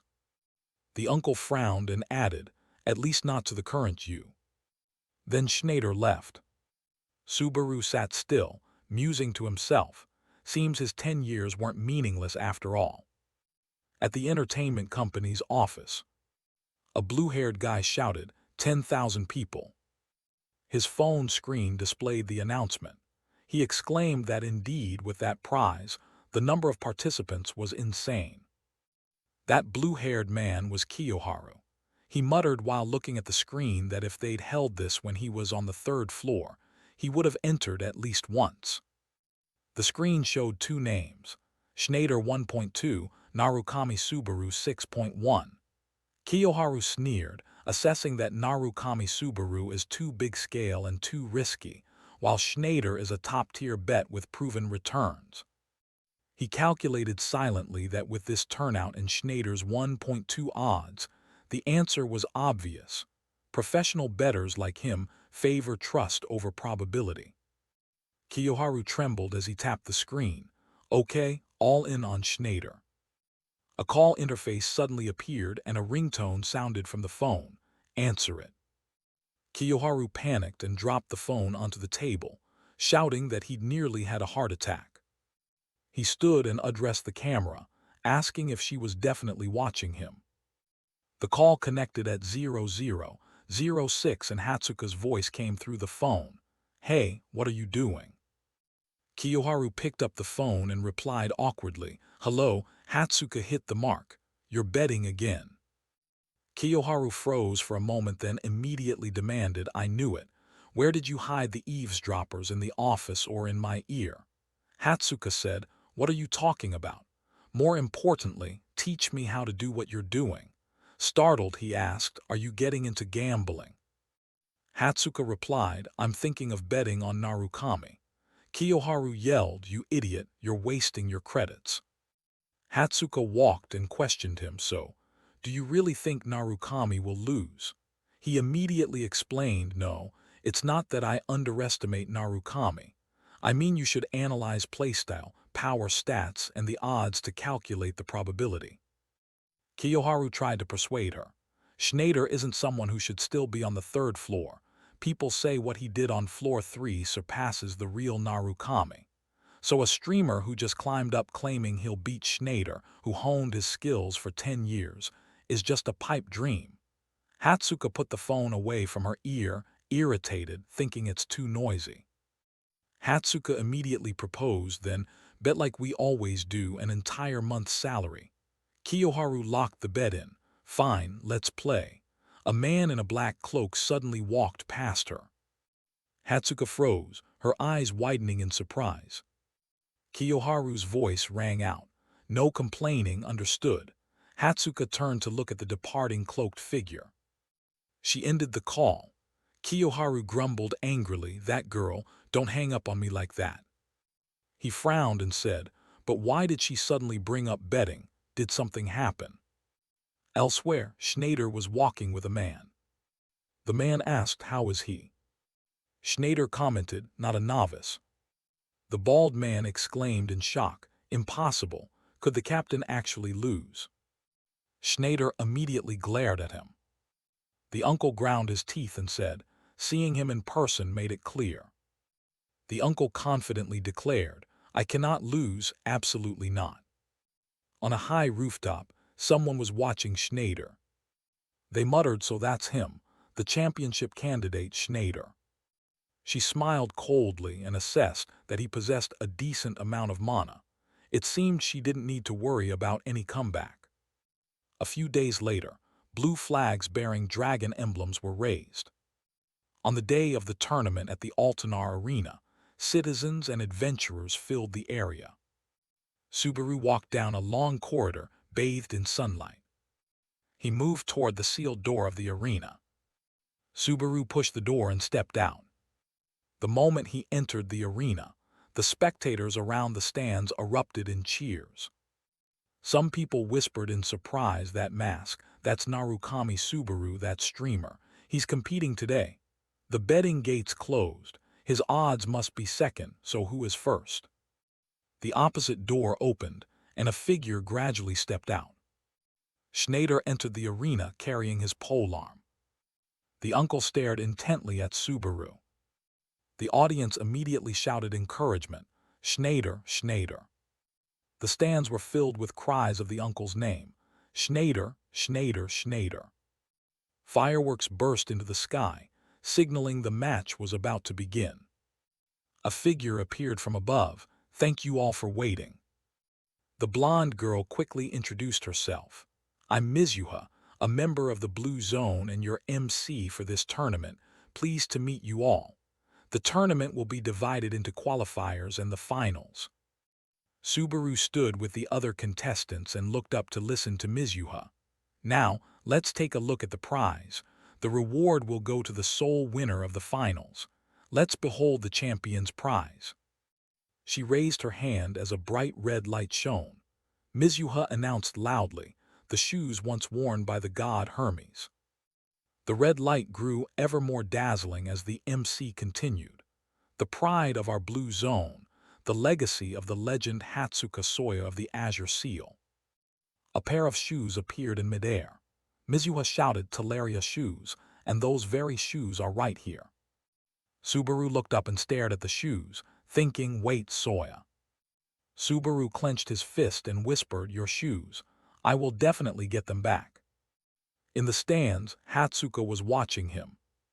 She smiled, thinking Subaru is probably about to start his stream, when the person beside her muttered, "Those bastards, how dare they?" Hatsuka tilted her head to look at the person beside her, and realized who it was. She looked at the figure in the black cloak and mask. Hatsuka recalled the person she had met earlier. A system notification popped up while Subaru watched the non-stop flood of comments. "Narukami Subaru has started a live stream. Nice, he's on. Hello, aiming for the championship. Long time no see." Subaru skimmed each comment. "Long time no see, everyone. The channel owner was the one who went missing. I'm still here. Legit. Is this the real lightning stream channel? What's a lightning stream? Sounds like slang for fresh clips flooding from highlight videos. New clips from Jericho. I'm sitting in the stands watching. How are they streaming from inside the arena?" Subaru frowned at the exploding chat. His brain couldn't load it fast enough. The hype was insane, just reading the chat was exhausting. The system suddenly showed a new notification and the familiar name shifted the vibe. "Narukami Sister Love registered a wager. She'll back you with 30,000 credits if you win." Seeing the reward, Subaru instantly switched to battle mode, hand on the sword hilt behind him, replying excitedly, "30,000 credits, thank you so much. Amazing, I'll win decisively. Well, maybe I'll lose decisively in second place. I'm here just to watch him lose." Then MC Mizuha appeared in midair, announcing. She waved her hand high as fireworks lit up the sky, drawing everyone's attention and shouting, "The tournament begins." The stands immediately erupted. Cheers thundered as if about to blow the place apart. Everyone kept exclaiming how cool it was. The scale was truly on another level. Subaru looked up at the entire arena, inwardly amazed at how lavish the contest was. No wonder it was the Blue Zone. This scale wasn't something prepared overnight. The arena space shifted to green, and the players were simultaneously teleported into the forest. They began the first round. The qualifiers had started. From afar, the whole arena was sealed by a mysterious green spherical barrier. The system began announcing the rules. A cold, mechanical voice rang out. "The qualifiers begin. Death means elimination. Everyone is an enemy except yourself. The round ends when only 1,000 survivors remain." Subaru stood in the forest with a calm expression, eyes scanning around as if calculating his moves. "Fight and survive until then, survivors. 10,259. It's a free-for-all brawl." He pondered tactics, maintaining an extraordinarily chill attitude despite the tense atmosphere. No one would target him in the qualifiers, so he could conserve his energy. The system reappeared, announcing a flurry of viewer donations. Clumsy Mouse signed up a mission, a deathmatch can't resist. 100 CR per kill. Pepperoni Pizza signed up, she only values a deathmatch, I'll add 100 CR per person. Mission Villain signed up 1,000 CR for downing Doncho, 10,000 CR for taking out Oma Schneider. Subaru tilted slightly. He sensed danger behind him. Alertness spiked to max. He immediately turned around. Another player shot past like the wind, gritting his teeth and sprinting headlong without glancing back.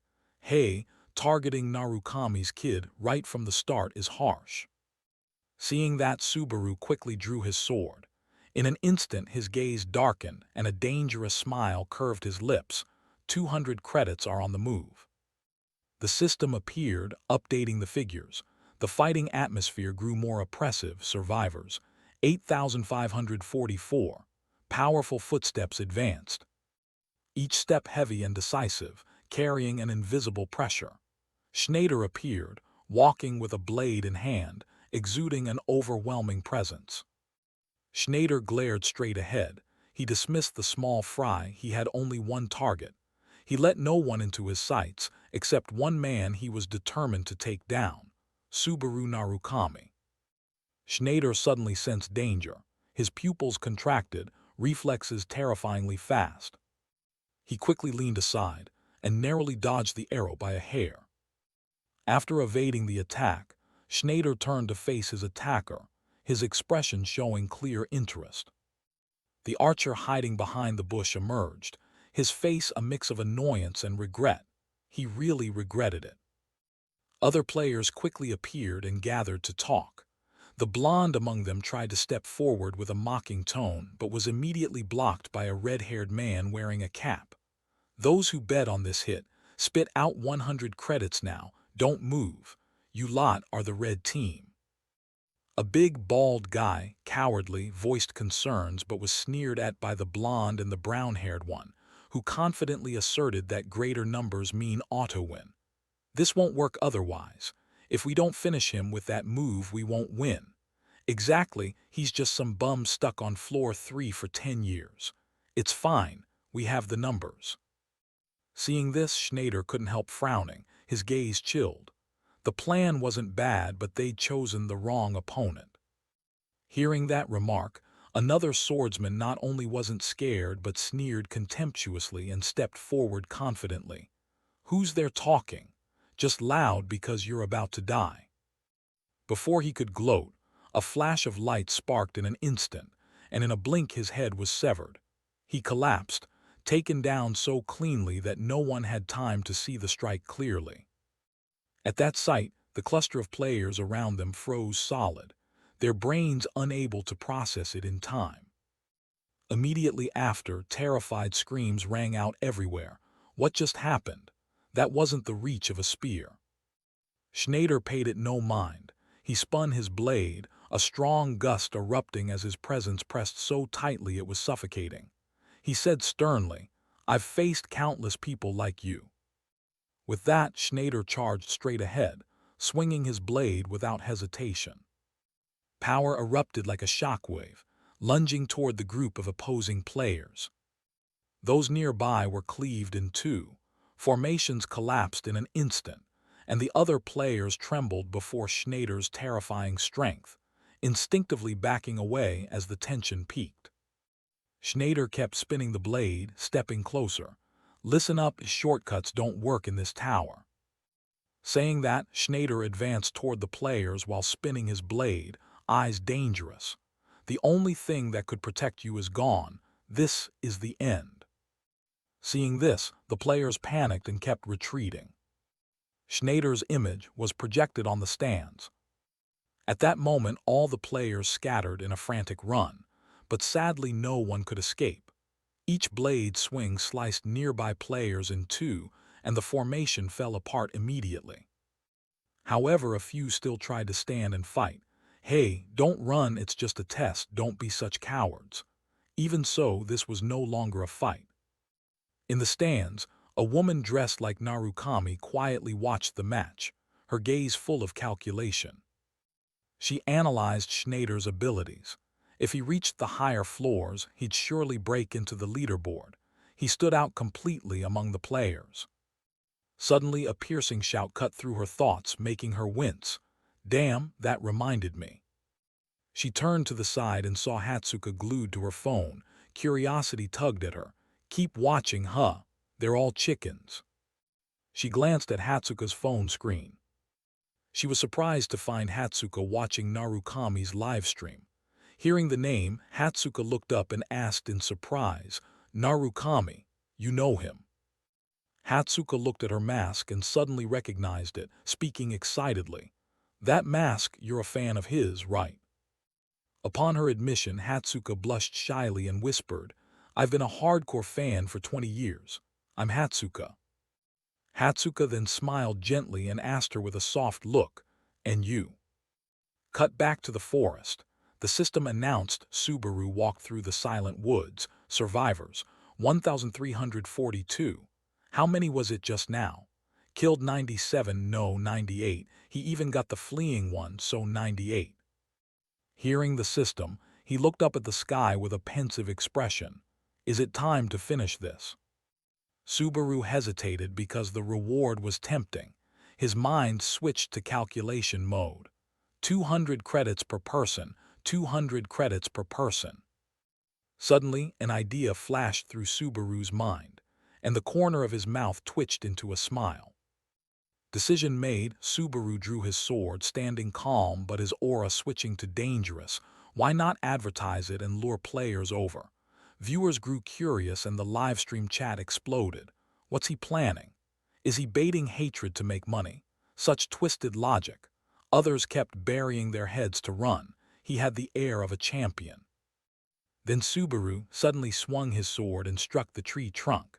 The blow was so strong sparks of lightning crackled outward. Golden light flared around the base, engulfing the trunk as the struck spot began to split open.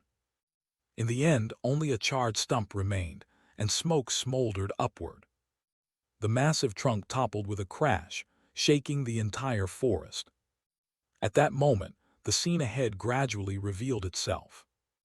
Schneider stood motionless ahead. Walking closer, Subaru saw hundreds of corpses sprawled at Schneider's feet. Hearing the commotion, Schneider spun around. His eyes flashed dangerously like a predator spotting its prey. Found you. Subaru turned and swung his sword lightly, facing Schneider with confidence, and immediately the chat exploded with comments. I think I'm the one who found him. The boss has appeared. Lol. This is definitely 10,000 CR. Schneider, 10,000 CR won't even dent him. The two faced each other. Schneider spoke first in an impatient tone. Perfect timing, stop stalling and end this now. The system announced the mission. Seeing the reward, a smile creased his lips and his spirits visibly lifted. Mission villain registered a mission. 1,000 CR for taking down Doncho. 10,000 CR for taking down Omar Schneider. 10,000 cred, looks like I'll get paid sooner than expected. They stood watching each other as the tension soared to extremes. Survivors, 1,202, the system had just announced. Subaru was secretly calculating, 202 more until the qualifiers end, then his eyes widened in astonishment. A surge of power flew toward him, but luckily he dodged in time. A gale rose and leaves swirled. Subaru silently braced himself and watched the opponent. Schneider stared at him and said coldly, Only 202 left, I still have plenty of time. Subaru lifted his sword into a fighting stance while secretly assessing. That earlier was not a skill, but a martial technique. If he looked away from that spear tip, everything would be over. His spear easily reaches beyond normal range. While Subaru pondered, Schneider spun out a series of masterful blade movements to gain position. Then he struck hard toward him. Seeing the invisible force hurtling in, Subaru raised his spirit to meet it, not daring to look away. Once again, the familiar mechanical voice announced, Nameless Demon Sword is absorbing the user's HP. Its stats increase proportionally to HP consumed. The greedy /LV4 is resisting the Nameless Demon Sword's feedback. Subaru tightened his grip on the sword. When the force arrived, he quickly crossed his blade to block it. They strained and wrestled against each other for a while. At last Subaru managed to counterattack. Suddenly he froze in disbelief.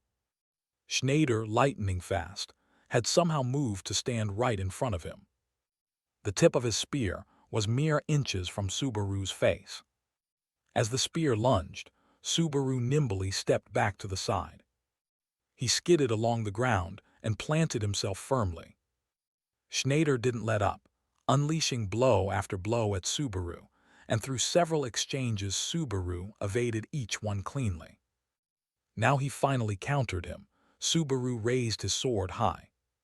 He sliced down in a stroke that knocked Schneider back. And thanks to his seasoned skill, Schneider managed to stay on his feet. They stood in silence, eyeing each other as they lowered their weapons. Suddenly Schneider spoke first, asking, "Why didn't you use Thunderlight?" Subaru replied confidently, "Wouldn't it be a waste to use it? After all, it's almost over anyway." Hearing this, Schneider stiffened in disbelief.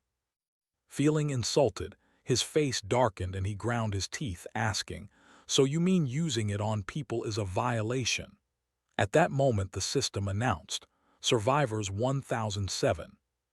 Realizing Subaru's intent, Schneider grew even angrier and hissed, "No way, you're stalling, aren't you?"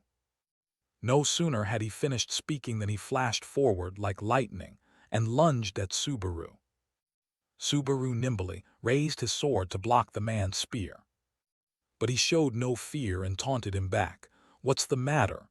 Don't tell me you were actually trying just now." The system sounded again, "Survivors 1003. Schneider snarled, "You bastard." As the two grappled, the mechanical bell rang out. "Survivors 1000, the qualifying round has ended." Before exiting the game, Schneider sneered at him, "Next time we meet, you'd better be well prepared." Subaru replied casually, "All right, see you. I'll hold on to those 10,000 credits for now." After loading finished, the system signaled again, moving to the waiting room. A virtual screen appeared informing Subaru that he had been transferred to the waiting room and had 30 minutes of rest. Once he calmed down, he looked at his trembling hand and couldn't help but marvel that he had nearly been pushed back in the final moments. If the fight had lasted a bit longer.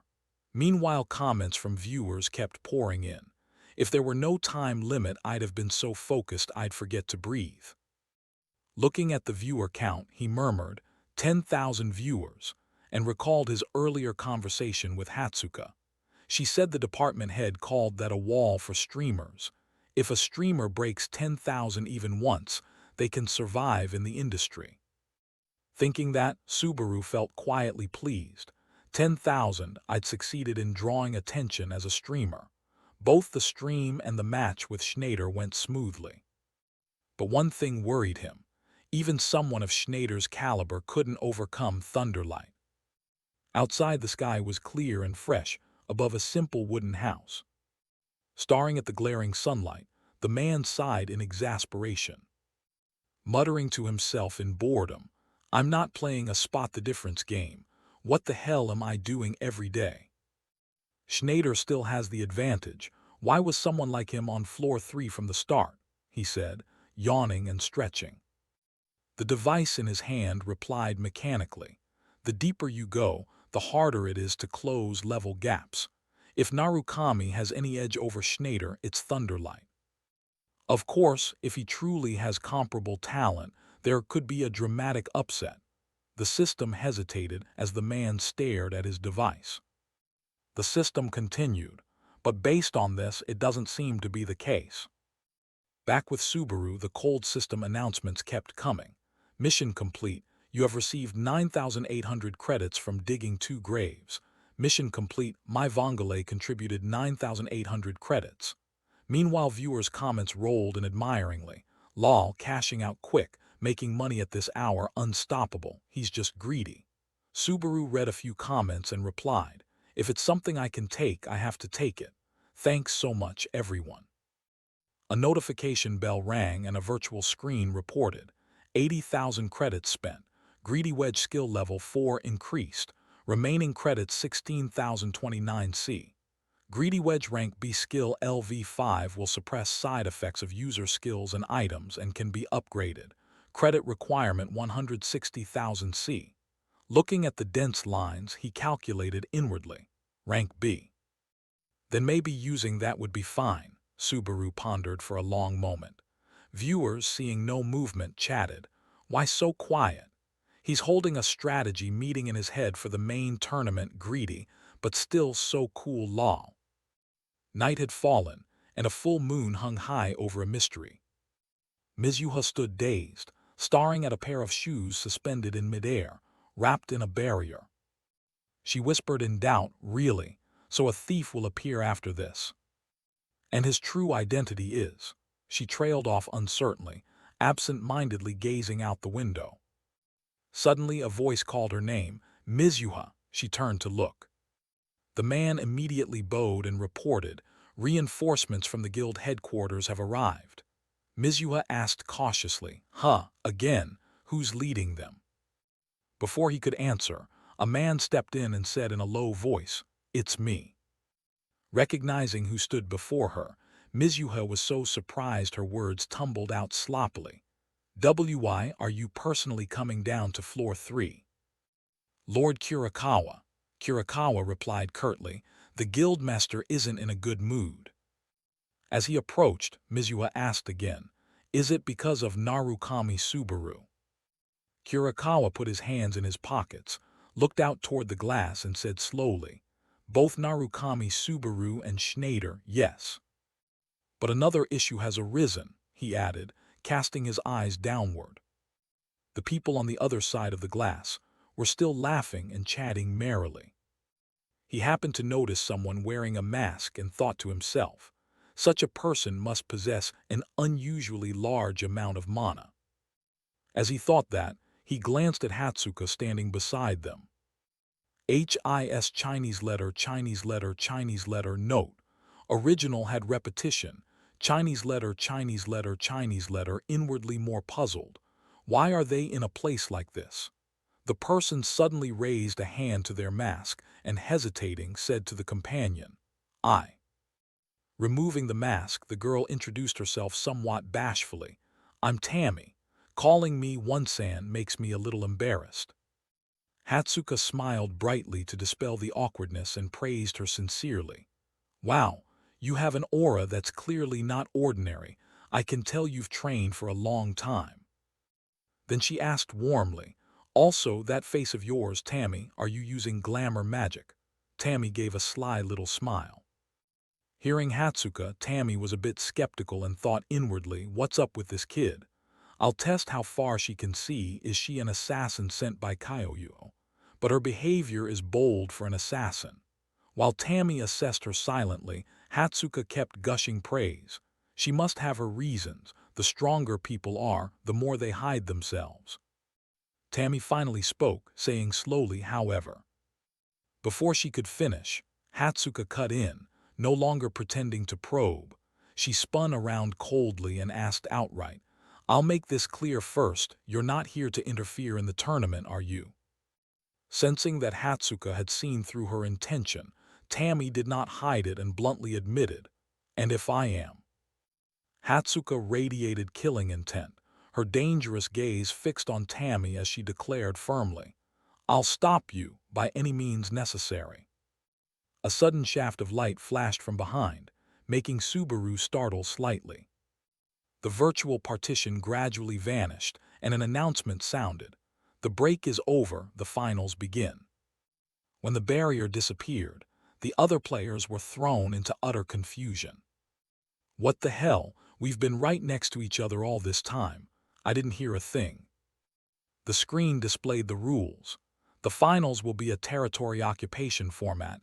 Seize the enemy's territory. Then the guide suddenly appeared to explain the rules. "So what is occupying territory? When the match starts, each player will be assigned a territory.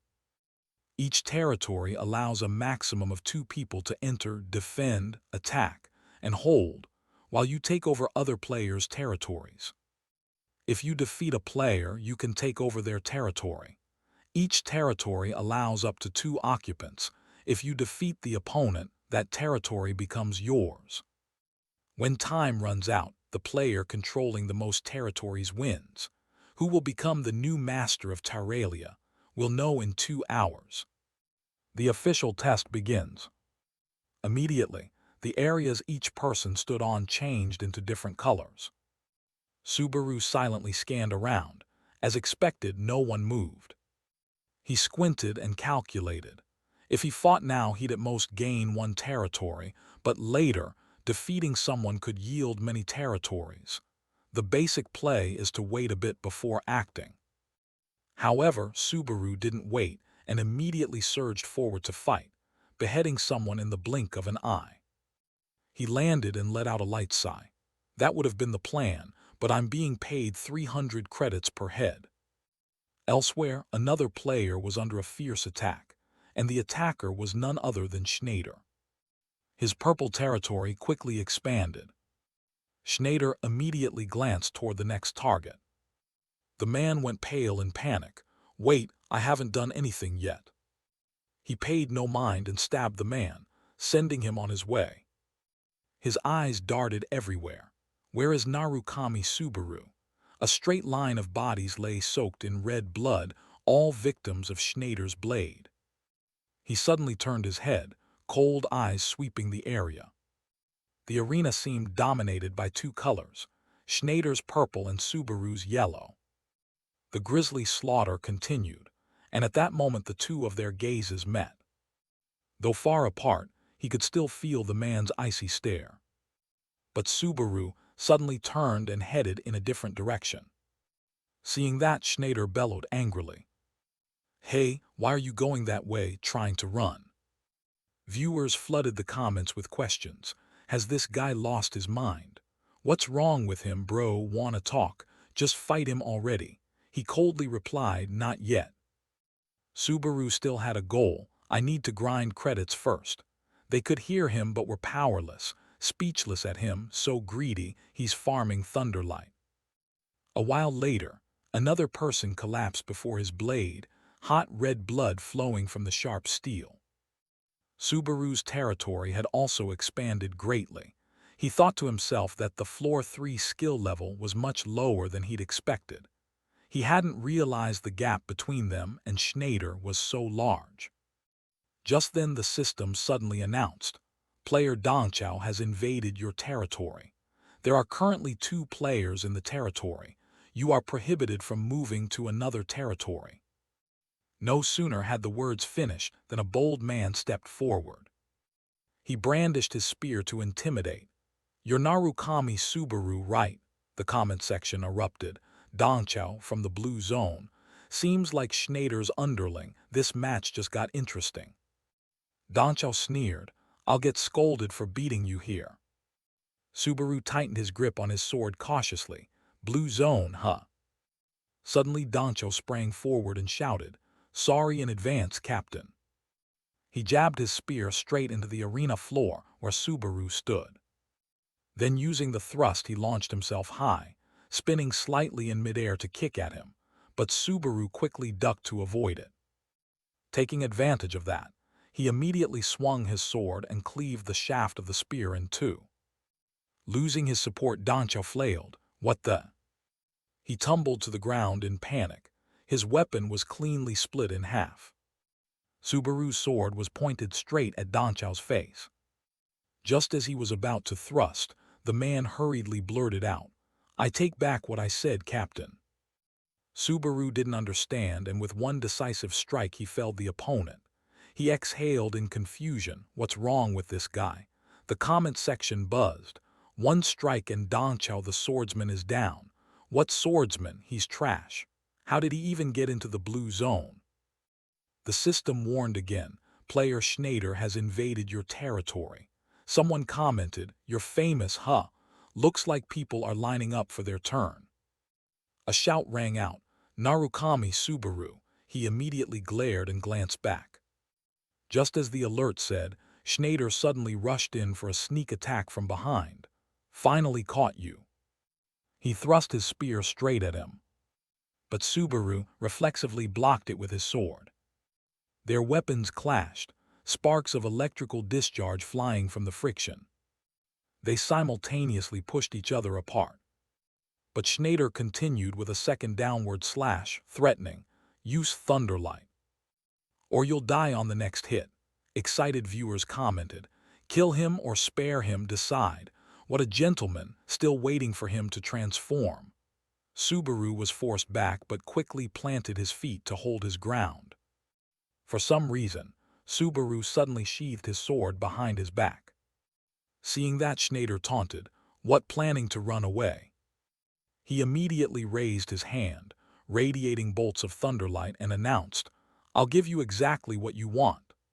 The system notified, "Deploying Thunderlight. Thundercore is resisting Thunderlight, increasing lightning affinity skill effectiveness by 20% and granting resistance to the adverse shock status." Not stopping there, Subaru snapped his fingers once more and again. The system displayed, "Greedy Wedge Level 5 is resisting Thunderlight's side effects." Now he held a spear imbued with Thunderlight. "Running is for the weak." Seeing all this, Schneider was momentarily stunned. He was materializing elemental attributes into a weapon. Could he really do that? Subaru retorted, "Do I look like I'm running away now?" He gritted his teeth and replied, "No." Subaru scoffed and said, "Then let me ask you this." He pointed the spear, now wreathed in thunderlight, straight at Schneider. "So are you going to run now?" He tensed, thinking that if he could break it, this time he might overcome him. After a moment, Schneider curled the corner of his mouth into a smile. "No." A few days earlier, Doncho suddenly asked, "Captain, may I ask something a bit rude?" The captain replied, "Asking that is already rude." He tilted his head in confusion. "I just wonder why you're so obsessed with lightning. With your power you could easily reach floors 5 or 6. Schneider shrugged. "Who knows?" He explained, "Guys who cling to something like me often forget. When they lost sight of the reason they started," Doncho said awkwardly. "Come on, answer properly." Schneider said, "Call it faith if it sounds noble, call it obsession if it sounds foolish, but there's one thing I'm certain of." He affirmed, "Whether I succeed or not, it will change my entire life. That's why I never give up." After saying this, Schneider slightly curled his lips. Back in the present, he slowly raised his spear, wrists rotating continuously as its tip traced cold, sharp arcs. The spin grew ever stronger. Schneider fixed his gaze on his opponent and said in a low voice, "And you, I feel you'll become my second obsession." After spinning the spear to gather power, he finally tightened his grip on the haft and lunged forward. His steps were rapid, neat, and resolute, carrying a will without hesitation. Opposite him, Subaru planted his foot hard on the floor, eyes sharpening. "To honor 10 years of my training, I won't hold back." With that, he leapt, his body cutting through the air. The distance between them quickly closed. Their spear tips finally collided in a flash. They both roared, pouring all their strength into the clash, neither yielding an inch. The force of the impact spread violently, the ground beneath them cracking in a web of fissures. Dust rolled up, shrouding the space. Under that tremendous pressure, the entire area exploded. In the stands, Subaru and Tammy stared at each other. She remained silent, waiting for her to speak first. Finally, Hatsuka spoke up because she revealed, "I'm Narukami Subaru's manager." To Tammy's bewildered look, Hatsuka awkwardly explained, "I mean, if the tournament is ruined, it would seriously affect his stream. I can't just let that happen." Her eyes brimmed with admiration. "You really are his manager? No way, I can't believe it." She teared up, complaining, "It's true, getting into this position was a nightmare, you know. I had to get past all those blind, stubborn people who opposed me and everything idiots. You call me that. Tammy grew more excited. Amazing. I've been following his streams like crazy since the Wolf Warrior match. Hatsuka was equally enthusiastic. Are you an OG superfan? Wait, you were always a fan of Narukami Subaru with the blue eyes too. Suddenly, a loud explosion cut their conversation short. On the screen, an image of a blast was playing. She hurriedly grabbed her phone to check the situation. Hatsuka cried out in horror, impossible. The battlefield had become a heap of rubble. Through the smoke, silhouettes of two men facing each other appeared. Blood dripped from the corner of Schneider's mouth. A large portion of his body had been pierced. Unable to keep fighting, Schneider collapsed. Subaru quietly looked at the man's corpse for a long moment. In his heart he murmured, "See you again soon, Schneider." At the match's end the system announced, "You have captured a total of 283 territories. The winner is none other than Narukami Subaru, with 283 territories." Cheers and victory celebrations followed. She was so happy that tears fell. Contrasting that atmosphere, she fell silent and pensive. Tammy felt deeply unsettled, unable to believe it. She couldn't accept that, after all, the one to receive the grand prize would be. At that moment Mizuha appeared. "Now let me announce it once more."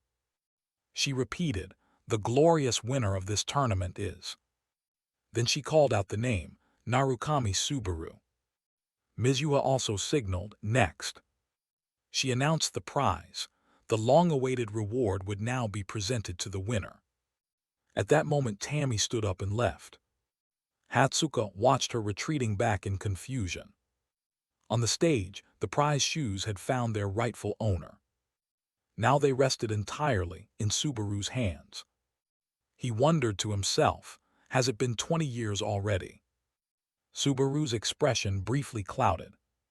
Recalling the past, there was a commotion come on. Back then Tashiya questioned everyone in turn. "I told you not to touch my shoes, who took them? Confess now." Someone spoke up to stop him. "What's wrong, Tashiya? Are you having a fit again?" The guy in the green shirt grumbled, "Man, you're being annoying enough, I'm full." Beneath the green shirt were shoes stretched to the limit. Tashiya's face flushed red. "My shoes." Tashiya rushed forward regardless. "I've warned you 1,000,000 times not to wear them." Tashiya was furious because they'd lose their shape. Remembering that moment was genuinely fun. Back in the present, many comments speculated that Narukami Subaru, now broke, was turning to selling gear. Maybe he'd sell the shoes out of greed. They'd fetch an astronomical resale price. He immediately crushed that speculation. "I won't sell them." The audience kept saying he'd get a high price if he auctioned them. Mizuha guessed a figure, maybe a few hundred, perhaps up to 1,000,000 credits, but Subaru still refused. "No matter the value, I have no intention of selling." The crowd grew excited, bidding, "Sell them to me, name your price, we'll pay anything. If you want items, I have better stuff in my stash." They offered astonishing amounts, 2,000,000 credits, 2.1 million. I'll pay 2.5 plus items, 3 million, no, 4 million. Impatient, Subaru snapped, "Get out of my sight." Then a massive bolt of electricity appeared. A lightning strike formed and hit the center of the stage. He warned everyone sternly, "Let me be clear, I will never sell them, even for 10 million credits." She trembled, trying to salvage the situation. "That's the answer, ladies and gentlemen." Mizuha inwardly cried, "Why am I dragged into this?" With Subaru's withdrawal handled, she said, "All right, I'm off." Saying that, he grabbed the shoes and quickly left the arena. One night in a bustling district. In a hidden corner, two figures stood. Kurikawa sincerely praised him. "He really did win. This was completely unexpected by me." Hanamaki Hiyori in the green area wasn't entirely convinced. "Wasn't he great? He even faced Schneider. What do you think? Could he become a legit Narukami Subaru? He wasn't sure either. Who knows? Lately, she revealed, people say things like, if the original Subaru can do it, the new Subaru should be able to too. This piqued Kurikawa's curiosity. Original new, what does that mean? Hiyori explained. That's how people refer to the two of them. Narukami Subaru with blue eyes is the original and the streamer is the new one. Oh man, you're so out of touch. He admitted casually, stupid, also isn't the order backwards. If anything, it should be. If the new Subaru can do it, then the original can too. She couldn't understand. Aren't they basically the same? Kurikawa shook his head. Not alike at all. Hiyori cursed inwardly. What a pain. This is exactly why those blue-eyed fanatics are the worst. He irritably asked, You've been muttering the whole time. She replied eagerly. Anyway, what do you think will happen next? Isn't it exciting? Kurikawa reminded her firmly that whatever happens, they still have a duty to fulfill. In the end, he decided, let's go catch the shoe thief. Hiyori dashed after him. Wait, are you sulking? Hey, wait for me. No sooner had they turned away than a group of people appeared behind them, looking menacing. Meanwhile, the chat kept obsessing over the shoes. Aren't they kind of old-fashioned? They look nice, though not my taste. Those famous shoes, huh? Bet they'll sell for a sky-high price. That's a touchy subject, brother. Subaru silently hoped. Tashiya, I'm really glad to see you again, even in this situation. He also earnestly thanked them for the quests. Thanks to you, my heart hurts less. The chat erupted. Not your heart, your wallet. You look so calm, didn't expect you'd be so nonchalant. Don't underestimate us credit-hungry monsters. At the same time, a notification popped up. Subaru told the audience, all right, let's see. Teleria unique rank required level 30 plus, movement speed plus 25%, jump boost plus 15%. The shoes of the Rogue Hermes grant the ability to double step twice per day. Remaining uses, 2 resets daily. People found it hard to believe. That's it. How is high jumping useful and only twice a day? Some even sneered outright. Chat, don't you think they're kind of lame? You guys don't get it. Speed boost gear is rare. If you were rankers, you'd descend into hell to get it. Subaru received a new message. Narukami-san, are you still streaming? I just saw someone suspicious. I have a bad feeling about her. He silently wondered, what's going on? Hatsuka kept repeating, please be careful, she might be after the prize. That night, the streets outside were still bustling with festivities. In Tammy's purple-haired head, what the hell am I doing, standing right in front of Tashia's shoes? Her steps faltered as she thought, at this point I have no other choice. So Tammy made a bold decision. To avoid being recognized, I'll have to chop off his ankle. Her figure gradually blended into the crowd. The luxurious building lay in darkness under the full moon. Subaru entered just as Yuika turned and called his name. Yuika was sitting at the bar, waving him over to her seat. She smiled brightly and offered her congratulations on his resounding victory. Seeing Subaru look tired, she had already ordered a non-alcoholic drink. He sat down and immediately asked about the strange message. It was Yuika's warning message about a suspicious person targeting his prize. Yuika sipped her drink and said she had run into someone very odd in the stands. A figure in a black cloak, wearing a mask identical to Subaru's, sat quietly among the cheering crowd. Subaru froze. Yuika confirmed it was a female hunter, hiding her identity with that mask. At first she thought the woman was hostile, but after talking, she discovered the woman was also a die-hard Narukami fan. However, the moment Subaru won, the girl's expression suddenly changed. Instead of joy, she looked as if she just lost something important, then vanished immediately. Yuika tried to chase her but couldn't catch up. Her stealth skills were truly top-notch. Subaru was deep in thought. Someone who could slip past even Yuika was certainly not to be underestimated. Yuika added one detail. She had asked whether the woman was a fan of the legendary Narukami Subaru. Subaru looked quite surprised. The girl's reaction was very strange. Not exactly denial, but not an admission either. Yuika stirred her cocktail lightly, trying to convey the atmosphere of that moment to Subaru. The girl's gaze was full of nostalgia, as if she saw an old figure reflected in Subaru. Subaru's eyes suddenly lit up. He seemed to have recognized her identity.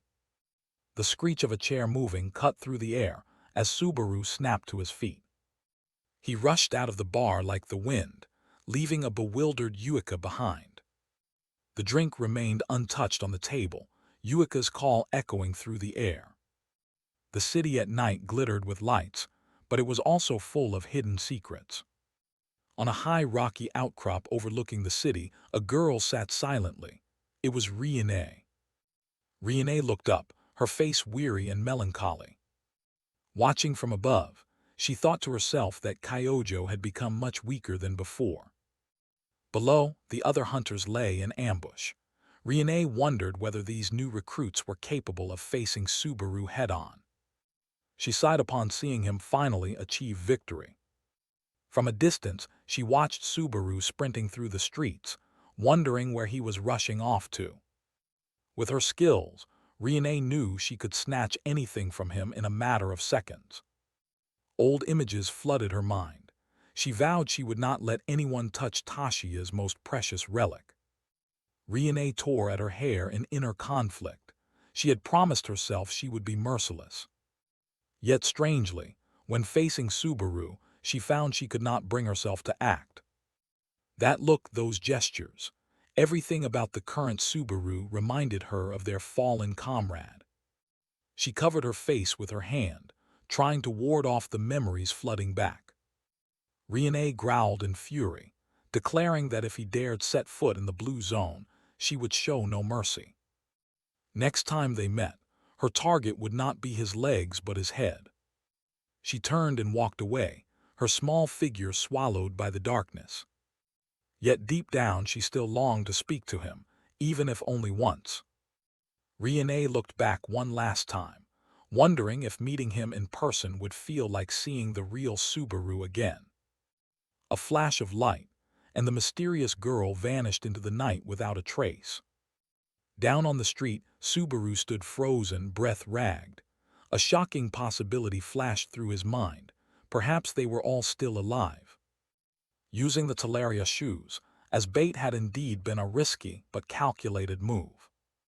If Riene truly showed up to reclaim Tashia's relic, then it explained why she deliberately concealed her presence so thoroughly. He suddenly recalled Shiu's mana flow, and then today's appearance of someone resembling Riene. A staggering thought drilled into his mind. Could it be? All four of his old teammates were still alive. Subaru forced himself to stay calm, reminding himself not to jump to conclusions without solid evidence. Given Riene's nature, she certainly wouldn't sit idly by if Tashia's item was right in front of her. He stood motionless in the street, his gaze distant and contemplative. "Hey Narukami, are you okay?" Yuika's voice cut through his thoughts. She panted, complaining that he had suddenly dashed out of the bar and left her winded trying to catch up. Subaru replied that he thought he'd seen someone he knew, but it was probably just a mistake. Yuika lowered her head, hesitating as if about to say something sensitive. He watched curiously at the unusual expression on the manager's face. She added a bold remark. "Besides, you don't really have any friends, do you?" The cutting comment stunned Subaru into silence. He had no comeback. Yuika went on, "Especially no girlfriends," then urged him to go home. Seeing him silent, she worried she'd said something to make him sad and asked if she'd overstepped. The city lay quiet in the dark, only the faint lights from buildings remaining. In another street corner, beneath the full, ringed moon, the Archer girl stretched, and complained that she was hungry and sore after waiting for so long. She asked the spear-wielding senpai whether they were really going to let the target slip away that easily. The spear wielder replied coldly and tersely that the plan had been cancelled. The girl looked puzzled, not understanding why their superior had made that decision. He held up his device and showed her the command message Itsuki had just sent. She jumped up in frustration. After lying in wait here all that time, it had ended in nothing. The spear wielder explained that if those people had really come, they'd never let someone else snatch the prize. The two began to withdraw. The spear wielder privately thought their boss had been overly paranoid to set this trap. Their footsteps echoed steadily along the deserted late-night road. He believed that even knowing it was a trap, those people would surely reveal themselves. The archer curiously asked about the true identity of the person they were trying to hunt. Looking up at the moon, the spear wielder hoped what he'd heard was just a rumor. But if Itsuki had to be this cautious, the rumor was likely true. It was a cruel rumor. The legend Narukami Subaru had died, betrayed by Blue Eyes himself. Subaru stood silent, his face heavy with sorrow under the moon as if bearing an immense injustice. In the still night, Subaru stood on the rooftop, gazing down at the city ablaze with lights. He stared at the tablet in his hand, wondering if this was the reason everyone chose to disappear. On the screen were old news articles about the guild's dissolution and rumors about Subaru's supposed death years ago. 20 years had passed. To him, Kyojo now seemed like a ghost in some distant place he couldn't reach. Subaru realized that for a newcomer like him to catch up to Kyojo, he would need something far more special. Something like the Thunder Spear he had showcased in the recent tournament. Even though he'd recreated the legendary Thunder Spear to take down the monster on the second floor, and had once been confident, he understood everything about the power of lightning. Reality, however, doused him with cold water. To truly master it, the road ahead was still very long. It was a colossal power that even gods and giants coveted. A power humanity risked everything to seize so they could stand against fate.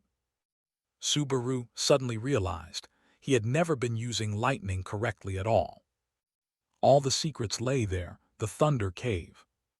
He believed that if he conquered that dungeon, he would find the answers to everything, including the nature of lightning itself and the method to become even stronger. Meanwhile, in a luxurious place, a table laden with pastries and afternoon tea had been set. Yuika sat there bored, propping her chin and staring at the calm screen. Feigning deafness, she ignored the nagging voice on the other end. The man on the screen was on his knees, apologizing for his arrogance. Yuika didn't bother. She replied coldly that the voice of a bankrupt loser would never reach her ears. He went insane, screaming that he had paid the full amount. He began to grovel, calling Yuika boss and whining that he had no money left to pay the electric bill. He even barked woof woof like a dog as a joke, but Yuika was disgusted and told him to stop immediately. Yuika mulled it over for a moment, then came up with another idea. She asked him if he'd like to do her a favor to make amends. At a shabby tavern, the doorbell jingled as a customer entered. Itsuki sat alone at the bar looking as gloomy as ever. Subaru, still wearing his familiar mask, quietly approached. Subaru moved up to the bar, sat beside Itsuki, and ordered the same drink as him. The bartender immediately served the new customer's request. Taking a sip, Subaru clicked his tongue and complained the beer was cheap. He hadn't expected a renowned guild member like Itsuki to be stingy. Itsuki only gave a bitter smile, saying that when the guild was full, he often ended up broke from buying drinks for everyone. He said he'd grown accustomed to this cheap beer now, otherwise he didn't know how he'd face them. Itsuki's eyes sank as he recalled how they had all joined him in that selfish decision to conquer the Thunder Cave. He remembered the days when everyone was poor, with no guild support. Hunting to level up was the only way. They clinked glasses, a silent moment amid painful memories. Back then, even the entry fee was a big issue. If you failed midway, you'd lose everything and fall into a worse state. On that fateful day, the group went hunting together to earn money for the entry fee, or at least to raise their levels a bit. A day Itsuki would never forget. He recounted it in a choked voice. They had encountered a giant sky serpent. 7 inexperienced players stood no chance of surviving that monster. Chaos unfolded as his teammates fled in desperate panic. Subaru looked into the ashes of memory. Itsuki bitterly asked if he could guess the ending of that day. 4 of them were left behind forever. His teammates, no, his closest friends, never returned. The bloodied face of a friend appeared in Itsuki's memory, eyes blazing with pain. Itsuki choked up in his mind. They were the dearest friends he had ever had. Returning to the present, Subaru listened quietly and then softly asked if they resented Itsuki for that. Itsuki sighed, admitting that such hatred was natural, since he was the only one who survived unharmed. He bowed his head in fatigue. The accusations from years ago still echoed relentlessly in his mind. Subaru silently watched the miserable man who had lived with that torment for 20 years. In the memory, a teammate grabbed his hair and screamed, asking why that Thunder Cave mattered so much. They shouted that it was all Itsuki's stubbornness that led to this disaster. Faces warped in the darkness kept screaming, asking why only he had survived. Subaru was stunned by the cruelty of the accusations Itsuki had endured. He told Itsuki to stop, but Itsuki only smiled thinly and asked if he was pitying him. He said everyone would have given up after that, but he couldn't because he was the one who had led them to death. Subaru listened, in silence, to the bitter confession of the senior. Itsuki collapsed his head onto the bar, admitting he had been obsessed with that dungeon for years. Then he looked up at Subaru with a different expression, saying that thanks to him he had found hope. Subaru was slightly surprised to hear the word hope come from Itsuki's mouth.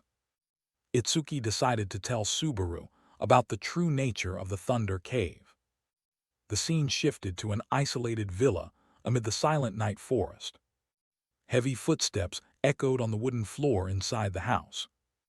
Faint streaks of lightning energy surrounded the feet of the strange man walking.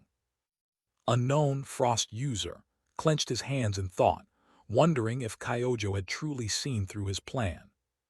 He checked his comms, astonished to find someone had seen through Riene's stealth technique. Anger began to rise. He tore at his hair in frustration as things went off course. His eyes flashed a cold blue light full of killing intent in the darkness. He muttered Kyojo's and Itsuki's names, contempt writ large across his face. A blast of extreme cold erupted, freezing the room. He swore he would not let them die easily. In his rage, he suddenly paused when a new notification appeared on the tablet. It was an apology message from Riene, but written in a very flippant tone. She said she couldn't retrieve the shoes and joked that it was probably fine. After reading those lines, he shouted angrily at his useless teammate. His shout of "Are you kidding me?" echoed through the silent forest. Meanwhile, in the Grand Dungeon Hall, Subaru's livestream officially began. Viewership spiked, and fans eagerly asked if he planned to clear the dungeon today. Subaru greeted the audience, confirming he was streaming so everyone could watch him conquer the dungeon. While busily interacting with the chat, he suddenly noticed someone calling him from behind. A stylish young man stepped forward and asked if he was indeed streamer Narukami Subaru. The young man smiled warmly, saying it was a coincidence. His group was also planning to conquer this place. He pointed to his group of teammates and suggested Subaru join forces so they could support each other.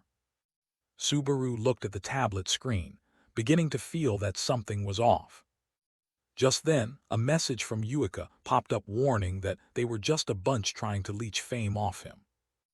Raymond stepped forward to invite Haas Subaru to team up and conquer the Thunder Cave together. In the comments, people were buzzing at the chance to see Subaru in person. Subaru turned and asked to confirm, like, "What did you just say?" The red-haired girl standing beside him interjected, saying they were heading there too and would definitely be useful, not trying to ride his coattails. Subaru fell silent for a long moment, making the atmosphere awkward. Raymond scratched his head, waiting. He exhaled, probably weighing whether he should go with this bunch. Finally, Subaru agreed, but bluntly declared they were merely traveling the same route and not allies. Raymond brightened at that. He explained that since he had already accepted the request, he couldn't back out. The system rules were what they were. With that, Subaru decisively turned and walked away. He glared as a warning, saying he wasn't in the mood to go easy on anyone who got in his way. Raymond stared after Subaru's cold back, too stunned to react further. Subaru added one more line for clarity. "We're not teammates, just moving in the same direction." Elsewhere, a red banner with a beast skull emblem fluttered against the blue sky. The scene shifted to the rendezvous point of mercenaries on the outskirts of the Conrad Kingdom. A large crowd had gathered before the giant iron gate. No one expected the cave to attract so many mercenaries. Damon, an S-rank mercenary, looked at Subaru's profile with contempt. He couldn't understand why Raymond would pick an E-rank like him. Damon approached to taunt Subaru, saying people from other worlds like him were only good at throwing their lives away. He even calculated whether to use Subaru as bait for the vultures, making the stream viewers shudder. Sensing the heavy killing intent aimed at him, Subaru's eyes flashed with extreme vigilance. Damon and his henchmen stood there with fierce expressions. He looked like someone fresh from bathing in blood. The scene cut to the rendezvous point on the outskirts of the Osman Kingdom. Two hunting parties stood in a tense standoff right outside the city gate. The bearded hunt leader looked at the newly arrived young man with little friendliness. Polymen from the Blue Zone Guild appeared arrogantly, demanding half the people their leave to lighten the load.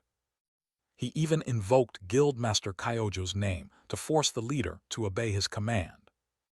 Polymen slapped the leader's shoulder with extreme insolence, reminding him of the time he botched things and enraged the guildmaster. He sneered that it was pathetic they'd been stuck on floor 3 for 10 years, only to be beaten by a rookie soldier. The spear wielder bristled and tried to rush Polymen to teach him a lesson, but was held back. Polymen nonchalantly turned away, taunting that he hoped this time they would actually clear the Thunder Cave. The bald man irritably asked the captain if they should shut that guy up for good to save their ears. The captain told him to ignore the man. After all, this team was full of newcomers. Replacing a few wouldn't affect the bigger picture. He looked forward with resolve, vowing that this time they would conquer that cave no matter what. The group began to move along the dark trail, the sheer cliffs looming ominous and fraught with danger.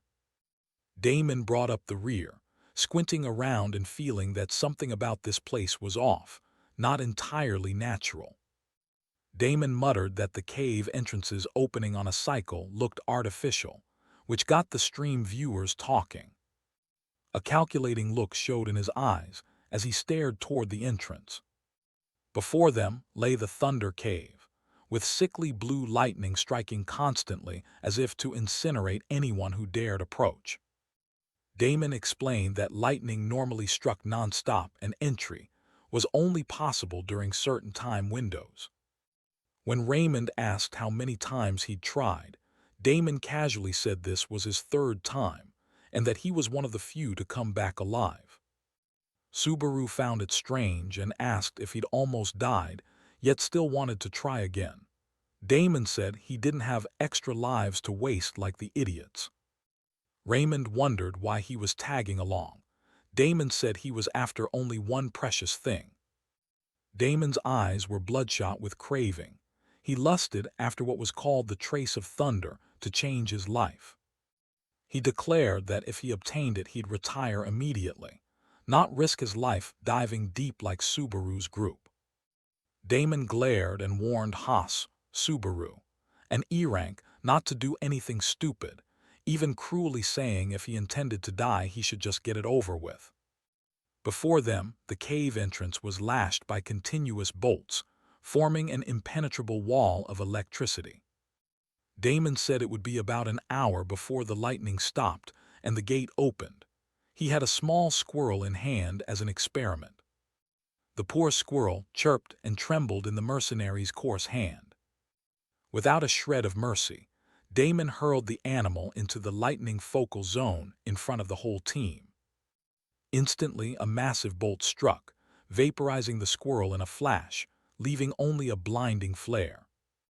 Damon turned back and told them that if they didn't want the same fate, they'd better sit tight and rest. But Subaru paid no heed to the warning. He quietly stepped straight toward the death zone. Seeing the E-Rank kid take the risk, Damon panicked and shouted, asking if he was deaf. Subaru calmly thought to himself that this felt no different from the Millennium Mountain trial on Floor 2 he'd experienced. Those behind gaped in shock, thinking Subaru must be tired of living to throw himself into death. The moment he touched it, the system announced the skill Heart of Thunder was resisting the Thunder Gate, rendering him completely immune to electric shock. Lightning struck violently, yet Subaru stood unmoved like a stone. The Thunder Gate began the process of verifying his eligibility. The entire area trembled as the thunder energy reacted violently to Subaru's presence. Electricity enveloping Subaru grew stronger. The system's skill verification interacted directly with the gate. The wall of lightning suddenly dissipated, revealing a highly rare item long concealed, the trace of thunder. Subaru reached out his hand as the last sparks faded, preparing to touch the reward. To everyone's astonishment, the precious item slowly materialized before the cave entrance. It was a shimmering fragment of spirit essence, radiating pure thunder energy. Damon and the hunters gaped when they saw the legendary item appear right before their eyes. The bodyguard stammered in disbelief, unable to understand how an E-Rank like him could accomplish the impossible. Subaru picked up the item, wondering if it had been waiting for a worthy person to appear for a very long time.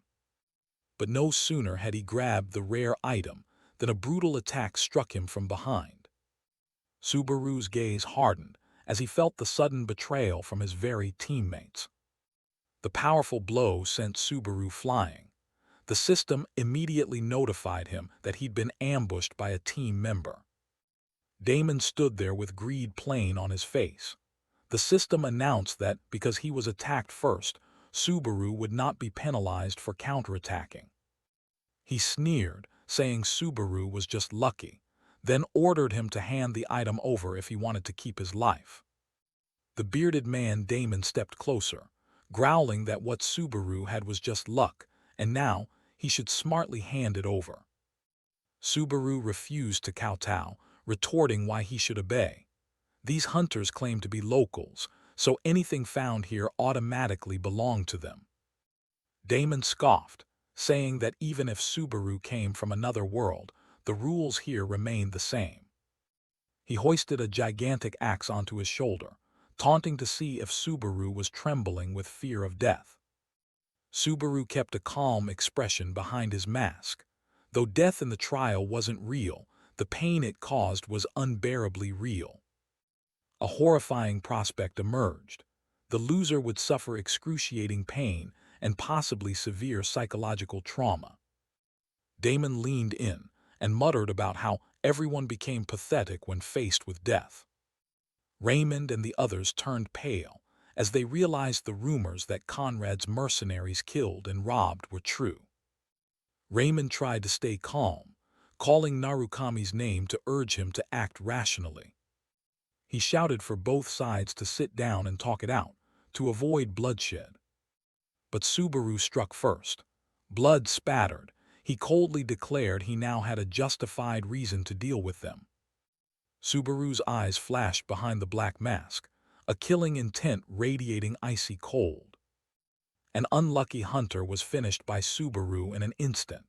He announced he'd turn the rest into true vultures. Damon's eyes widened in shock. He couldn't believe someone labeled E-rank could be so fast and strong. Without giving the others time to react, Subaru lunged at the leader at breakneck speed. A powerful kick slammed into Damon, making him scream miserably. Subaru taunted, asking if surviving that single blow was the last scrap of pride an S-rank hunter had left. Damon scrambled to his feet, furious and yelling that he'd been tricked, demanding to know what the hell Subaru was. Subaru's blade drew a bloody arc through the air, utterly overwhelming his opponent. Damon's arm was cleaved by a deep cut. Trembling, he blurted, "A magic sword user," then spat that Subaru was dishonorable for relying on a weapon. Subaru's crimson blade dripped blood onto the ground, looking terrifying. Subaru looked at the defeated man with half-lidded eyes, telling him not to lump himself in with trash like that. Seeing Damon still muttering curses, Subaru coldly told him that if he felt so bitter, he should save money in his next life to buy a decent sword. A decisive swing of the sword ended the one-sided fight. A system notification appeared confirming Damon had been officially defeated. The accompanying hunters froze for a few seconds, only able to exclaim in amazement at Subaru's tremendous power. Subaru picked up the dropped item and casually asked those behind him if anyone else wanted it. Raymond waved frantically, insisting the item belonged to Lord Narukami. Stream viewers began hailing him as God tier. A massive surge of energy erupted, shaking the entire cave area. Subaru sheathed his sword and coldly ordered the team to keep moving. Purple bolts crackled along the blazing red cliffs, signaling dangers ahead. The group silently followed in single file, delving deeper into the Thunder Cave under Subaru's lead. Yuika looked worried and asked Raymond if it was safe to follow someone as abnormal as Subaru. Raymond reassured her that as long as they didn't do anything foolish like before, they'd be fine. As they walked, Raymond sneaked glances at his phone, smug that being a streamer meant flattering users like them. He chuckled inwardly, thinking that as long as past smear posts didn't leak, everything was under control. The cave's interior changed drastically, thunder electricity snapping and popping everywhere. Shouts rang out as both the entrance and exit were blocked by something. Schneider appeared, warning them that the first thing they'd face here was a pack of thunder wolves. Large wolves with glowing eyes and fur crackling with electricity bared their fangs and charged. Subaru charged straight into the horde without hesitation. Schneider warned that picking them off one by one would soon exhaust them. Alone, Subaru weaved through the ferocious wolves, ignoring Raymond and the others behind who screamed in panic. Uncle Schneider explained that usually the biggest is the boss, but these thunder wolves played the opposite game. The leader was actually the smallest in the pack, a cunning little boss. Subaru threw himself into the wolves' midst with extremely agile movements. He activated the step-by-step cloud skill, allowing nimble aerial movement. For a brief 3 seconds, Subaru could ride the wind like a god. He soared high and landed a fatal strike on the snarling, clawing monsters. Standing amid the encirclement, Subaru suddenly thought of someone named Tashiya. This loneliness felt strangely familiar. The wolves began to concentrate their power. The lightning surrounding them thickened. A sharp explosion rang out as electrical arcs sprayed throughout the cave. Subaru twisted aside and narrowly dodged the Alpha's strike. A colossal thunder energy burst detonated, sweeping everything around. He landed safely, but the wolves kept growling, ready to pounce and tear him apart. Subaru channeled thunder into his demon sword, preparing a decisive technique. He coldly declared he would use thunder to answer thunder, because that's how he played. A powerful downward slash cleaved the boss in two. Wolf blood sprayed, staining the area red. A system notification popped up. Subaru had slain the boss and leveled up, his strength and agility stats soaring. Meanwhile, Raymond's group still struggled. They despaired as the wolf pups swarmed like grasshoppers. Schneider watched from afar and calmly judged that once the leader was killed, the fight would be decided. Facing the pack, Subaru uttered a single commanding word, "Sit." Immediately, the entire pack obediently sat like tame puppies. The system reported Subaru had successfully tamed them. He sheathed his sword. The wolves were now completely submissive at their new master's feet. Raymond gaped in astonishment, not understanding what the hell had just happened. Subaru tersely replied to keep going deeper. Subaru marched forward, ordering the team to move out. The fierce thunder wolves that had been hostile earlier now silently followed him, sending shivers through everyone. Raymond and the team could only watch Subaru's retreating back, full of doubts about his true identity. Subaru stood in the cave, silently surveying his surroundings as if calculating something. He stopped at a clearing, confirming this was the best spot to begin his plan. His eyes sharpened as he ordered the wolves to prepare to howl. The pack's howls echoed through every alcove, summoning flashes of lightning with formidable force. The freeloading hunters panicked, not understanding what Narukami intended to do to draw such attention. The wolves' howls attracted a host of giant insect monsters that crawled out from the darkness. The monsters began to surround the group, electricity crackling around their tough carapaces. The hunters started begging Subaru to stop, fearing the overwhelming number of monsters. They knew they couldn't hold out. Subaru coldly drew his black sword, declaring this was his way of working, clear everything out in one go. He casually told them not to worry about him. He had the wolf pack covering him. With a look of contempt, Subaru reminded them that from the start they were just uninvited tag-alongs. Saying that, he charged straight into the swarm of monsters, ignoring the hunters' desperate screams behind him.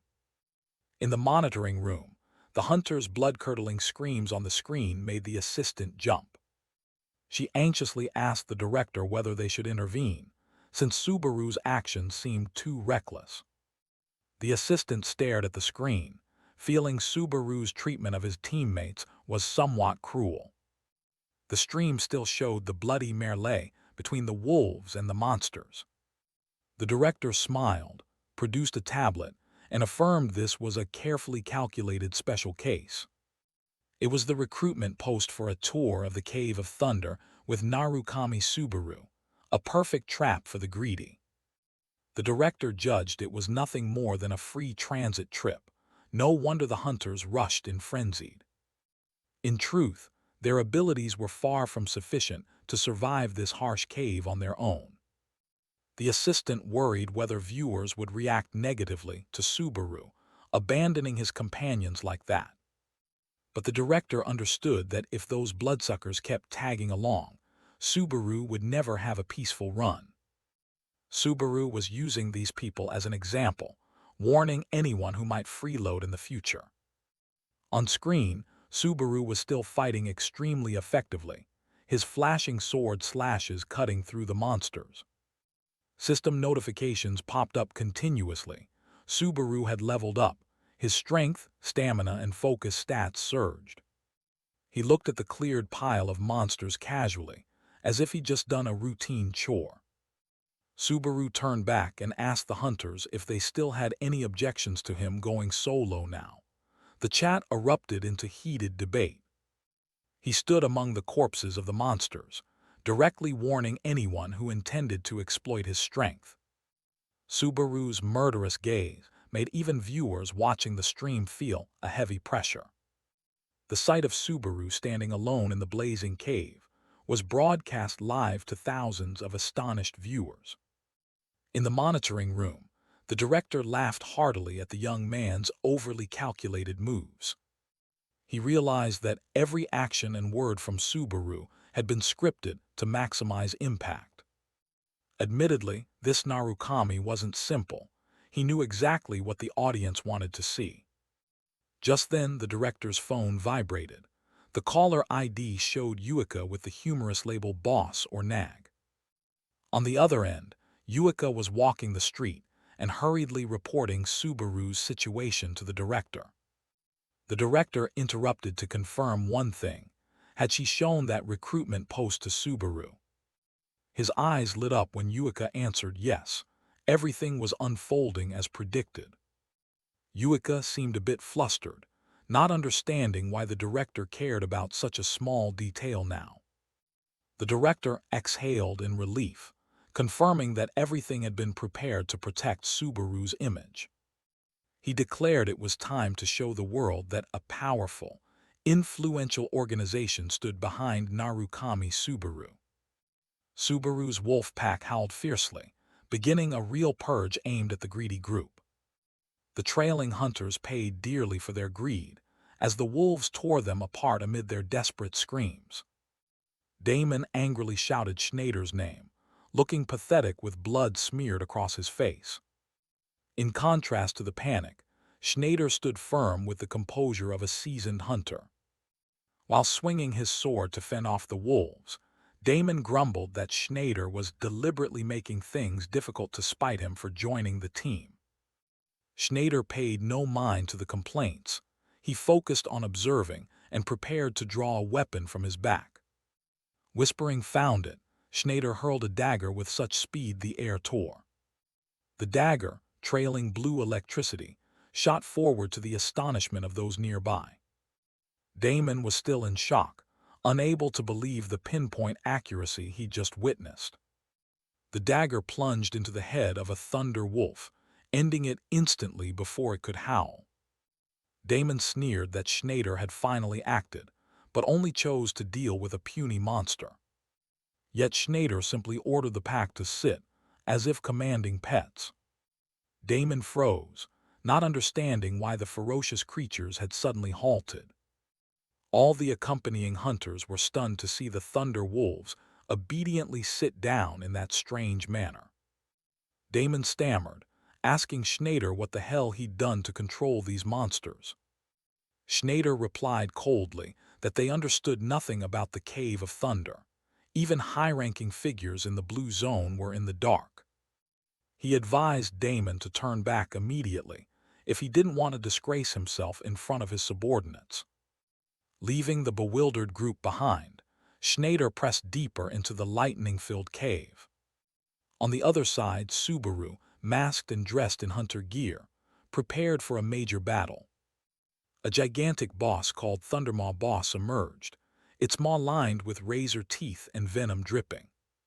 The monster lunged to attack, creating powerful shocks that shook the entire cave. Subaru swiftly dodged its strike by a hair, leaving a trail of blue light with each movement. A cataclysmic energy explosion occurred as Subaru began his counterattack on its weak point. He landed firmly, dust and smoke billowing around him after the massive impact. Schneider's voice rang out like a narration. He recalled it took him 3 long years to reach this point.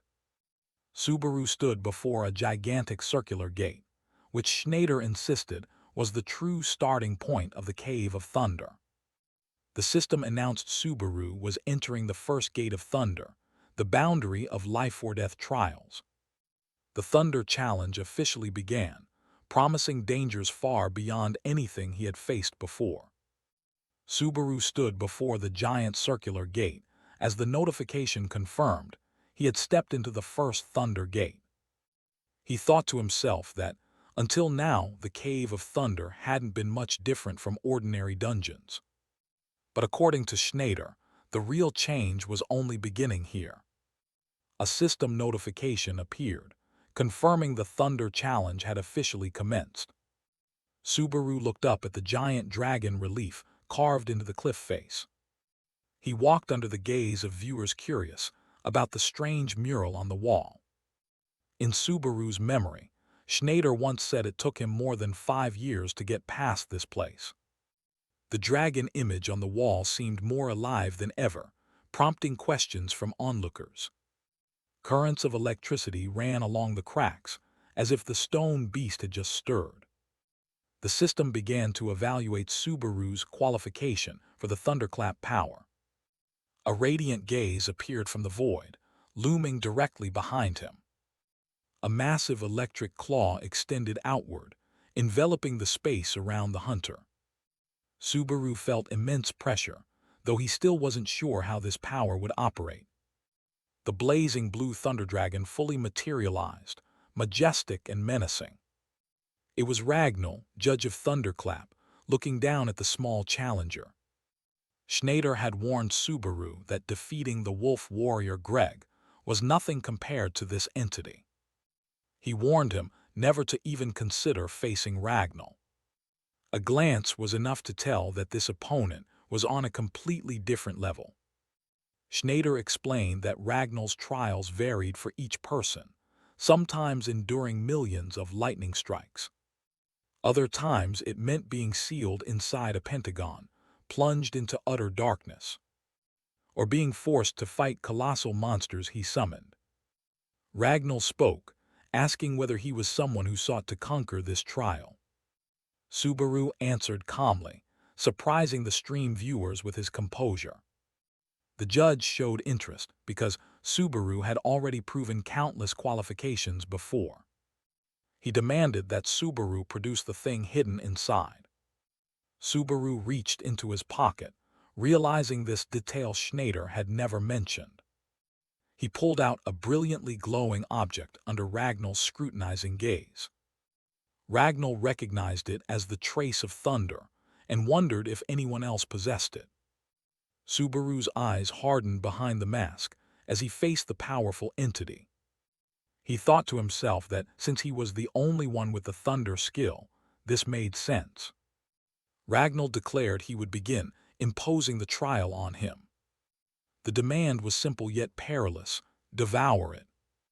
The item, called the Trace of Thunder, hovered in Subaru's hand, a priceless crystal containing thunderous energy. He hesitated briefly, wondering if he should actually follow the dragon's command. The crystal shimmered, carrying risks greater than any reward. Subaru thought using it now would be somewhat wasteful, but he had already prepared for the next trial. He decided not to back down, since that would tarnish his own honor. Subaru brought the stone to his mouth, determined not to be ashamed in front of anyone. He swallowed the Trace of Thunder, and the system immediately confirmed the action. Subaru's eyes widened as a message appeared. The trial would begin inside his body. Wild currents of electricity erupted from within, turning Subaru's body into an energy reactor. Elsewhere, the female supervisor shouted in frustration when she saw Subaru doing something reckless again. She scolded him angrily, wondering if he understood how valuable that stone was. She thought Narukami was truly obsessed with money. She looked at the call display with Kiyoharu, hoping he was okay. She told Kiyoharu she was nearly there. He sounded surprised that she was so close. She sighed in exasperation as she looked at the monitoring screen.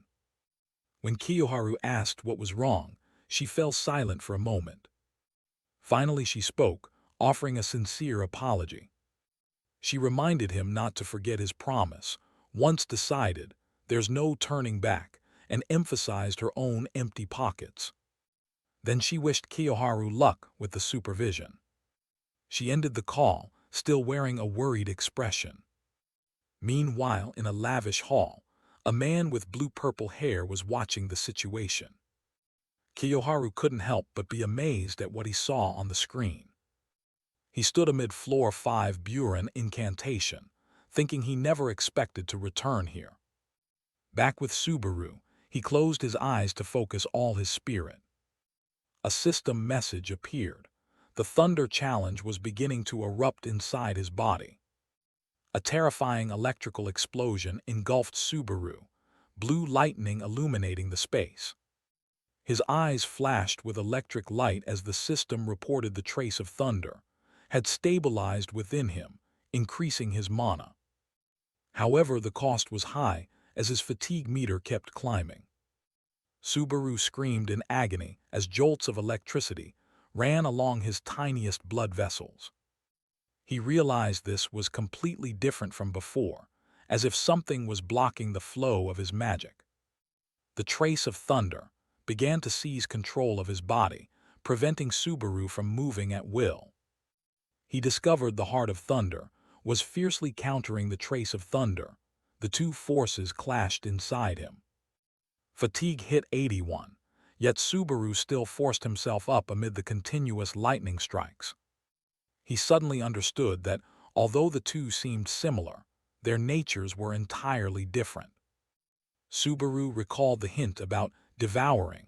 Perhaps the true meaning wasn't limited to that crystal. He pulled out the Heart of Thunder, a unique item capable of massive growth.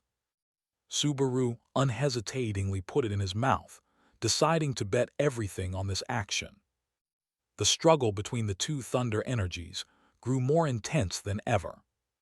The power erupted, flinging everything around, the ground beginning to crack beneath his feet. Subaru's whole body was now engulfed in a frenzied black and gold current, his silhouette blurred amid the lightning. Above, the dragon spirit Ragnall manifested majestically amid a veil of deep blue electric clouds. Ragnall looked down at the challenger and smiled enigmatically. Finally, you understand. Just by looking at that dragon-shaped current, you knew something was about to happen. Subaru stood within a towering pillar of light, lightning swirling around as if intent on devouring him. All the essence of thunder concentrated in his chest, forming a blazing heart of thunder. At last, this treasure lay firmly in Subaru's hands. The previous owner was truly wasteful, having a relic and not knowing how to use it properly.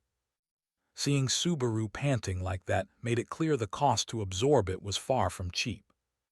The young man broke into a cold sweat, thinking he had nearly met his maker. A thunder dragon spirit appeared, witnessing the successor's newfound power. From Subaru's chest, a brilliant golden current burst forth, dispelling the darkness. The system announced continuous skill upgrades. His thunder skill had reached level 5. Not stopping there, the skills rank shot up to S in an instant. Insane. In another development, a group of hunters led by a rugged captain had just arrived. The captain looked experienced. He sensed something was off as soon as they entered. The whole group froze when they saw the dragon mural on the wall had vanished entirely. The bald hunter scratched his head in bewilderment, feeling as if someone had just swept the place clean. He stupidly asked if the captain had erased the painting, like that would happen. The captain asserted someone had snatched it, and that person was surely ahead of them. At the mention, the group immediately thought of Narukami Subaru, though they couldn't fathom how he had done it. The long-haired hunter began to panic, afraid Subaru had stolen all the rewards for them. He urged everyone to hurry before the loot was gone, but the captain remained remarkably unhurried. He smirked. After all these years, finally someone capable of causing change here had appeared. His every step was slow and full of authority. His glare silenced the long-haired man, who dared not utter a word to spoil his leader's mood. The captain recounted how he had once defeated Subaru in an instant at a previous tournament. The underlings were even more puzzled. What was there to respect in their boss's former vanquished opponent? But he still reminded them to stay focused. Their primary goal now was simply to survive. The long-haired hunter felt a chill run down his spine, unsure of what awaited him ahead. The group halted before a gigantic gate, solemn and imposing. The captain placed his hand on the gate, asserting the dungeon's end lay just beyond. And he believed Subaru was right behind that very door. As they stepped through, the system announced they had entered the second Thunder Gate, revealing a magnificent hall. An ancient throne appeared, accompanied by an invitation for the conqueror to sit upon it. The group cautiously stepped along the red carpet leading straight to the throne. Their eyes darted around searching, but there was no sign of anyone. The captain once again asserted firmly that Subaru was not here. The long-haired man asked in surprise. He clearly went ahead. Where did he disappear to? He guessed Subaru had probably sat on the throne and opened a secret door to proceed. The captain shook his head in dissent.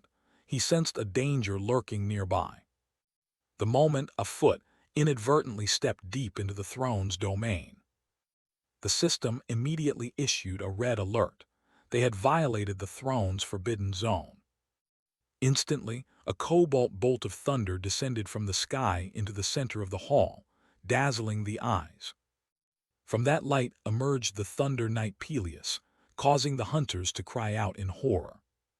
The system displayed a notification, confirming the presence of the Thunder Knight. Peleus appeared majestically, in silver armor crackling with electricity. The hunters panicked, unable to understand why a boss monster took on a human form. The hunting captain stared at the opponent, knowing this was an obstacle they had to overcome. To him, Peleus was an absolute wall that no one had been able to breach. The name Thunder Knight Peleus appeared as a reminder of death itself. The captain recalled that Peleus had never once spoken his name to any challenger before. In an old tavern, he had speculated about the connections between the Thunder trials. He was the only one who knew the knight's name, but the man's true identity remained a mystery. Peleus stood motionless amid the blazing battlefield, cold and solitary. The captain was convinced Subaru's thunder skill and this knight were closely linked. Back in the present, sweat streamed down his face as he faced the suffocating pressure. Peleus's armored footsteps rang out steadily, each step emitting arcs of electricity. The knight advanced, recognizing an old acquaintance had returned. The captain realized Peleus was actually waiting for someone else, not their group. He curiously asked if the knight had met the person he was waiting for, but the answer was still no. The captain slowly drew his weapon, preparing for the worst-case scenario. The eager underling hunters shouted and charged to surround the opponent. "Stop right there," the captain screamed in desperation. He knew rushing in blindly would be nothing but suicide. Peleus lightly swung his lance, a crimson beam tearing through the air. With a single straightforward strike, the knight easily fell the reckless attackers. Blood spattered everywhere. Peleus contemptuously called their actions cheap tricks. The hunting captain turned pale as he watched his comrades fall in an instant. The long-haired hunter stubbornly rushed forward, refusing to heed any more warnings. He unleashed a full-force strike, hopping to make a difference. The clash of metal rang loudly, as thunder erupted violently at the point of contact. The hunter's eyes contracted, as he realized the gap in strength was far too great. He gritted his teeth to hold on, but his body began to tremble under Peleus's pressure.